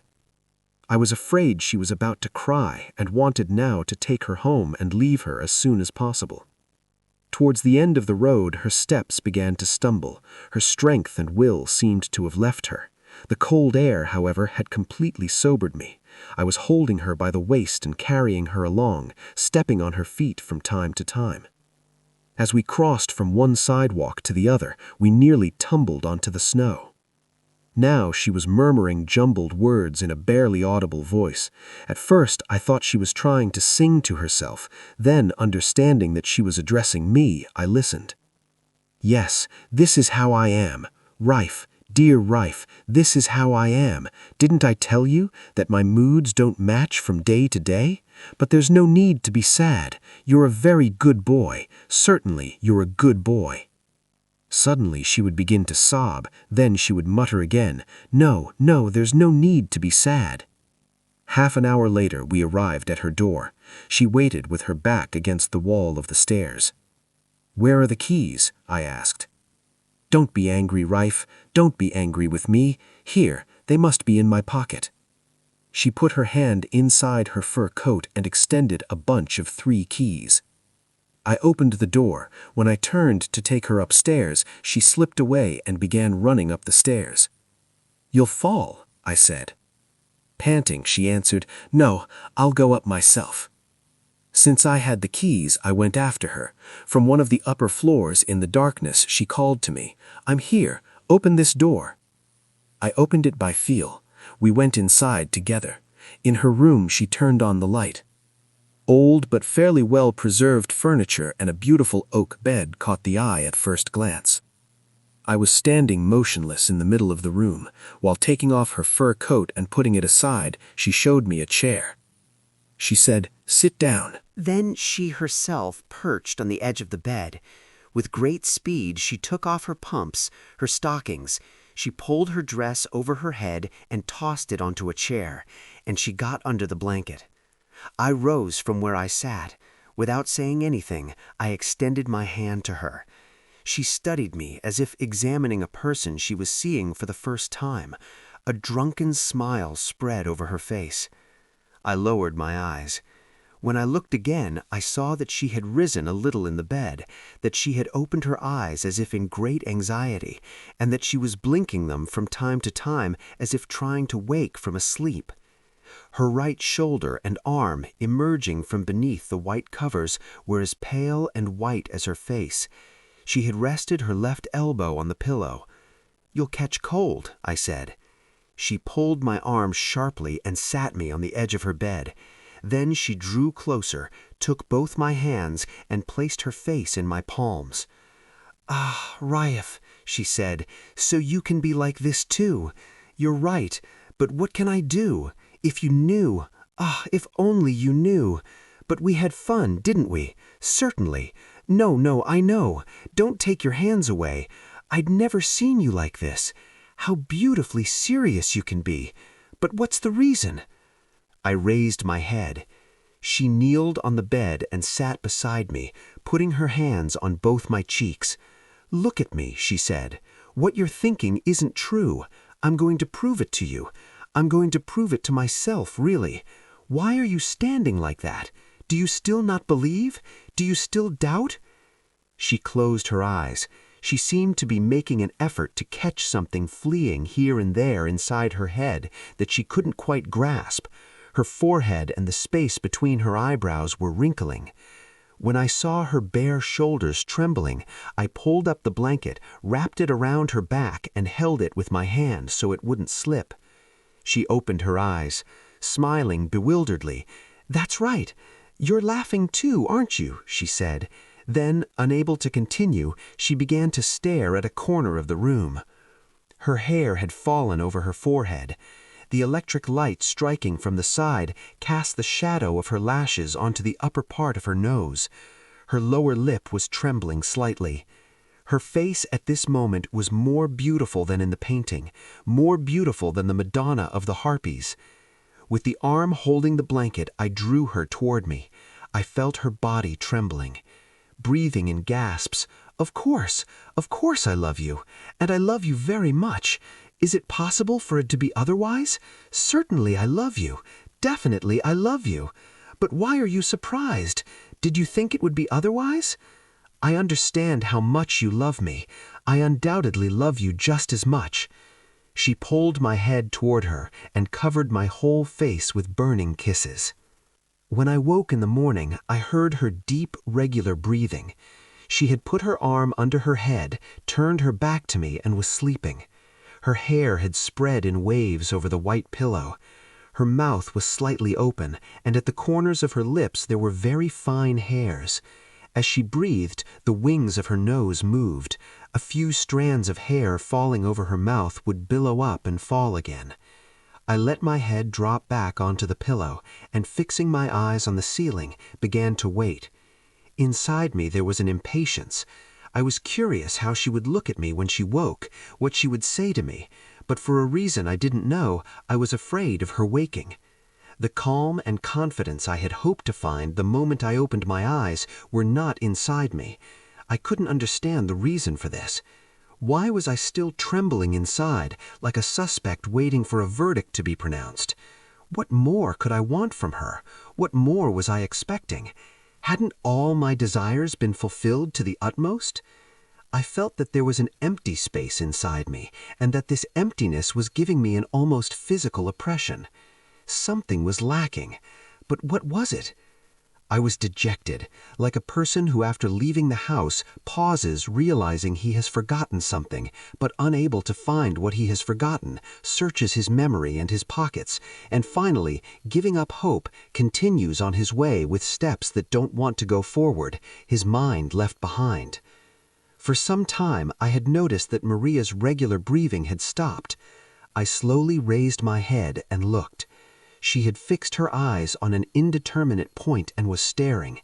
She hadn't moved at all, even pushed back the hair falling over her face. Although she knew I was watching her, she continued to look at that unknown place without turning her head. She wasn't blinking. I understood that she had been awake for quite some time, and I felt the anxieties inside me suddenly grow, felt an invisible band wrap around my chest and squeeze. The more I thought how necessary all these meaningless feelings, these groundless fears were at this moment, about the senselessness of darkening the brightest day of my life with imaginations and bad intuitions, the more I was annoyed. Without turning her head, she asked, "Are you awake?" "Yes. Have you been awake long?" "Just a little while ago." Her voice gave me courage again. This voice, the sweetest familiar to my ears for a long time, that awakened only good memories in me, had brought a relief to my heart, like a trustworthy friend who had suddenly appeared. But this effect lasted only a moment. She had said to me, "Are you awake?" using the formal you. True, in recent days we had been addressing each other sometimes with the informal you, sometimes with the formal you. But on the morning after this night, should she speak to me like this? Perhaps she still wasn't fully awake. She turned toward me in bed. She was smiling, But this was not her usual intimate, warm smile. It was more like those she spent on the customers at the Atlantic. "Aren't you getting up?" she said. "I will. And you?" I don't know. I don't feel so well. I'm a bit achy. Maybe it's from the drink. My back hurts too. Maybe you caught cold last night, I said. What was the point of going out into the street half naked? She shrugged her shoulders and turned her back again. I got up, washed my face, and dressed in a hurry. I had sensed that she was following me out of the corner of her eye from where she lay. There was an oppressive atmosphere in the room. I tried to make a joke. A silence has descended on both of us. What's happening? Have we really started to get bored with each other, like married people? She looked at my face with eyes that didn't understand what I meant. I grew even more uncomfortable and fell silent. Then I approached the bed. I wanted to caress her, to break the ice between us before it grew any stronger. She too sat up, dangling her feet over the edge, and put a thin cardigan over her back. She continued to look at my face. There was something in her manner that prevented me from coming closer. Finally, in a very calm voice, "Why are you uncomfortable?" she said. A pinkness I had never seen before suddenly covered her pale face. Her chest rising and falling slowly, she continued, "What more do you want? Could you want anything else? But I do want. I want many things, and I can't obtain any of them. I've tried every remedy. It's no use.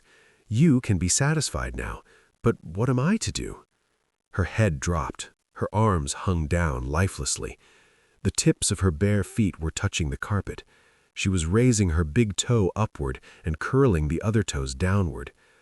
I pulled up a chair and sat across from her. I grasped her hands.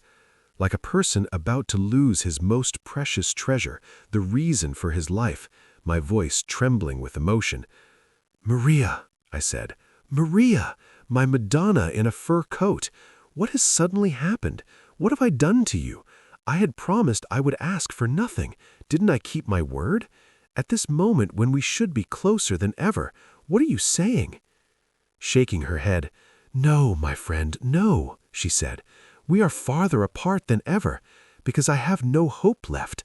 This was the end. I said, let me try this too. Perhaps this was what was lacking, I thought. But it isn't. That emptiness is still inside me, even greater than before. What can we do? It's not your fault. I'm not in love with you. Yet I know very well that I ought to be in love with you, that if I can't even love you, I'll never be able to love anyone, that I'll have to abandon all my hopes.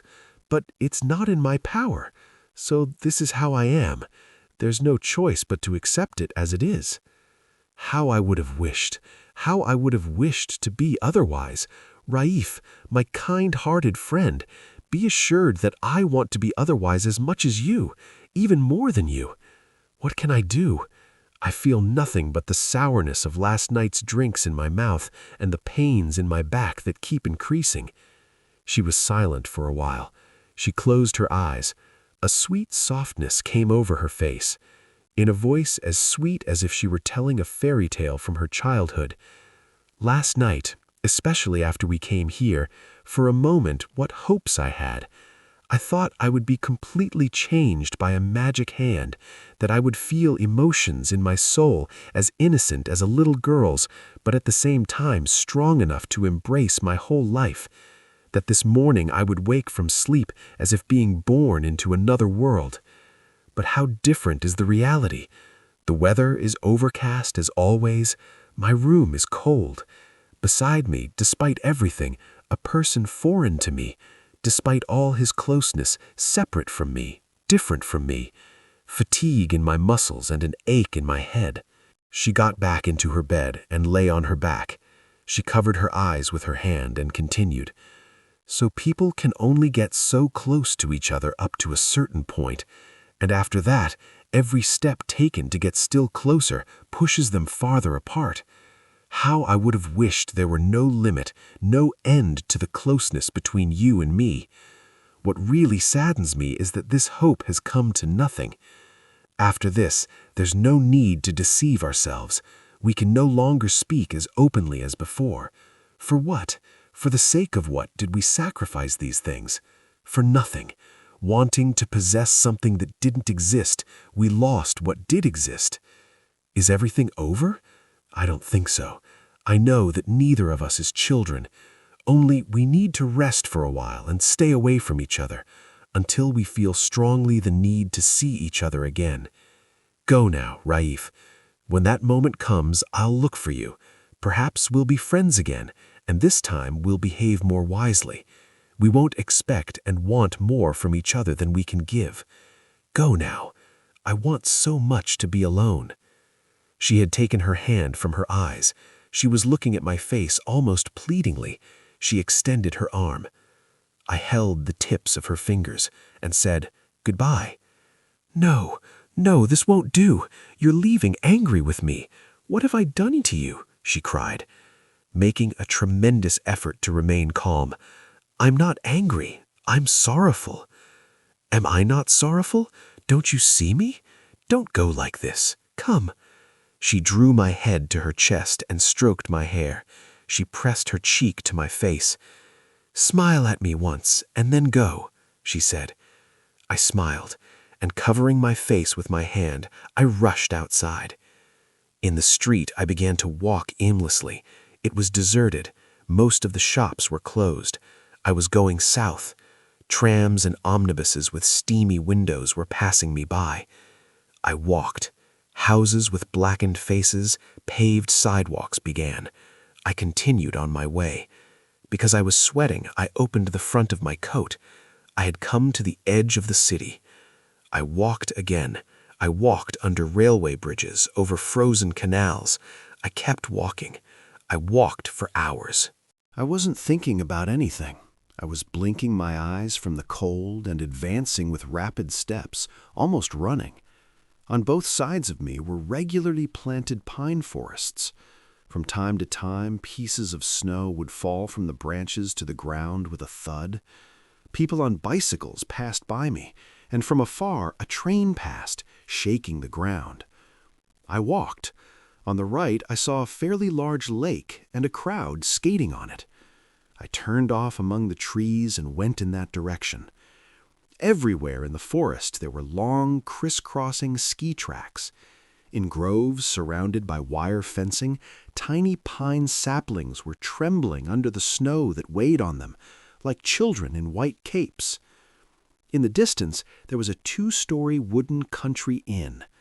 On the lake, girls in short skirts and young men with their trouser cuffs tied were skating without stopping.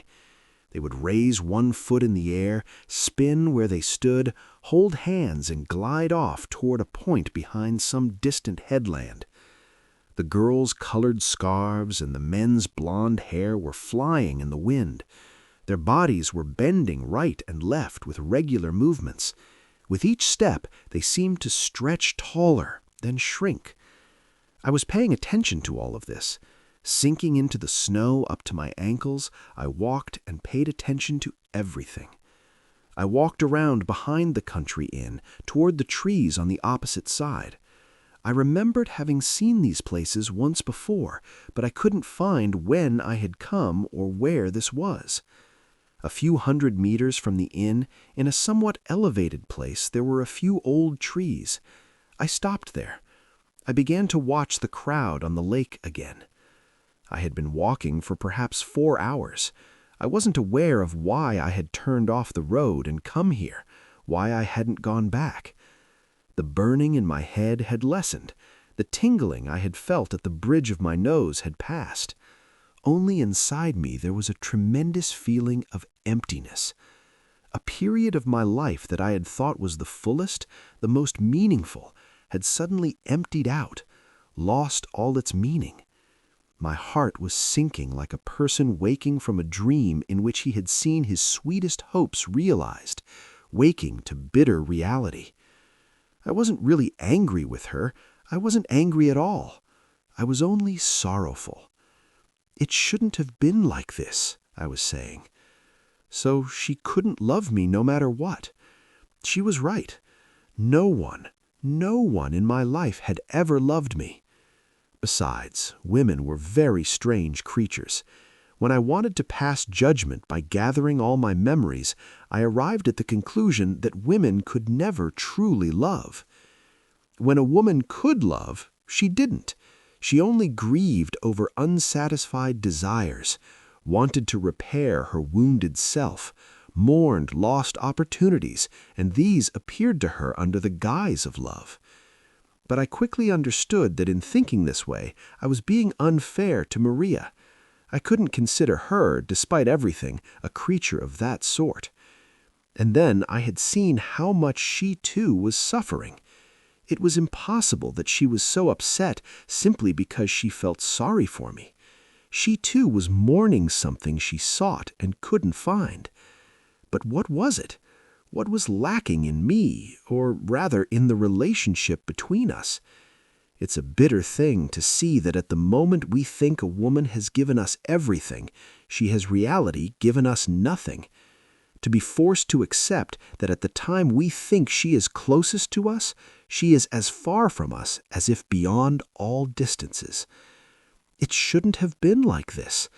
But, as Maria had said, there was nothing to be done, especially not by me. What right did she have to do this to me?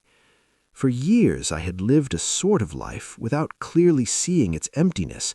Even if I fled from people, I had attributed this to the strangeness of my nature and had drifted along, but I had no idea about a life that would make me happy either.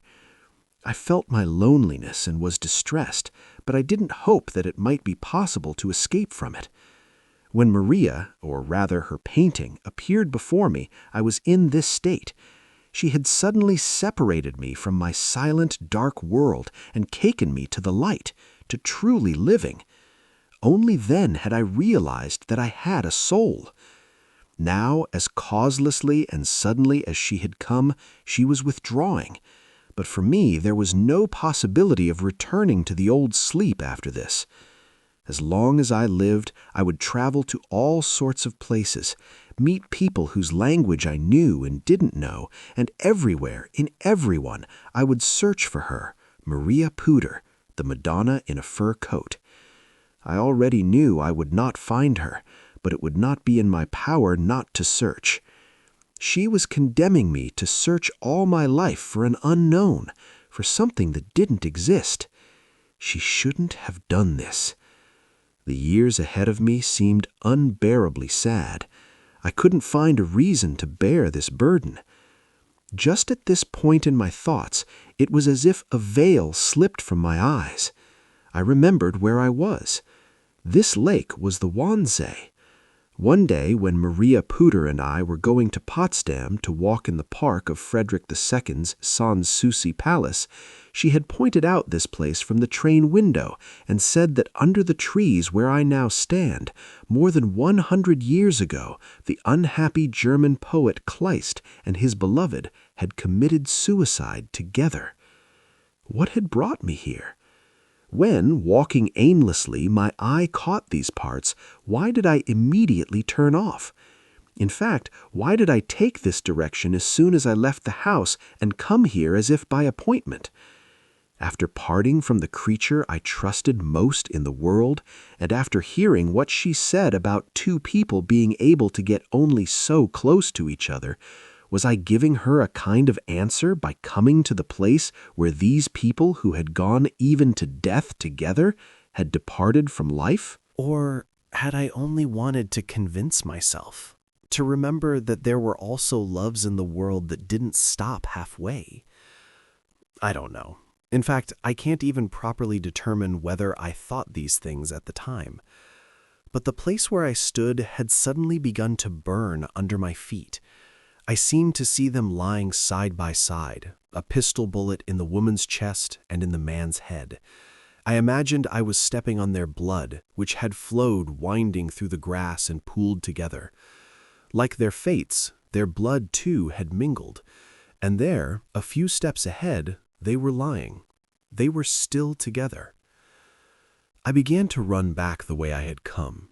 From below, from the lake, laughter was coming Couples holding each other by the waist were skating without stopping, as if they had set out on an endless journey.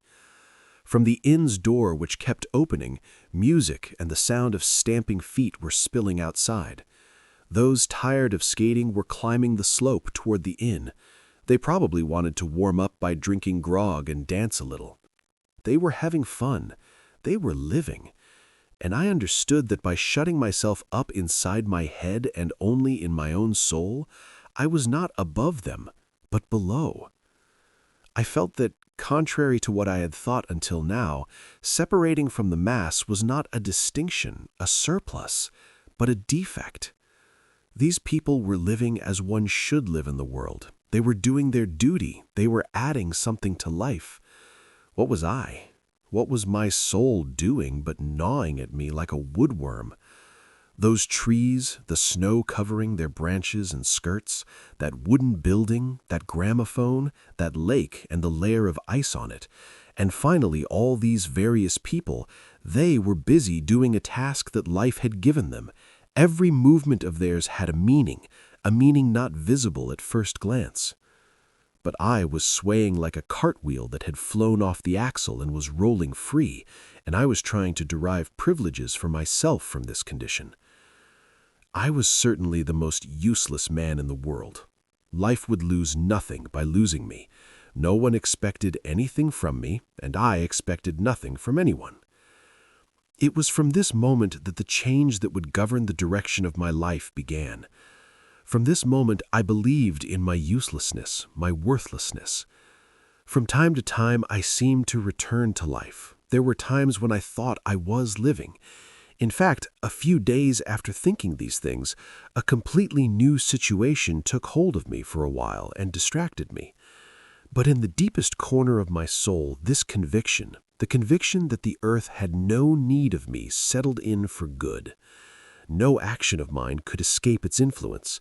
And today, too, although so many long years have passed, I remember all the details of that moment that broke my courage completely and estranged me entirely from my surroundings. I see that I was not mistaken in the judgments I made about myself at that time.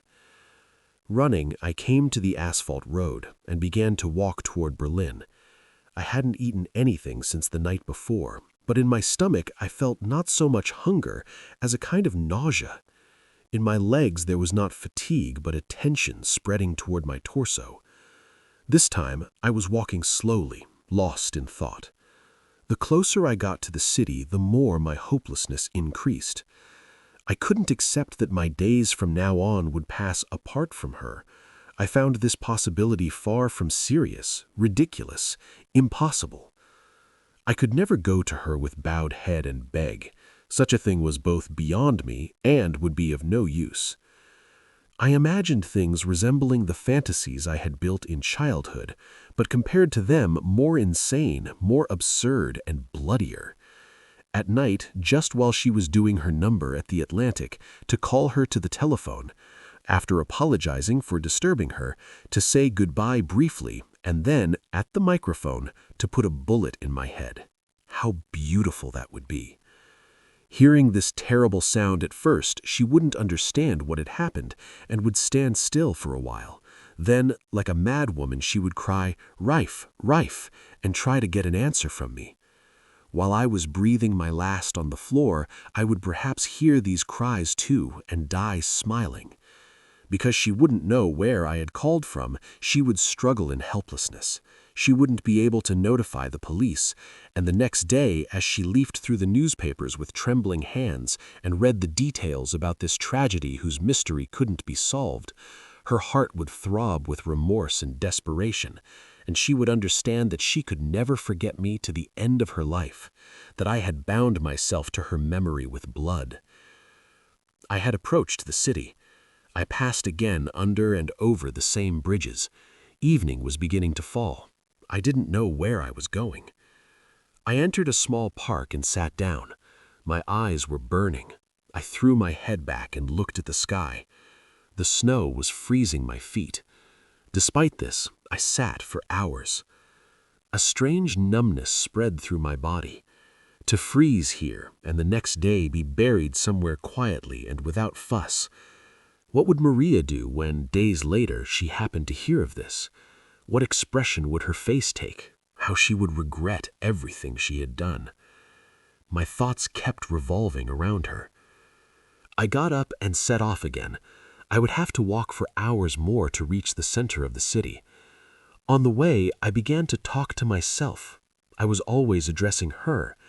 As in the first days when we met, 1,000 beautiful, attractive, persuasive ideas were assailing my mind. It was impossible that these words would not affect her, not change her mind. My eyes filling with tears and my voice trembling, I was explaining to her the closeness between us, the impossibility of our parting for such meaningless reasons in this world where it is so hard for two people to find each other. At first, my sudden outburst, coming from someone like me who was always calm, ready to accept everything, seemed strange to her. Then, slowly, she was taking my hands and smiling and saying, "You're right." Yes, I had to see her and tell her all this. She had to change the terrible decision I had accepted so easily that morning. She would change it. Perhaps she had even been surprised, offended that I had left her house almost without objecting. I had to see her at once, this very evening. I walked around until 11 o'clock, and at night I began to wait for her in front of the Atlantic, pacing up and down. But she didn't come. Finally, I asked the gold-braided man standing at the door. "I don't know. She didn't come this evening," he said. Then I guessed that her illness had grown worse. I ran to the front of her house. There was no light in her window. She must be sleeping. Thinking it wouldn't be right to disturb her, I returned to the boarding house. For 3 days in a row, I waited for her on the street in the same way. Then I went to her door, looked at her dark windows, and returned without daring to do anything. Every day I sat in my room, trying to read a book. I would turn the pages without noticing a single letter.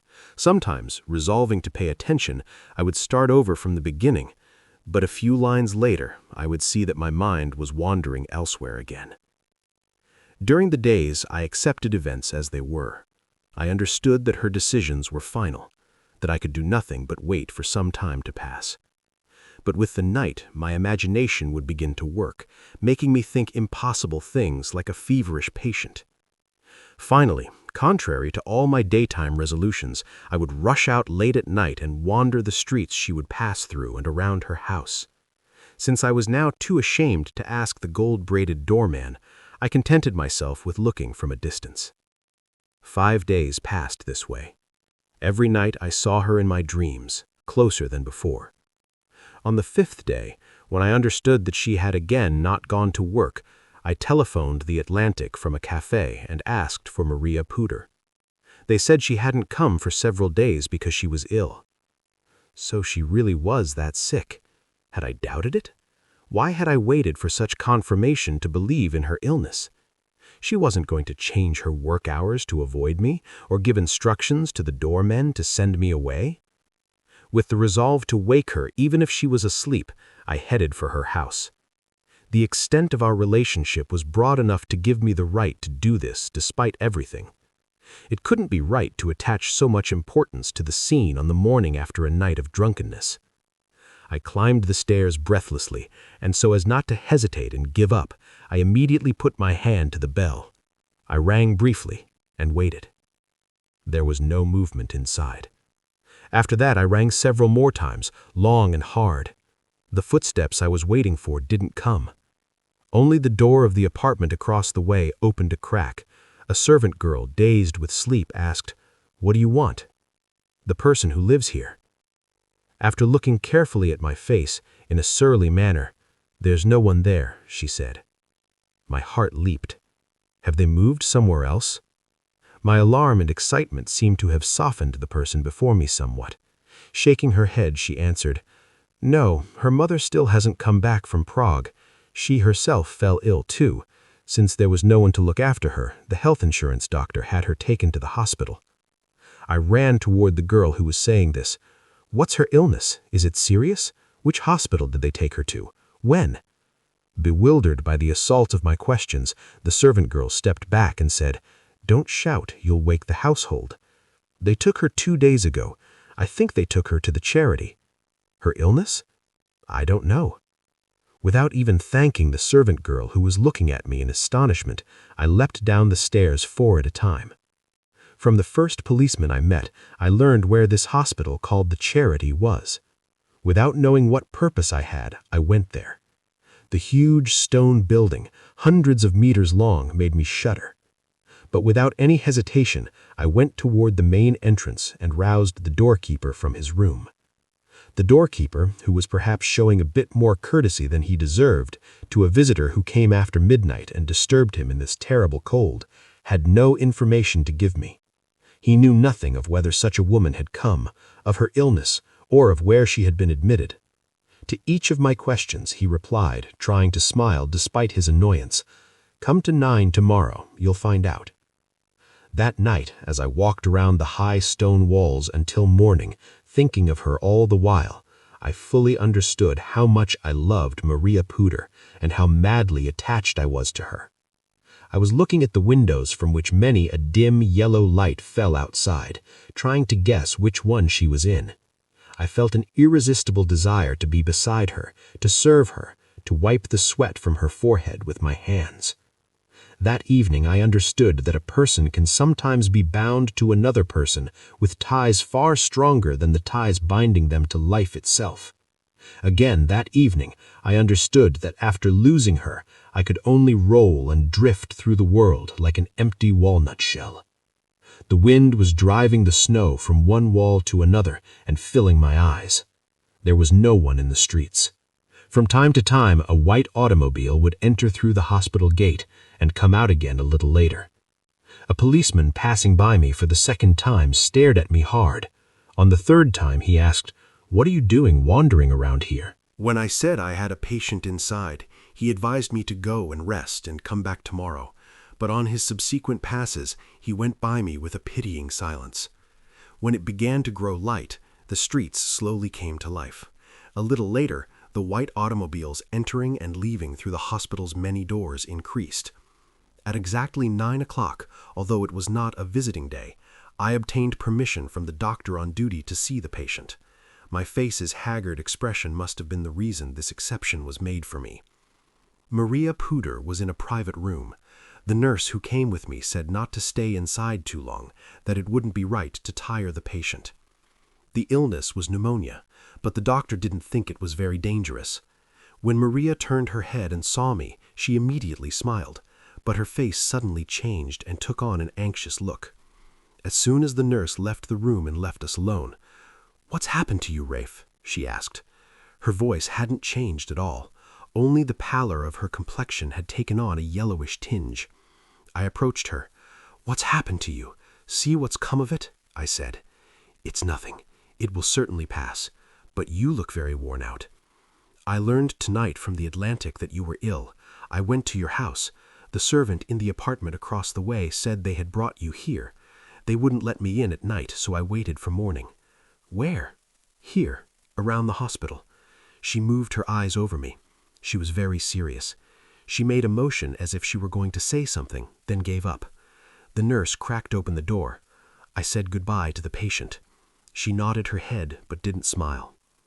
Maria Puder stayed in the hospital for 25 days. Perhaps they would have kept her longer, but she told the doctors she was bored there and that she would take good care of herself at home. With lengthy advice and sheaves of prescriptions, on a snowy day she left the hospital and came to her house. I don't really remember now what I did during those 25 days. I suppose I did nothing except for the times I went to see her and stood at her bedside, watching her sweating face, her eyes that would drift to the side from time to time, and her chest that breathed with great difficulty. In fact, I didn't even live, because if I had lived, there would now be at least some tiny memory of those days in my mind. Only when I was beside her would a terrible fear grip me, the fear of losing her. Her fingers protruding from the edge of the bed, her feet making the end of the blanket bulge, had already taken on a deathly look. Even her face, her lips, and her smile seemed to be waiting for a small opportunity, a moment to undergo this terrible transformation. What would I do then? Yes, I would keep my composure, attend to the final arrangements, choose the site of her grave, console her mother who by then would have returned from Prague, and finally, together with a few people, lower her into the pit. I would leave with everyone else. A while later I would come secretly to the graveside and be alone with her. And then everything would begin. From that moment on, I would have truly lost her. What would I do then? I would think everything up to this point with all its details, but I could never imagine what came after. Yes, after putting her under the earth, and after those at the graveside had dispersed, and I was left alone with her, what could I do? Since at that moment all matters concerning her would be finished, there could be nothing as ridiculous, as causeless as my presence on earth. My whole soul was a terrible emptiness. One day, after she had begun to recover, she said to me, "Talk to the doctors, let them discharge me now." Then, as if saying something ordinary, she murmured, "You'll take better care of me." I rushed outside without answering. The specialist wanted her to stay a few more days. We agreed. Finally, on the 25th day, I wrapped her in her fur coat, took her arm, and brought her down the stairs.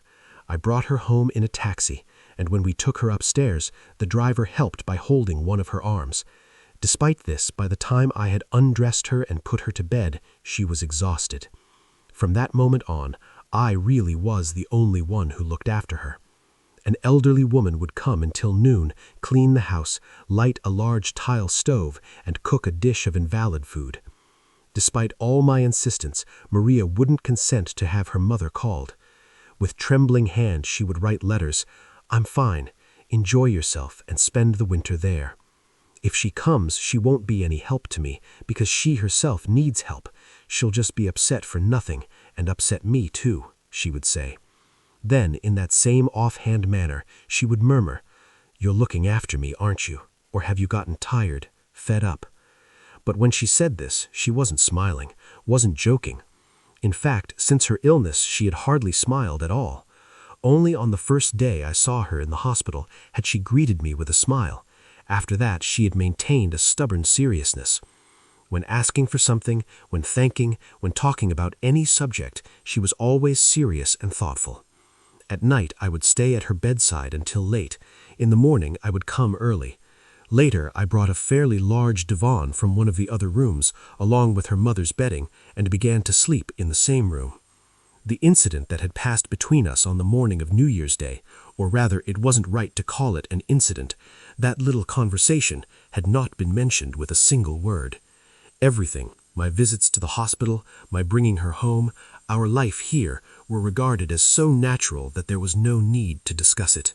Both of us avoided even the smallest hint about these matters, but it was certain that she was thinking about something. When I was moving about the room doing various things, when I was reading to her aloud, I felt that her eyes were constantly following me, resting on me without tiring. She seemed to be searching for something in me. One day, in the late afternoon, under the light of her lamp, I was reading to her a long story by Jakob Wassermann called The Unkissed Mouth. It told of a schoolmaster who had never been loved by anyone in his life, and who had grown old waiting for a love, a human affection, without ever admitting it even to himself. The poor man's spiritual loneliness, the hopes that were born only within himself and died again quickly without being sensed by anyone, were depicted by a masterful pen. After the story ended, Maria closed her eyes and was silent for a long time. Then she turned to me and, in an indifferent voice, "You never told me what you did during the days we didn't see each other after New Year's," she said. "I didn't do anything," I answered. "Really?" "I don't know." There was silence again. It was the first time she had touched on this subject, but I wasn't surprised. In fact, I realized I had been expecting this question for a long time. But instead of answering, I fed her her meal. Then I covered her up nicely, sat at her bedside again, and said, "Shall I read something?" "As you wish." After meals, I had made it my habit to read things as boring as possible to put her to sleep. I hesitated a moment. "If you like, I'll tell you what I did in the 5 days after New Year's. You'll fall asleep faster," I said. She didn't laugh at this joke. She didn't answer either. She only nodded her head as if to say, "Tell me." Slowly, pausing from time to collect my memory, I began. I told her how I had left the house, where I had gone, what I had seen and thought at the Wannsee, how at night I had wandered the streets she would pass through, and then around her house. Finally, how on the last evening when I learned she was in the hospital, I had run there and waited outside until morning. My voice was very calm. I was almost as unemotional as if I were relating events that had happened to someone else. I dwelt in details. I poured out what had passed through me, trying to remember and analyze each thing one by one. She too didn't move at all. She had closed her eyes. She was so motionless you would think she was asleep. Despite this, I continued. It was as if I were repeating all this more to myself. I was saying just as they were certain feelings whose nature even I couldn't yet understand. I was debating them. I was passing on to other things without reaching a conclusion. Only once when I was telling about wanting to say goodbye to her on the telephone did she open her eyes, look carefully at my face, and close them again. No line of her face moved. I wasn't hiding anything. I didn't see the need to, because I had no purpose. The events I had lived through seemed as foreign to me as memories from which long years had passed. A distance had formed between them. For this reason, in my judgments both about myself and about her, far from any hidden thoughts or calculations, I was almost merciless.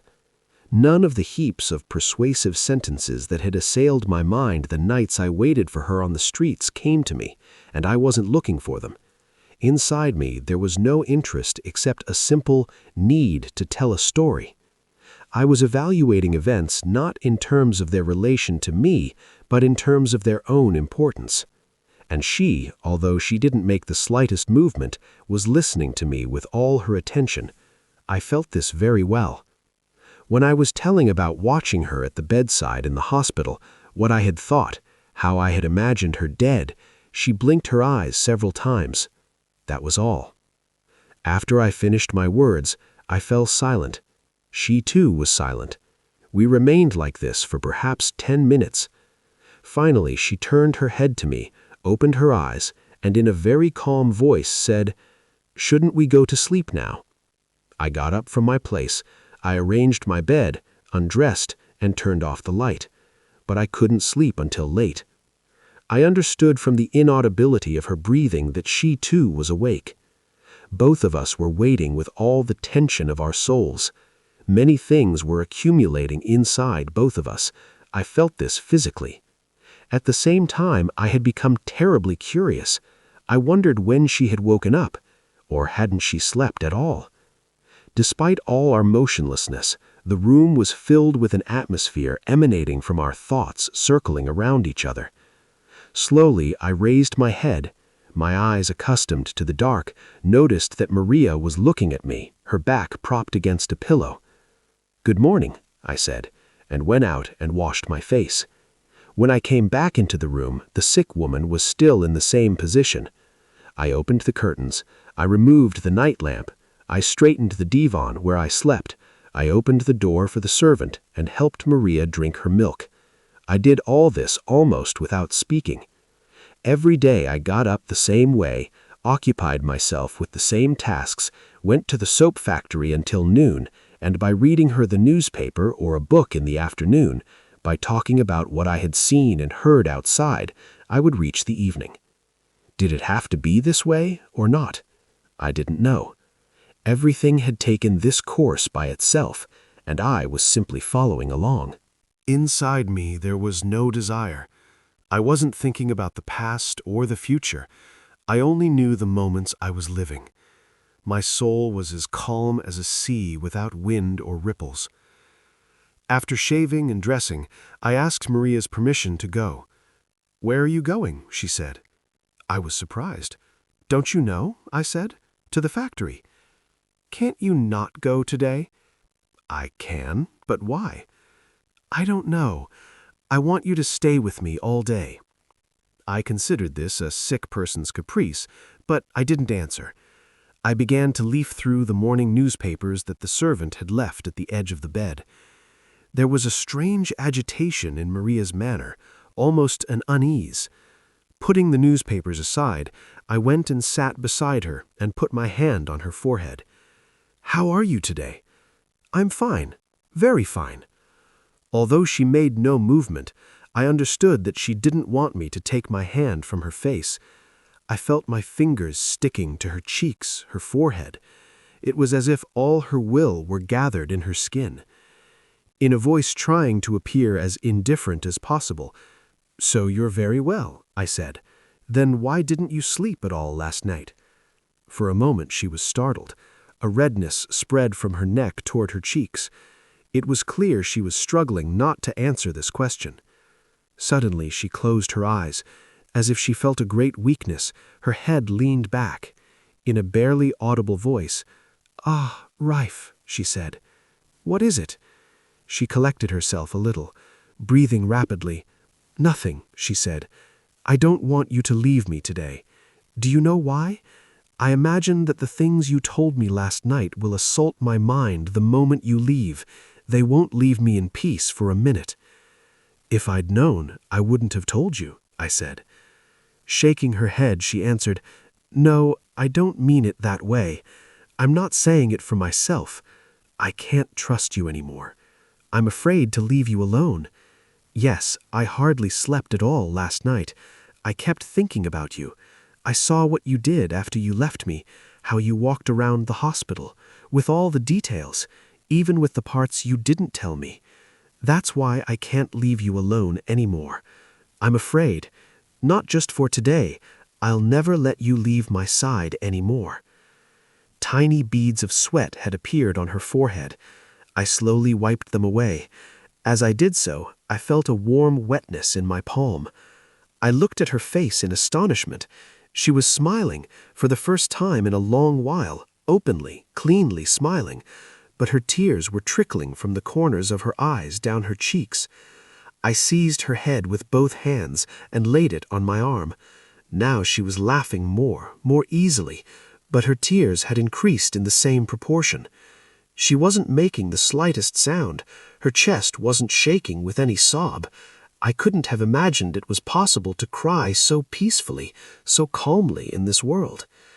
I took her hands, which lay on the white bedspread like two small white birds, and began to play with them. I was curling her fingers, opening them again, making a fist of her hand and squeezing it in my palm.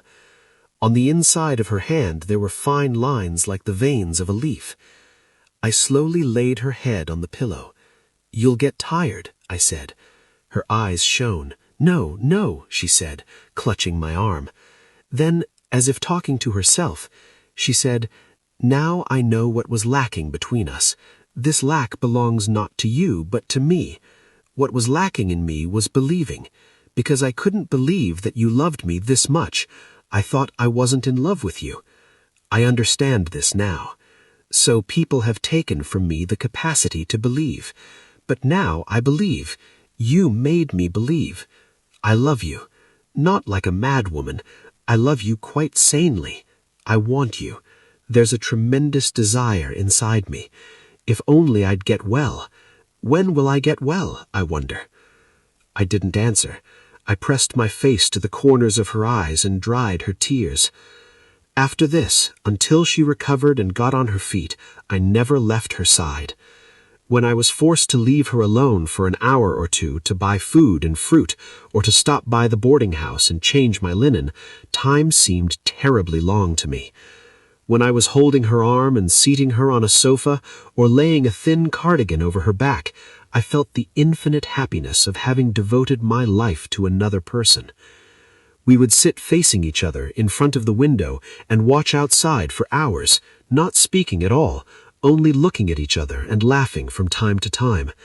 Her illness and my happiness had made us both childlike. A few weeks later, she grew a bit stronger. On fine days, we began to go out together and walk around for about half an hour. Before going out, I would prepare her carefully, Because she coughed when she bent over, I would even put on her stockings. Then I would put her fur coat on her back and bring her slowly down the stairs. And we would rest a bit on a bench about 150 meters from the house.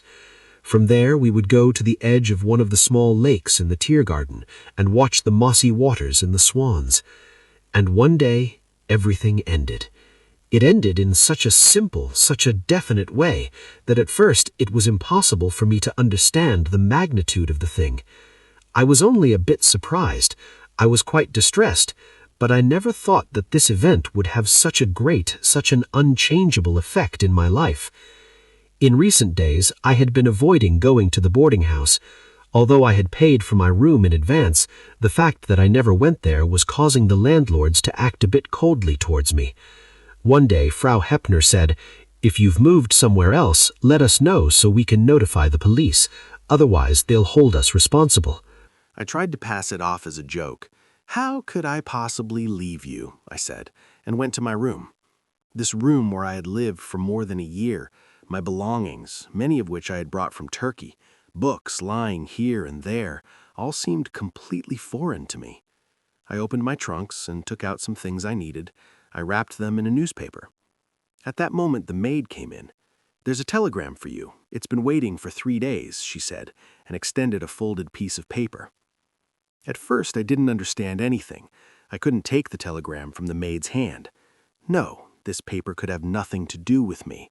I was hoping that by not learning what was inside it, I could keep at bay a disaster circling around me. The maid looked me over in astonishment. Seeing that I made no movement, she put the telegram on the table and left. I leaped from my place.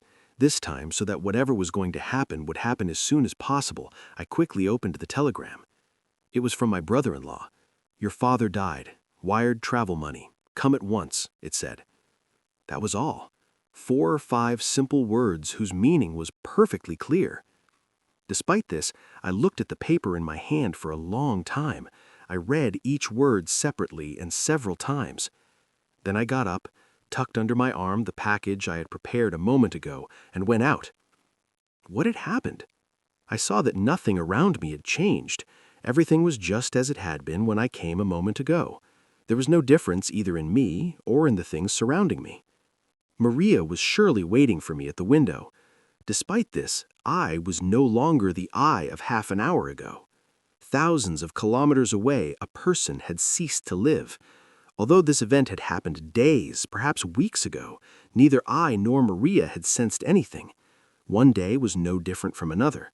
But suddenly, a piece of paper the size of a palm was turning everything upside down, taking me from this world and carrying me there, reminding me that I belonged not here, but to those distant places from which the telegram had come.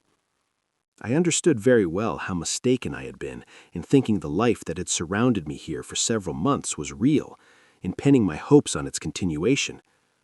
On the other hand, I was still struggling not to accept this truth. It shouldn't have been like this. To have been born somewhere and to be someone's son wasn't that important. What was really important was to attain this rare happiness in a world where it was so hard for 2 people to find each other. The rest was all details. These should have sorted themselves out on their own, should have conformed to the main point, the truth that we had found each other. But I also knew very well that it wouldn't be this way.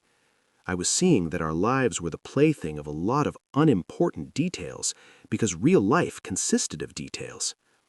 Our logic and life's logic never matched. A woman could look out of a train window, a piece of coal could get into her eye, she could rub it without attaching importance to it, and this tiny event could blind one of the most beautiful eyes in the world. Or a tile, loosened by a light wind, could smash a head that the age envied. Just as it never occurred to us to think whether the eye was important or the piece of coal, whether the tile was important or the head, and just as we were forced to accept all this without any reasoning, so we were forced to endure many other caprices of life with the same resignation. Was it really like this? There were events in the world that couldn't be prevented, and we couldn't understand their causes and logic. This was true, but there were certain illogicalities and wrongnesses that, although supposedly modeled on nature, could very well not have been done. For example, what were the things binding me to Haran? 3 or 5 olive groves, a few soap works, a few relatives I had never curious to know? Whereas I was bound here with my whole life, with all my living parts. So why couldn't I stay here? Very simple.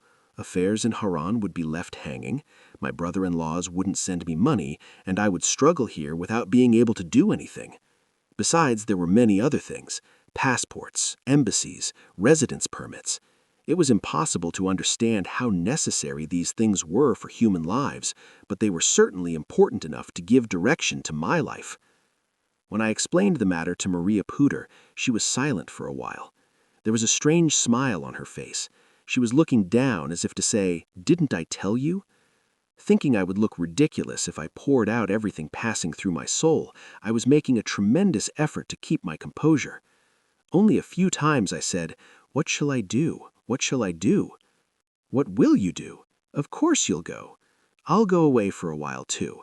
I won't be able to work for a long time anyway. I'll stay in Prague with my mother. Country life there will certainly be good for my health. I'll spend the spring there." It seemed a bit strange to me that she was talking about projects concerning herself, leaving me aside. From time to time she was studying me with furtive glances. "When will you go?" she asked. "I don't know. I should leave when I get the travel money." "Maybe I'll go before you." "Oh?" My surprise made her laugh. "You are always a child, Raif," she said. "It's childish to show agitation and excitement in matters that can't be prevented. Besides, we still have time. We'll think about many things and decide." I went out again to put my small affairs in order and end my connection with the boarding house. In the late afternoon, when I found Maria looking ready for travel, I was quite surprised. "What's the point of wasting time for nothing?" she said. "I'll go as soon as possible and leave you free to complete your travel preparations. And then, I don't know, I've just decided to leave Berlin before you. I don't know the reason myself." She had died while I was waiting for her, while I was preparing my house to receive her. Without saying anything to anyone, so as not to make me writhe in impossibilities, so as not to put me in difficulty, taking all her secret with her, she had died. Now I understood the real reason for the anger I had felt toward her for 10 years, for my enclosing myself within an impassable wall against my surroundings. For 10 years, with an undiminished love, I had continued to love her. I had not allowed anyone but her to enter my heart. But now I loved her more than ever. I was stretching out my arms to the vision before me. I wanted to take her hands again in my palms and warm them. The life we had spent together, that 4 or 5 months, was before my eyes with all its details. I remembered every point, every word spoken between us. Starting from seeing her painting at the exhibition, I was living once more my listening to her song at the Atlantic, her coming up to me, the walks in the botanical garden, our sitting across from each other in her room, her illness. Memories rich enough to fill a whole life, because they were compressed into such a short time, were more vivid, more affecting than in reality. These showed me that for 10 years I hadn't lived for a single moment, that all my movements, thoughts, feelings were as far from me as if they belonged to a stranger who had nothing to do with me. The real I had lived only about 3 or 4 months in a life approaching 35 years. After that, I had been buried in the depths of a meaningless identity that had nothing to do with me. Last night, in bed, face to face with Maria, I understood that from now on it would be harder for me to carry this body, this head that had nothing to do with me. I would feed them as if feeding a stranger, drag them from place to place, and always watch them with pity and contempt. Again last night I understood that after that woman left my life, everything had lost its reality. I had died together with her, perhaps even before. The household went out early this morning, all together, for a walk. I stayed home, using my indisposition as an excuse. I've been writing these things since morning. It's beginning to get dark. They still haven't come, but in a little while they'll come pouring in, laughing and shouting. What is my relation to them? What do all the ties mean when souls aren't together? For years, I haven't said a single word to anyone, yet how much I need to talk. What is being forced to stifle everything inside but being buried alive? Ah, Maria, why can't we sit by a window and talk together?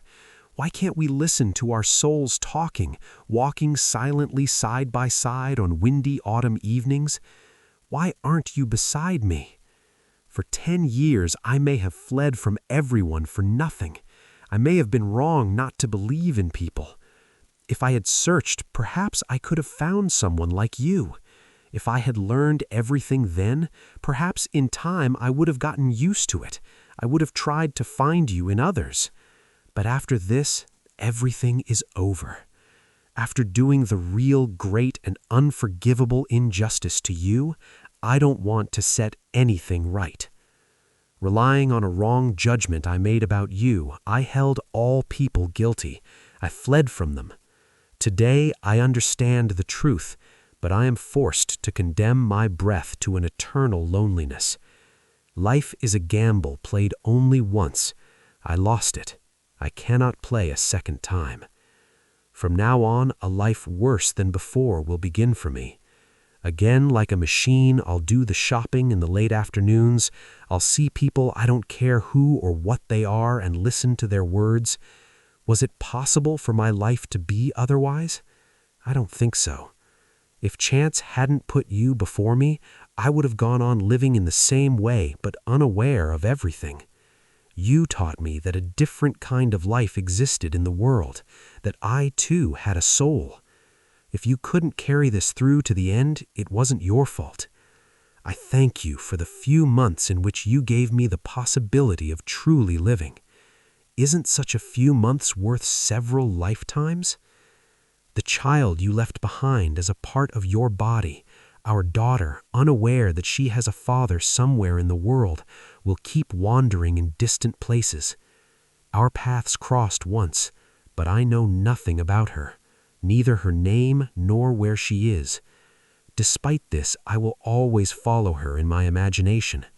I will invent a life course for her in my head and walk beside her, imagining how she grows up, how she goes to school, how she laughs and how she thinks.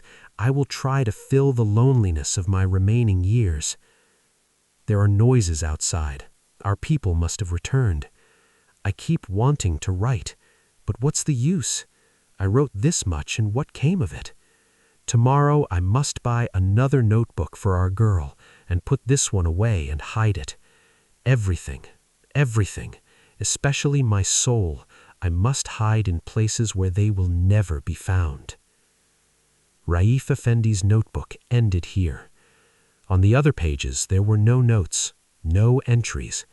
It was as if he had reflected his soul, which he hid with great fear, just this once outwards onto the pages of this notebook.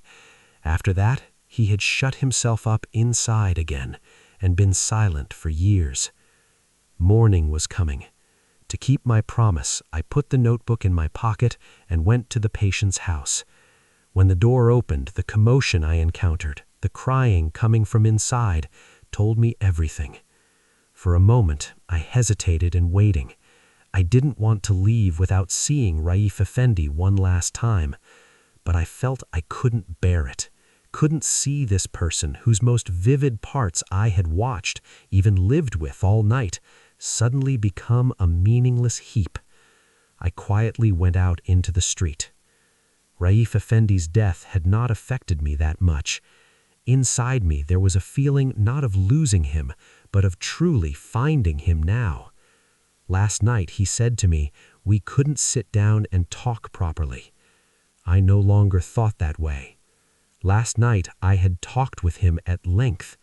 As he was leaving this world, he was entering my life in a way more vivid than would fall to any other person. From now on, I would always find him beside me. At the office, I sat at Raif Efendi's empty desk and, placing the black-covered notebook before me, began to read once more. As you wish. We didn't talk about anything else. We didn't touch, even with a small word, on the things we had intended to think about and decide. The next day, she left on the evening train. In the afternoon, we didn't go out at all. We sat facing each other in front of the window and watched outside. We wrote down each other's addresses in our notebooks. So that her letters could reach me, I would send in each of my letters an envelope with my own address written on it, because it was impossible for her to write Arabic letters or for our postal clerks in Havran to read Latin ones. For about an hour we talked of nothing in particular, about how long the winter was lasting this year, about how the snow still hadn't cleared, although we had come to the end of February.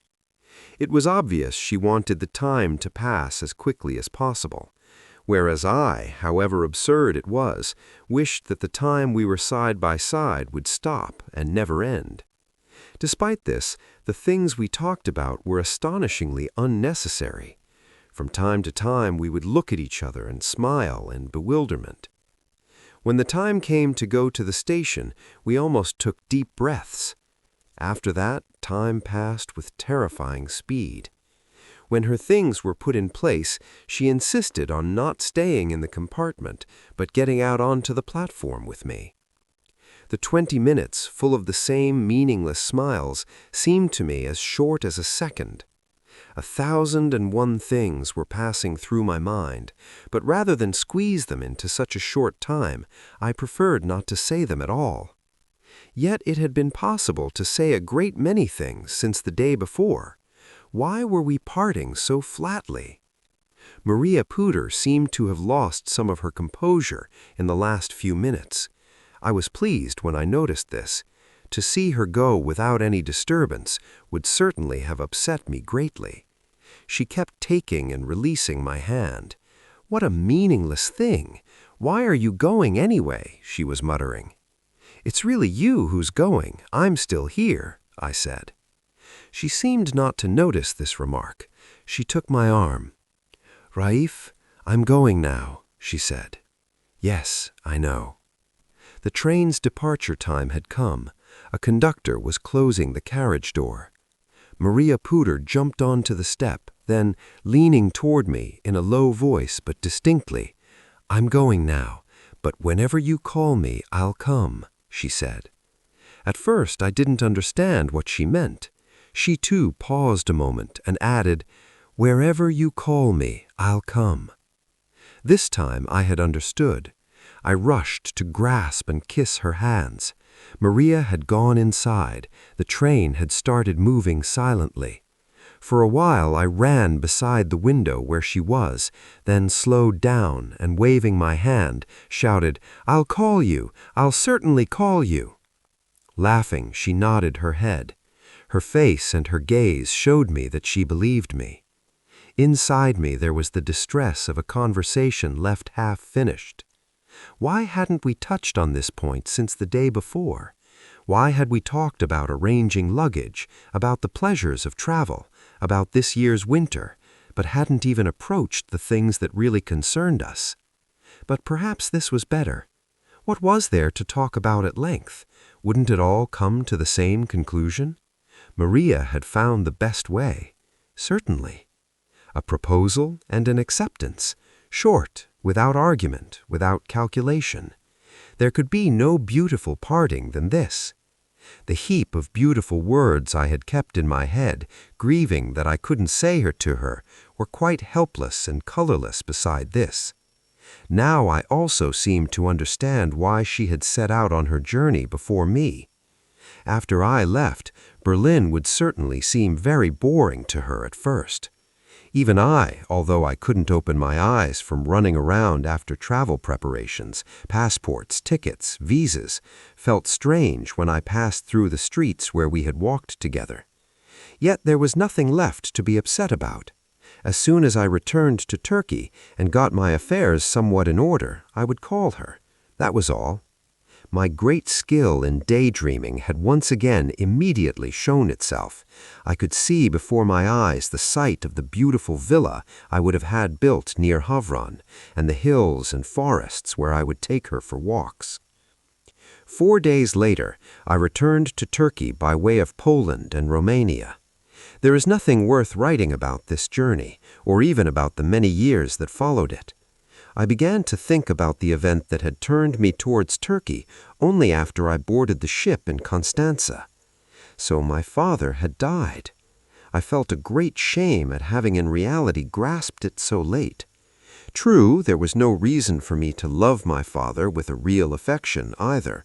A strangeness had always remained between us, and if someone had asked me, "Was your father a good man?" I wouldn't have found an answer, because I didn't know him well enough to have an opinion about his goodness or badness.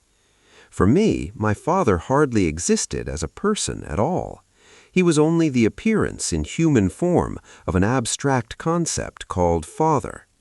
The bald-headed man with the round gray beard who entered the house in the evenings, frowning silently, and didn't consider us or our mother worth addressing, and the person I saw at the cafe with the pool, opening his shirt and laughing as he drank ayran and cursing as he played backgammon, these were to me completely separate. How I would have wished this second one were my father.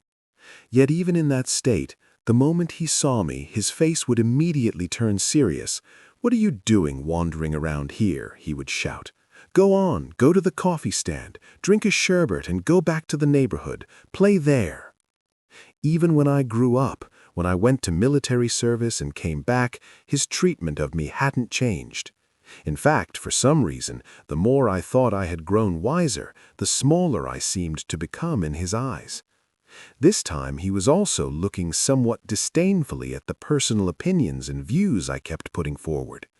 Lately, his agreeing to my every wish was a sign that he didn't attach enough importance to me to condescend to argue. Despite all this, there was nothing in my mind that would tarnish his memory. I would feel not his emptiness, but his absence. The closer I got to Havran, the more sorrow descended upon me. It was hard for me to imagine our house and the whole town without him. There's no need to tell all this at length. In fact, I would prefer not to mention at all the 10 years that followed these days, but for certain things to be understood, at least a few pages must be devoted to these days, the most meaningless period of my life. In Havran, I was not at all well received. My brothers-in-law seemed to be mocking me, my sisters were completely foreign, my mother was more wretched than before. Our house had been closed up, my mother had moved in with my older brother-in-law. Since no such offer was made to me, I began to live alone in the big house, together with an old female servant from the old days. When I wanted to take over my father's affairs, I learned that he had divided the inheritance before his death. I couldn't properly learn from my brothers-in-law what property was mine. There was no mention of the 2 soap works. It turned out that these had been sold by my father some time ago, and to one of my brothers-in-law at that. The price for these, and indeed the cash and gold coins my father was rumored to have had in abundance, were nowhere to be found. My mother was unaware of anything. When I asked, she said, "How would I know, my child? The departed obviously went without telling where he buried it. Your brothers-in-law never left his side in his last days. Would it have occurred to him that he would die? He obviously didn't get around to saying where the hoard was. What can we do now? Let's go to a fortune-teller. Everything is known to them." Indeed, after that, my mother left no fortune-teller unvisited in the Havran area. On their advice, not a tree base in the olive groves undug, not a wall corner in the house unexcavated. She spent the 5 or 10 pieces of gold left in her hands on this. My sisters also went to the fortune-tellers together, but they weren't very willing to share the expense. I was aware that my brothers-in-law in particular were secretly laughing at the endless treasure hunts. Because harvest time had passed, it was impossible for me to get anything from the olive groves. I obtained a few kurush by selling the future year's crops of some of them.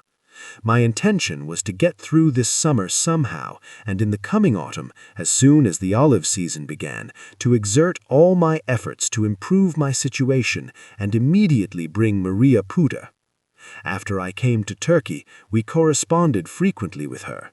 In these muddy spring days and stifling summer days when I was occupied with a lot of nonsensical affairs, what gave me some relief were her letters and the hours I spent writing to her. About a month after I came, she had returned to Berlin with her mother.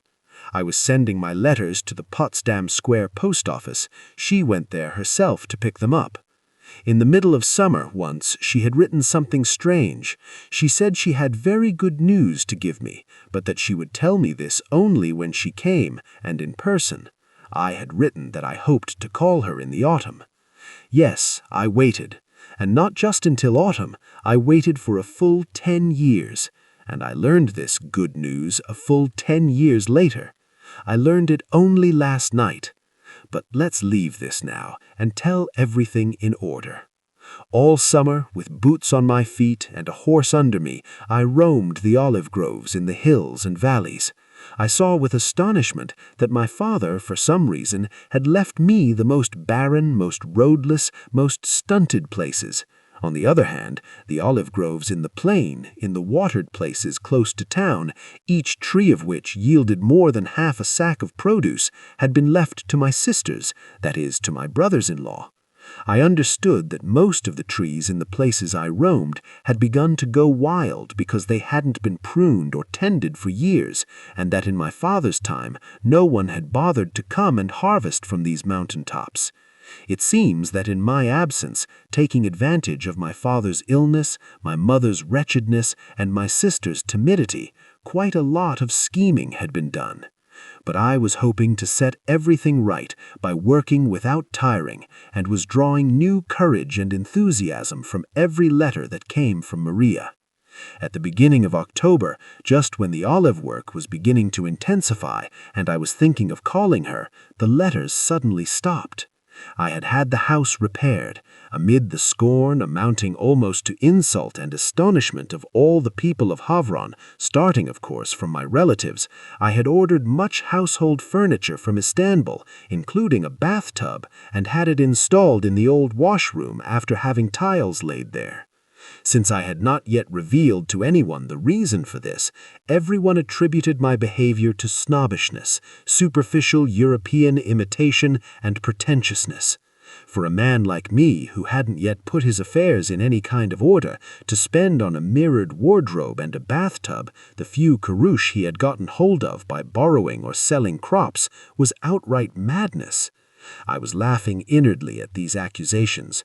There was no way they could understand me, nor was I at all obliged to give explanations. But the fact that Maria hadn't answered me, although 15 or 20 days had passed, threw me into terrible alarm. My mind, ready to suspect and worry, began to torment me with 1,001 possibilities. When I couldn't get an answer to the letters I wrote, one after another either, I fell into complete despair. Besides, the intervals between her last letters had been growing longer, and the pages seemed to be filled with less and with more difficulty. I spread out all her letters before me and read them one by one. In those written in recent months there was some bewilderment, something wanting to hide, and evasive, secretive expressions that didn't suit the always open Maria at all. I had even fallen into doubt at times as to whether she wanted me to call her as soon as possible, or was afraid of my calling and was upset because she would be forced to go back on her word. Now I was drawing meanings from every line, every half-finished expression, every joke, and going mad. All I wrote came to nothing, and all I feared turned out to be true. I never again received news from Maria Puder or heard her name. Only yesterday. But we haven't come to that yet. A month later, the last letters I had sent came back with the notation returned to sender because not picked up from post office. Then I gave up hope in everything. Even today, I'm astonished when I think how much I changed in a few days. I noticed I had become like dregs, as if something that had given me the ability to move, see, hear, feel, think, in short, to live, had been pulled out of me. This time, I wasn't even like the days following New Year's Eve. At that time, I had never been this hopeless. The consciousness of being close to her, the thought of going and talking to her, convincing her, had never left me. But now I was completely helpless. This enormous distance between us tied my hands. I shut myself up in the house, wandered from room to room, read her letters and my returned letters again and again, dwelt on points that had escaped my eye until then, and laughed bitterly. My interest in my affairs, and indeed in myself generally, had suddenly diminished to the point of non-existence. I left the work of shaking the olives, gathering them, taking them to the factory, and pressing the oil in the hands of this person and that. Even when I sometimes pulled on my boots and went out into the countryside, I preferred to wander in directions where I would see no human face. I would come home at midnight and stretch out on the mat, and after a few hours of sleep I would wake the next morning with the bitter feeling, why am I still alive? The empty, aimless, purposeless days before I met Maria Puder had begun again, in a form far more painful than before. There was one difference. The torment of having once learned that it was possible to live differently in the world now took the place of the ignorance that had made me think life consisted of this. I was no longer aware of my surroundings at all. I felt it was impossible for me to take pleasure in anything. For a short while, a brief while, that woman had rescued me from my usual helpless, apathetic state. She had taught me that I was a man, or rather a human being, that there were parts inside me too that were capable of living, that the world might not be as meaningless as I had thought. But as soon as I lost my connection to her, as soon as I escaped her influence, I had returned to my old state. Now I understood how much I needed her. I was not a person who could walk alone in life. I was always in need of a support like her. It would not be possible for me to live deprived of these things. Despite this, I lived. But there's the result. If it's permissible to call this living, I lived. I never again received news from Maria Puder. The owner of the boarding house in Berlin said in her reply that Frau von Tiedemann no longer lived with them, and that for this reason she couldn't give me the information I wanted. Whom else could I ask? She had written that when she returned from Prague with her mother, they had moved to a new house, but I didn't know the address. I was astonished when I thought how few people I had met in the nearly 2 years I had stayed in Germany. I hadn't gone anywhere but Berlin. I knew the city down to its blind alleys. I had left no museum, art gallery, botanical or zoological garden, forest or lake unvisited. Yet of the millions of people living in this city, I had spoken to only a few, had known only one. Perhaps this was enough. One person was certainly enough for a person.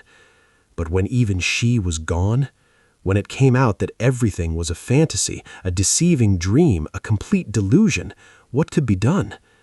This time it was I who had lost the capacity to believe and to hope. Such a distrust, such a bitterness towards people had arisen inside me that from time to time I was frightened of it myself. I regarded everyone I came in contact with, whoever they were, as an enemy or at least a harmful creature. As the years passed, instead of losing its strength, this feeling intensified. The suspicion I felt towards people rose to the level of hatred. I fled from those who wanted to approach me. I was most afraid of the people I found or thought I would find closest to myself. After even she did this, I would say. What she had done was not known, and precisely for this reason my imagination dwelt on the worst possibilities and passed the harshest judgments. After all, the easiest way to not keep a promise made in the moment of parting, on the impulse of a simple excitement, was to cut off the relationship without any discussion. The letters wouldn't be picked up from the post office. No answer would be given. Things thought to exist would suddenly cease to exist. Who knows what new adventure, what nearer and more sensible happiness was now opening its arms to her? To give this up, and clinging to a word spoken partly just to please a naive boy, to throw herself into an unknown life, an adventure whose end was uncertain, this was not something her always well-functioning mind would accept.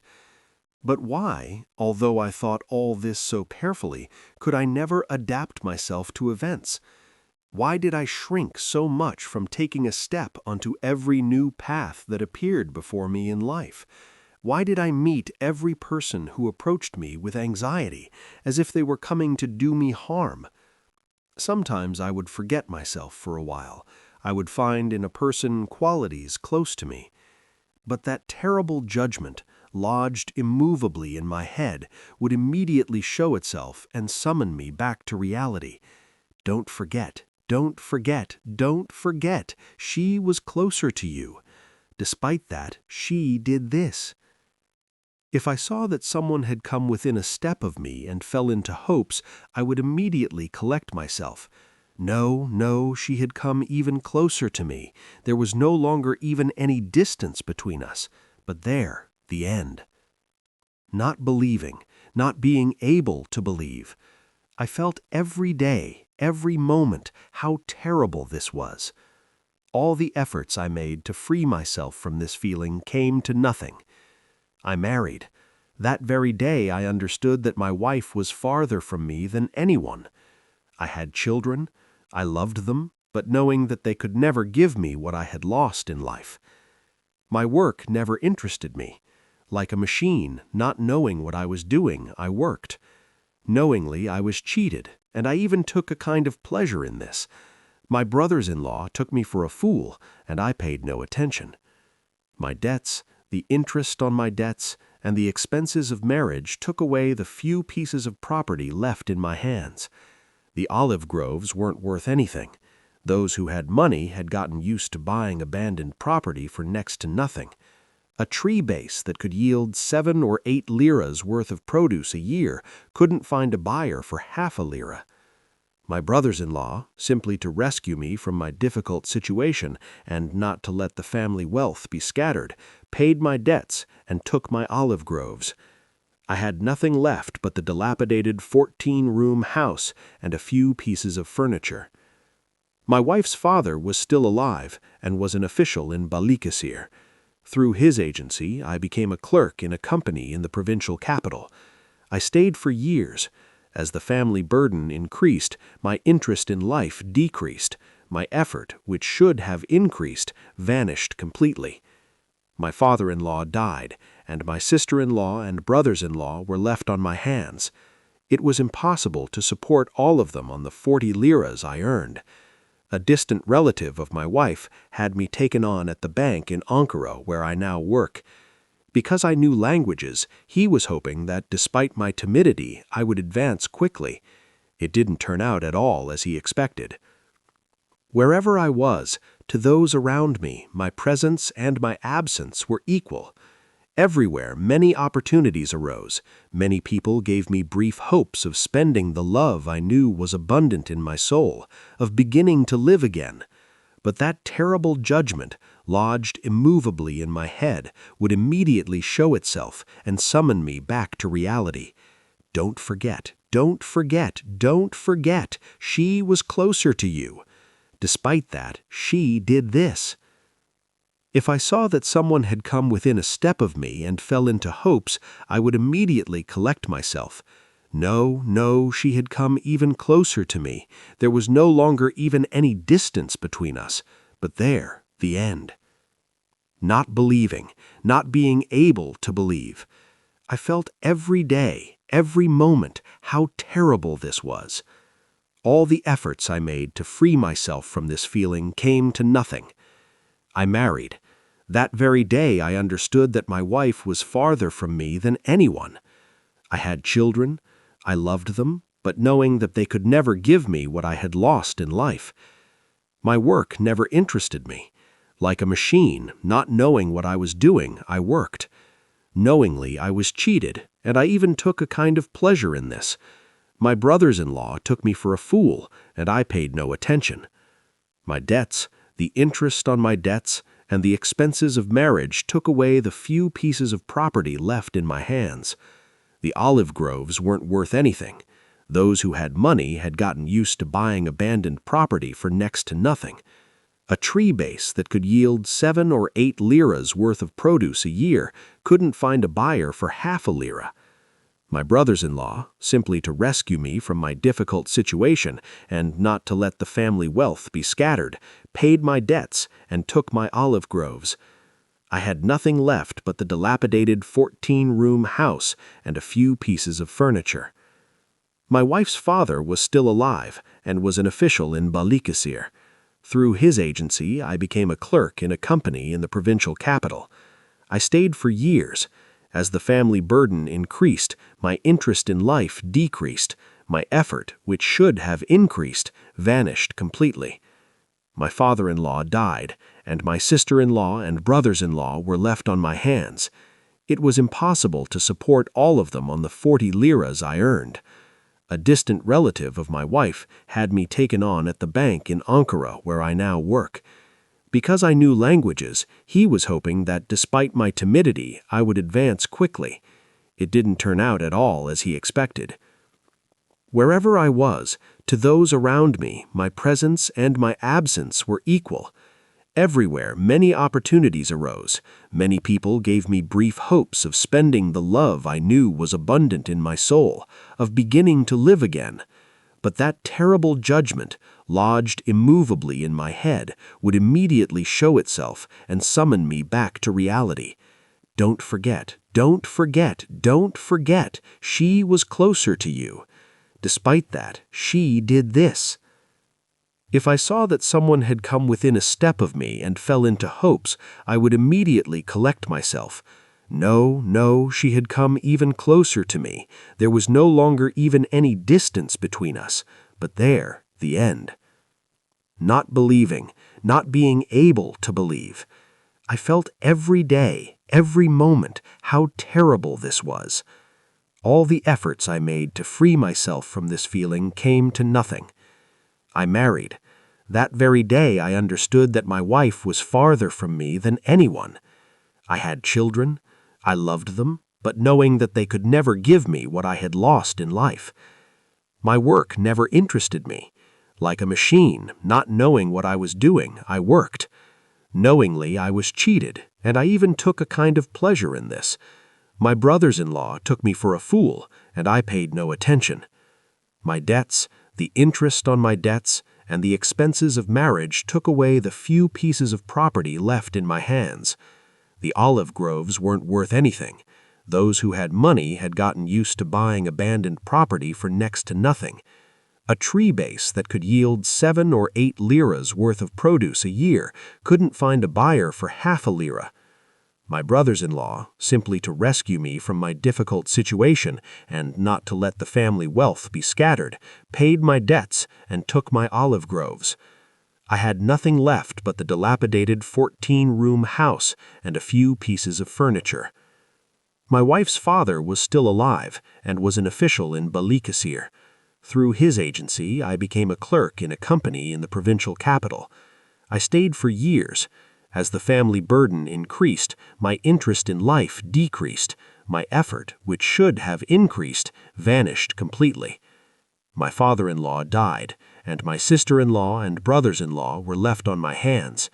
It was impossible to support all of them on the 40 liras I earned. A distant relative of my wife had me taken on at the bank in Ankara, where I now work. Because I knew languages, he was hoping that despite my timidity, I would advance quickly. It didn't turn out at all as he expected. Wherever I was, to those around me, my presence and my absence were equal. Everywhere, many opportunities arose. Many people gave me brief hopes of spending the love I knew was abundant in my soul, of beginning to live again. But that terrible judgment, lodged immovably in my head, would immediately show itself and summon me back to reality. Don't forget, don't forget, don't forget, she was closer to you. Despite that, she did this. If I saw that someone had come within a step of me and fell into hopes, I would immediately collect myself. No, no, she had come even closer to me. There was no longer even any distance between us. But there, the end. Not believing, not being able to believe. I felt every day, every moment, how terrible this was. All the efforts I made to free myself from this feeling came to nothing. I married. That very day I understood that my wife was farther from me than anyone. I had children. I loved them, but knowing that they could never give me what I had lost in life. My work never interested me. Like a machine, not knowing what I was doing, I worked. Knowingly, I was cheated, and I even took a kind of pleasure in this. My brothers-in-law took me for a fool, and I paid no attention. My debts, the interest on my debts, and the expenses of marriage took away the few pieces of property left in my hands. It was also impossible to love people and approach them again, because I had been deceived in the person I most believed in, most trusted. Could I trust others? Thus, certainly years would pass, the day I was waiting for would come, and everything would end. I wanted nothing else. Life had played a bad trick on me. Very well. There. I was finding fault with neither myself nor others. I was accepting events as they were and enduring in silence. But there was no need for this to go on. I was bored, simply bored. I had no other complaint. One day, that is, yesterday, Saturday, around noon, I had come home and undressed. My wife said various things were needed. "Tomorrow the shops are closed. Trouble yourself once more and go to the market," she said. Reluctantly, I dressed. I walked as far as the marketplace. It was quite hot.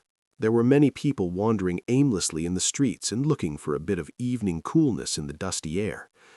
After I finished the shopping, I tucked the packages under my arm and walked toward the statue. I wanted to return home not by the usual crooked streets, but by the asphalt road, even if it meant going a bit out of my way. A huge clock swinging in front of one of the shops showed 6 o'clock. Suddenly, I felt myself seized by the arm. A woman's voice was almost shouting in my ear, "Herr Raif!" I was badly startled by this German address. I was about to shake free and run away in fright. The woman had seized me tightly. "No, I'm not mistaken. You really are Herr Raif. Goodness, how a person can change!" she was shouting, and people passing in the street were looking at us. I slowly raised my head. Even before I saw her face, I had understood from her enormous body who she was. Her voice, too, hadn't changed at all. "Ah, Frau von Tiedemann, who would have thought to see you in Ankara?" I said. "No, not Frau von Tiedemann, just Frau Döpke. I sacrificed a van for a husband, but I'm not badly off." "Congratulations. So then—" Yes, as you imagine. Not long after you left, we too left the boarding house. Together, of course. We went to Prague." The moment she said Prague, something stung inside me. There was now no way I could hold back when I had been trying not to bring to mind. But why would I ask? She didn't know about my relationship with Maria. What meaning would she attach to my question?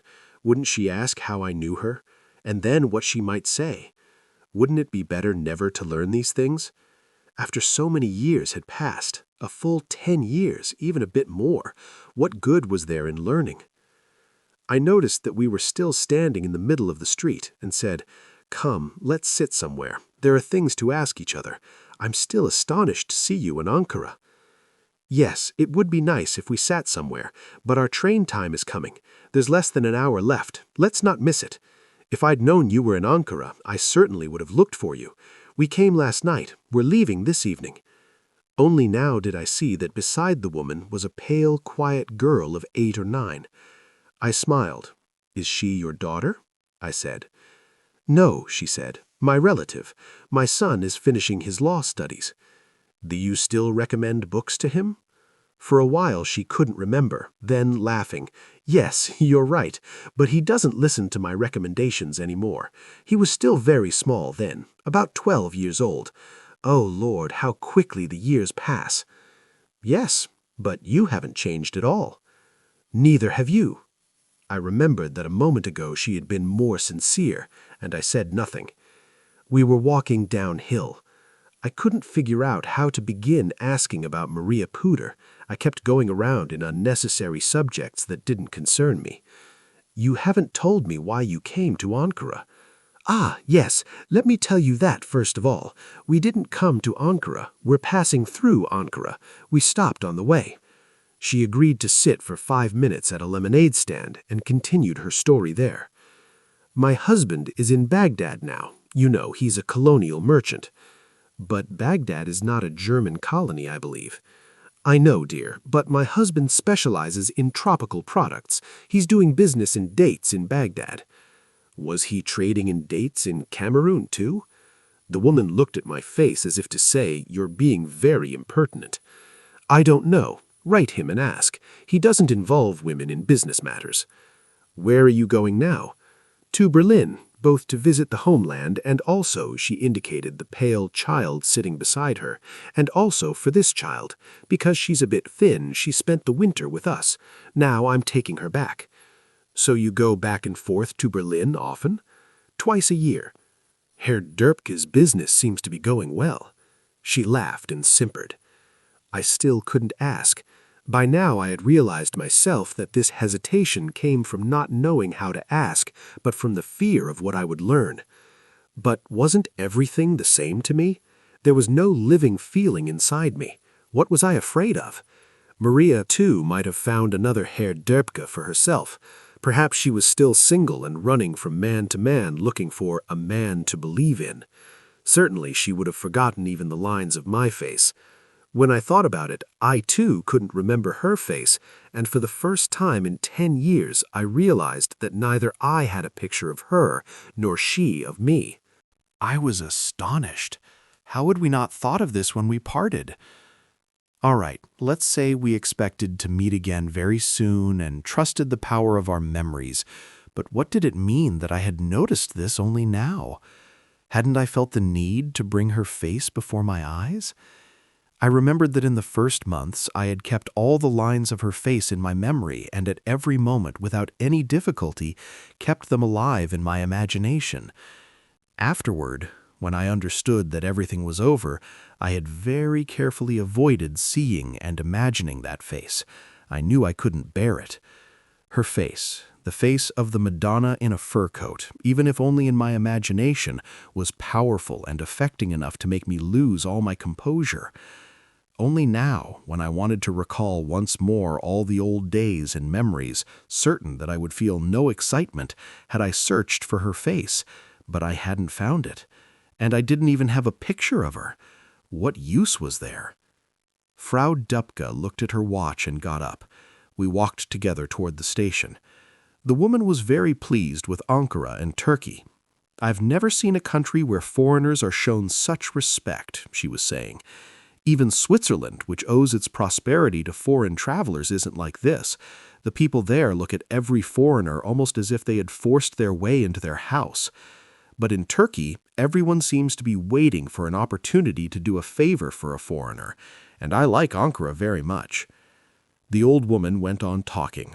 The little girl was walking 5 or 10 steps ahead, touching the trees along the side of the road with her hand. After we had come quite close to the station, with a final resolve, but trying to appear as indifferent as possible, I began, "Do you have many relatives in Berlin?" "No, not very many. I'm originally from Prague, from the Sudeten Germans. My first husband was Dutch, too. Why do you ask?" "When I was there, I had seen a woman who said she was your relative." "Where?" "In Berlin. I had happened to meet her at an art exhibition. I think she was a painter." The woman suddenly became interested. "Yes, and then?" she said. I said hesitatingly, "Then, I don't know. We talked once or something. She had a beautiful painting. On that occasion." "Do you remember her name?" "I think it was Puder." "Yes, Maria Puder. Her signature was under the painting. It was written in the catalogue, too." The woman didn't answer. I collected myself again. "Do you know her?" I said. "Yes." "Why did she tell you she was your relative?" "I don't know. I think I had mentioned the boarding house where I was staying, and she had said, 'I have a relative there.' Or maybe it was something else. Of course, I can't remember now. It's been 10 years. "Yes, no small amount of time. Her mother had told me that her daughter had once been friendly with a Turk and talked about him all day, and I was wondering if it was you. But isn't it strange? The woman had never once seen this Turk her daughter was so taken with. She had gone to Prague that year. She learned in Prague from her daughter that the Turkish student had left Berlin. We had arrived at the station. The woman walked toward the train. I was afraid that if we changed the subject, I wouldn't be able to return to the same topic and wouldn't learn what I really wanted. So looking into her eyes, I waited with great interest for her to continue. After the woman had sent away the hotel porter who had put her luggage in the carriage, she turned to me. "Why do you ask?" she said. "You were saying you knew Maria only slightly." "Yes, but she must have left a very strong impression on me. I liked her painting very much." She was a good painter. With an anxiety that had suddenly arisen inside me, whose nature I couldn't understand, I asked, "Did you say was a painter? Isn't she now?" The woman looked around for the little girl. Seeing that she had gotten into the carriage and sat down, she leaned her head toward me. "Of course not," she said, "because she's no longer alive." "What?" I heard this word come out of my mouth like a whistle. Those around us turned and looked, and the little girl in the compartment stuck her head out the window and studied me in astonishment. The woman's eyes were moving carefully over me. "Why are you so surprised?" she said. "Why have you turned pale? You said you knew her only slightly." "Even so, an entirely unexpected death," she said. "Yes, but it's not recent. It's perhaps 10 years. 10 years? Impossible." After looking me over again, the woman drew me a bit aside. "I see that Maria Puder's death concerns you. Let me tell you briefly," she said. "About 2 weeks after you left the boarding house to return to Turkey, we too left together with Herr Döpke and went to stay with our relatives who owned a farm near Prague. There we happened to meet this Maria Puder and her mother. I wasn't on very good terms with her mother, but we didn't dwell on that there. Maria was very thin and weak. She said she had had a serious illness in Berlin. After a while, they went back to Berlin. The girl had recovered considerably.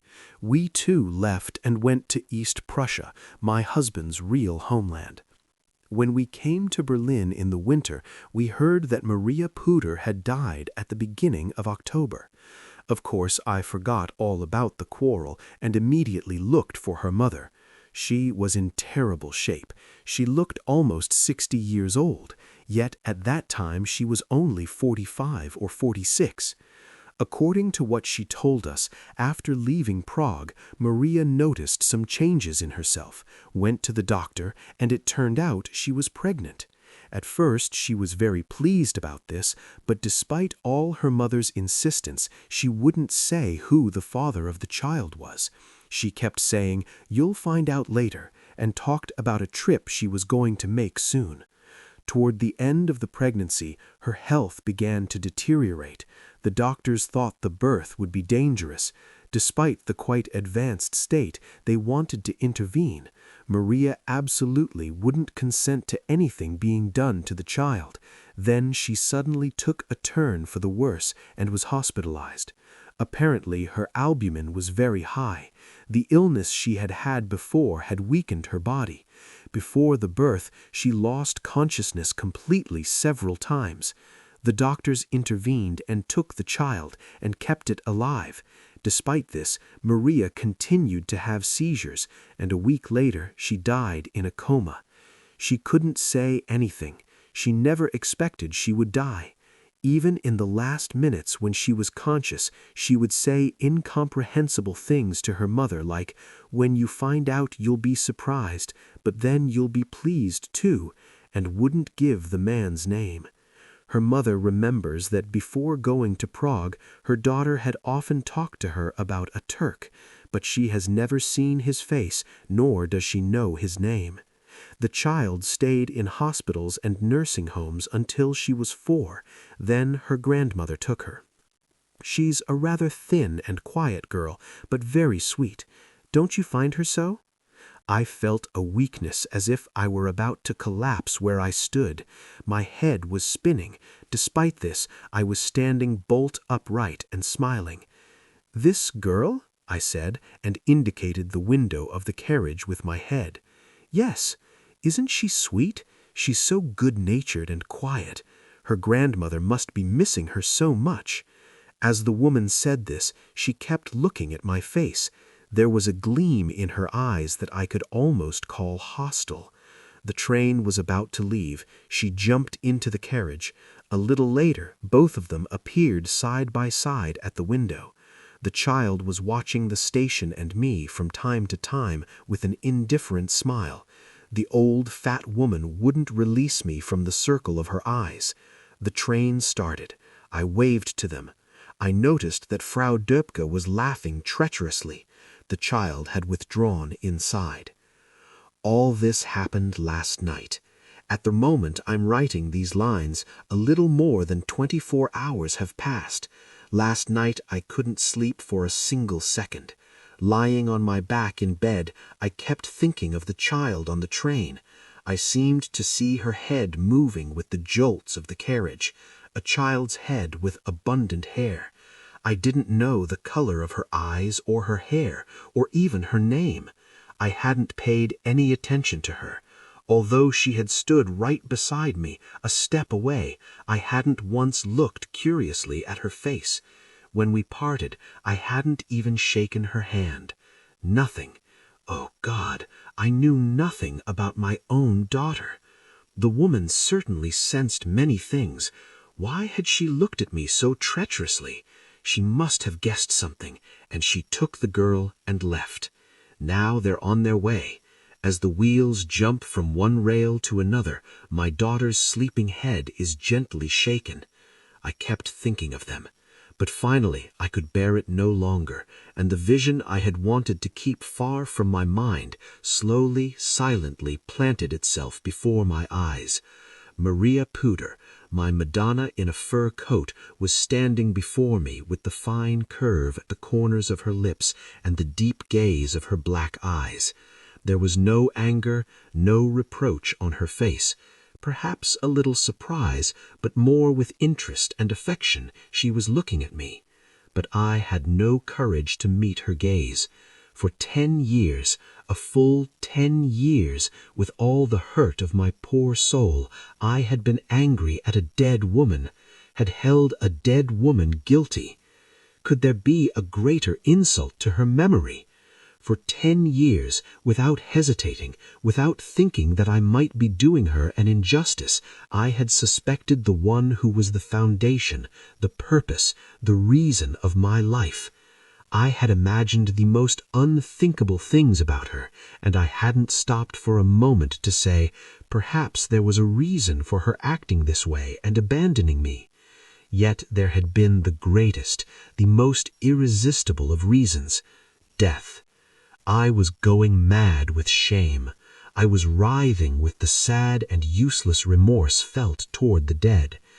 Even if I spent the rest of my life on my knees trying to atone for the crime I committed against her memory, I sensed that I would not succeed, that loading onto the most innocent of people the heaviest of sins, the betrayal of leaving a loving heart in the lurch, would never be forgiven.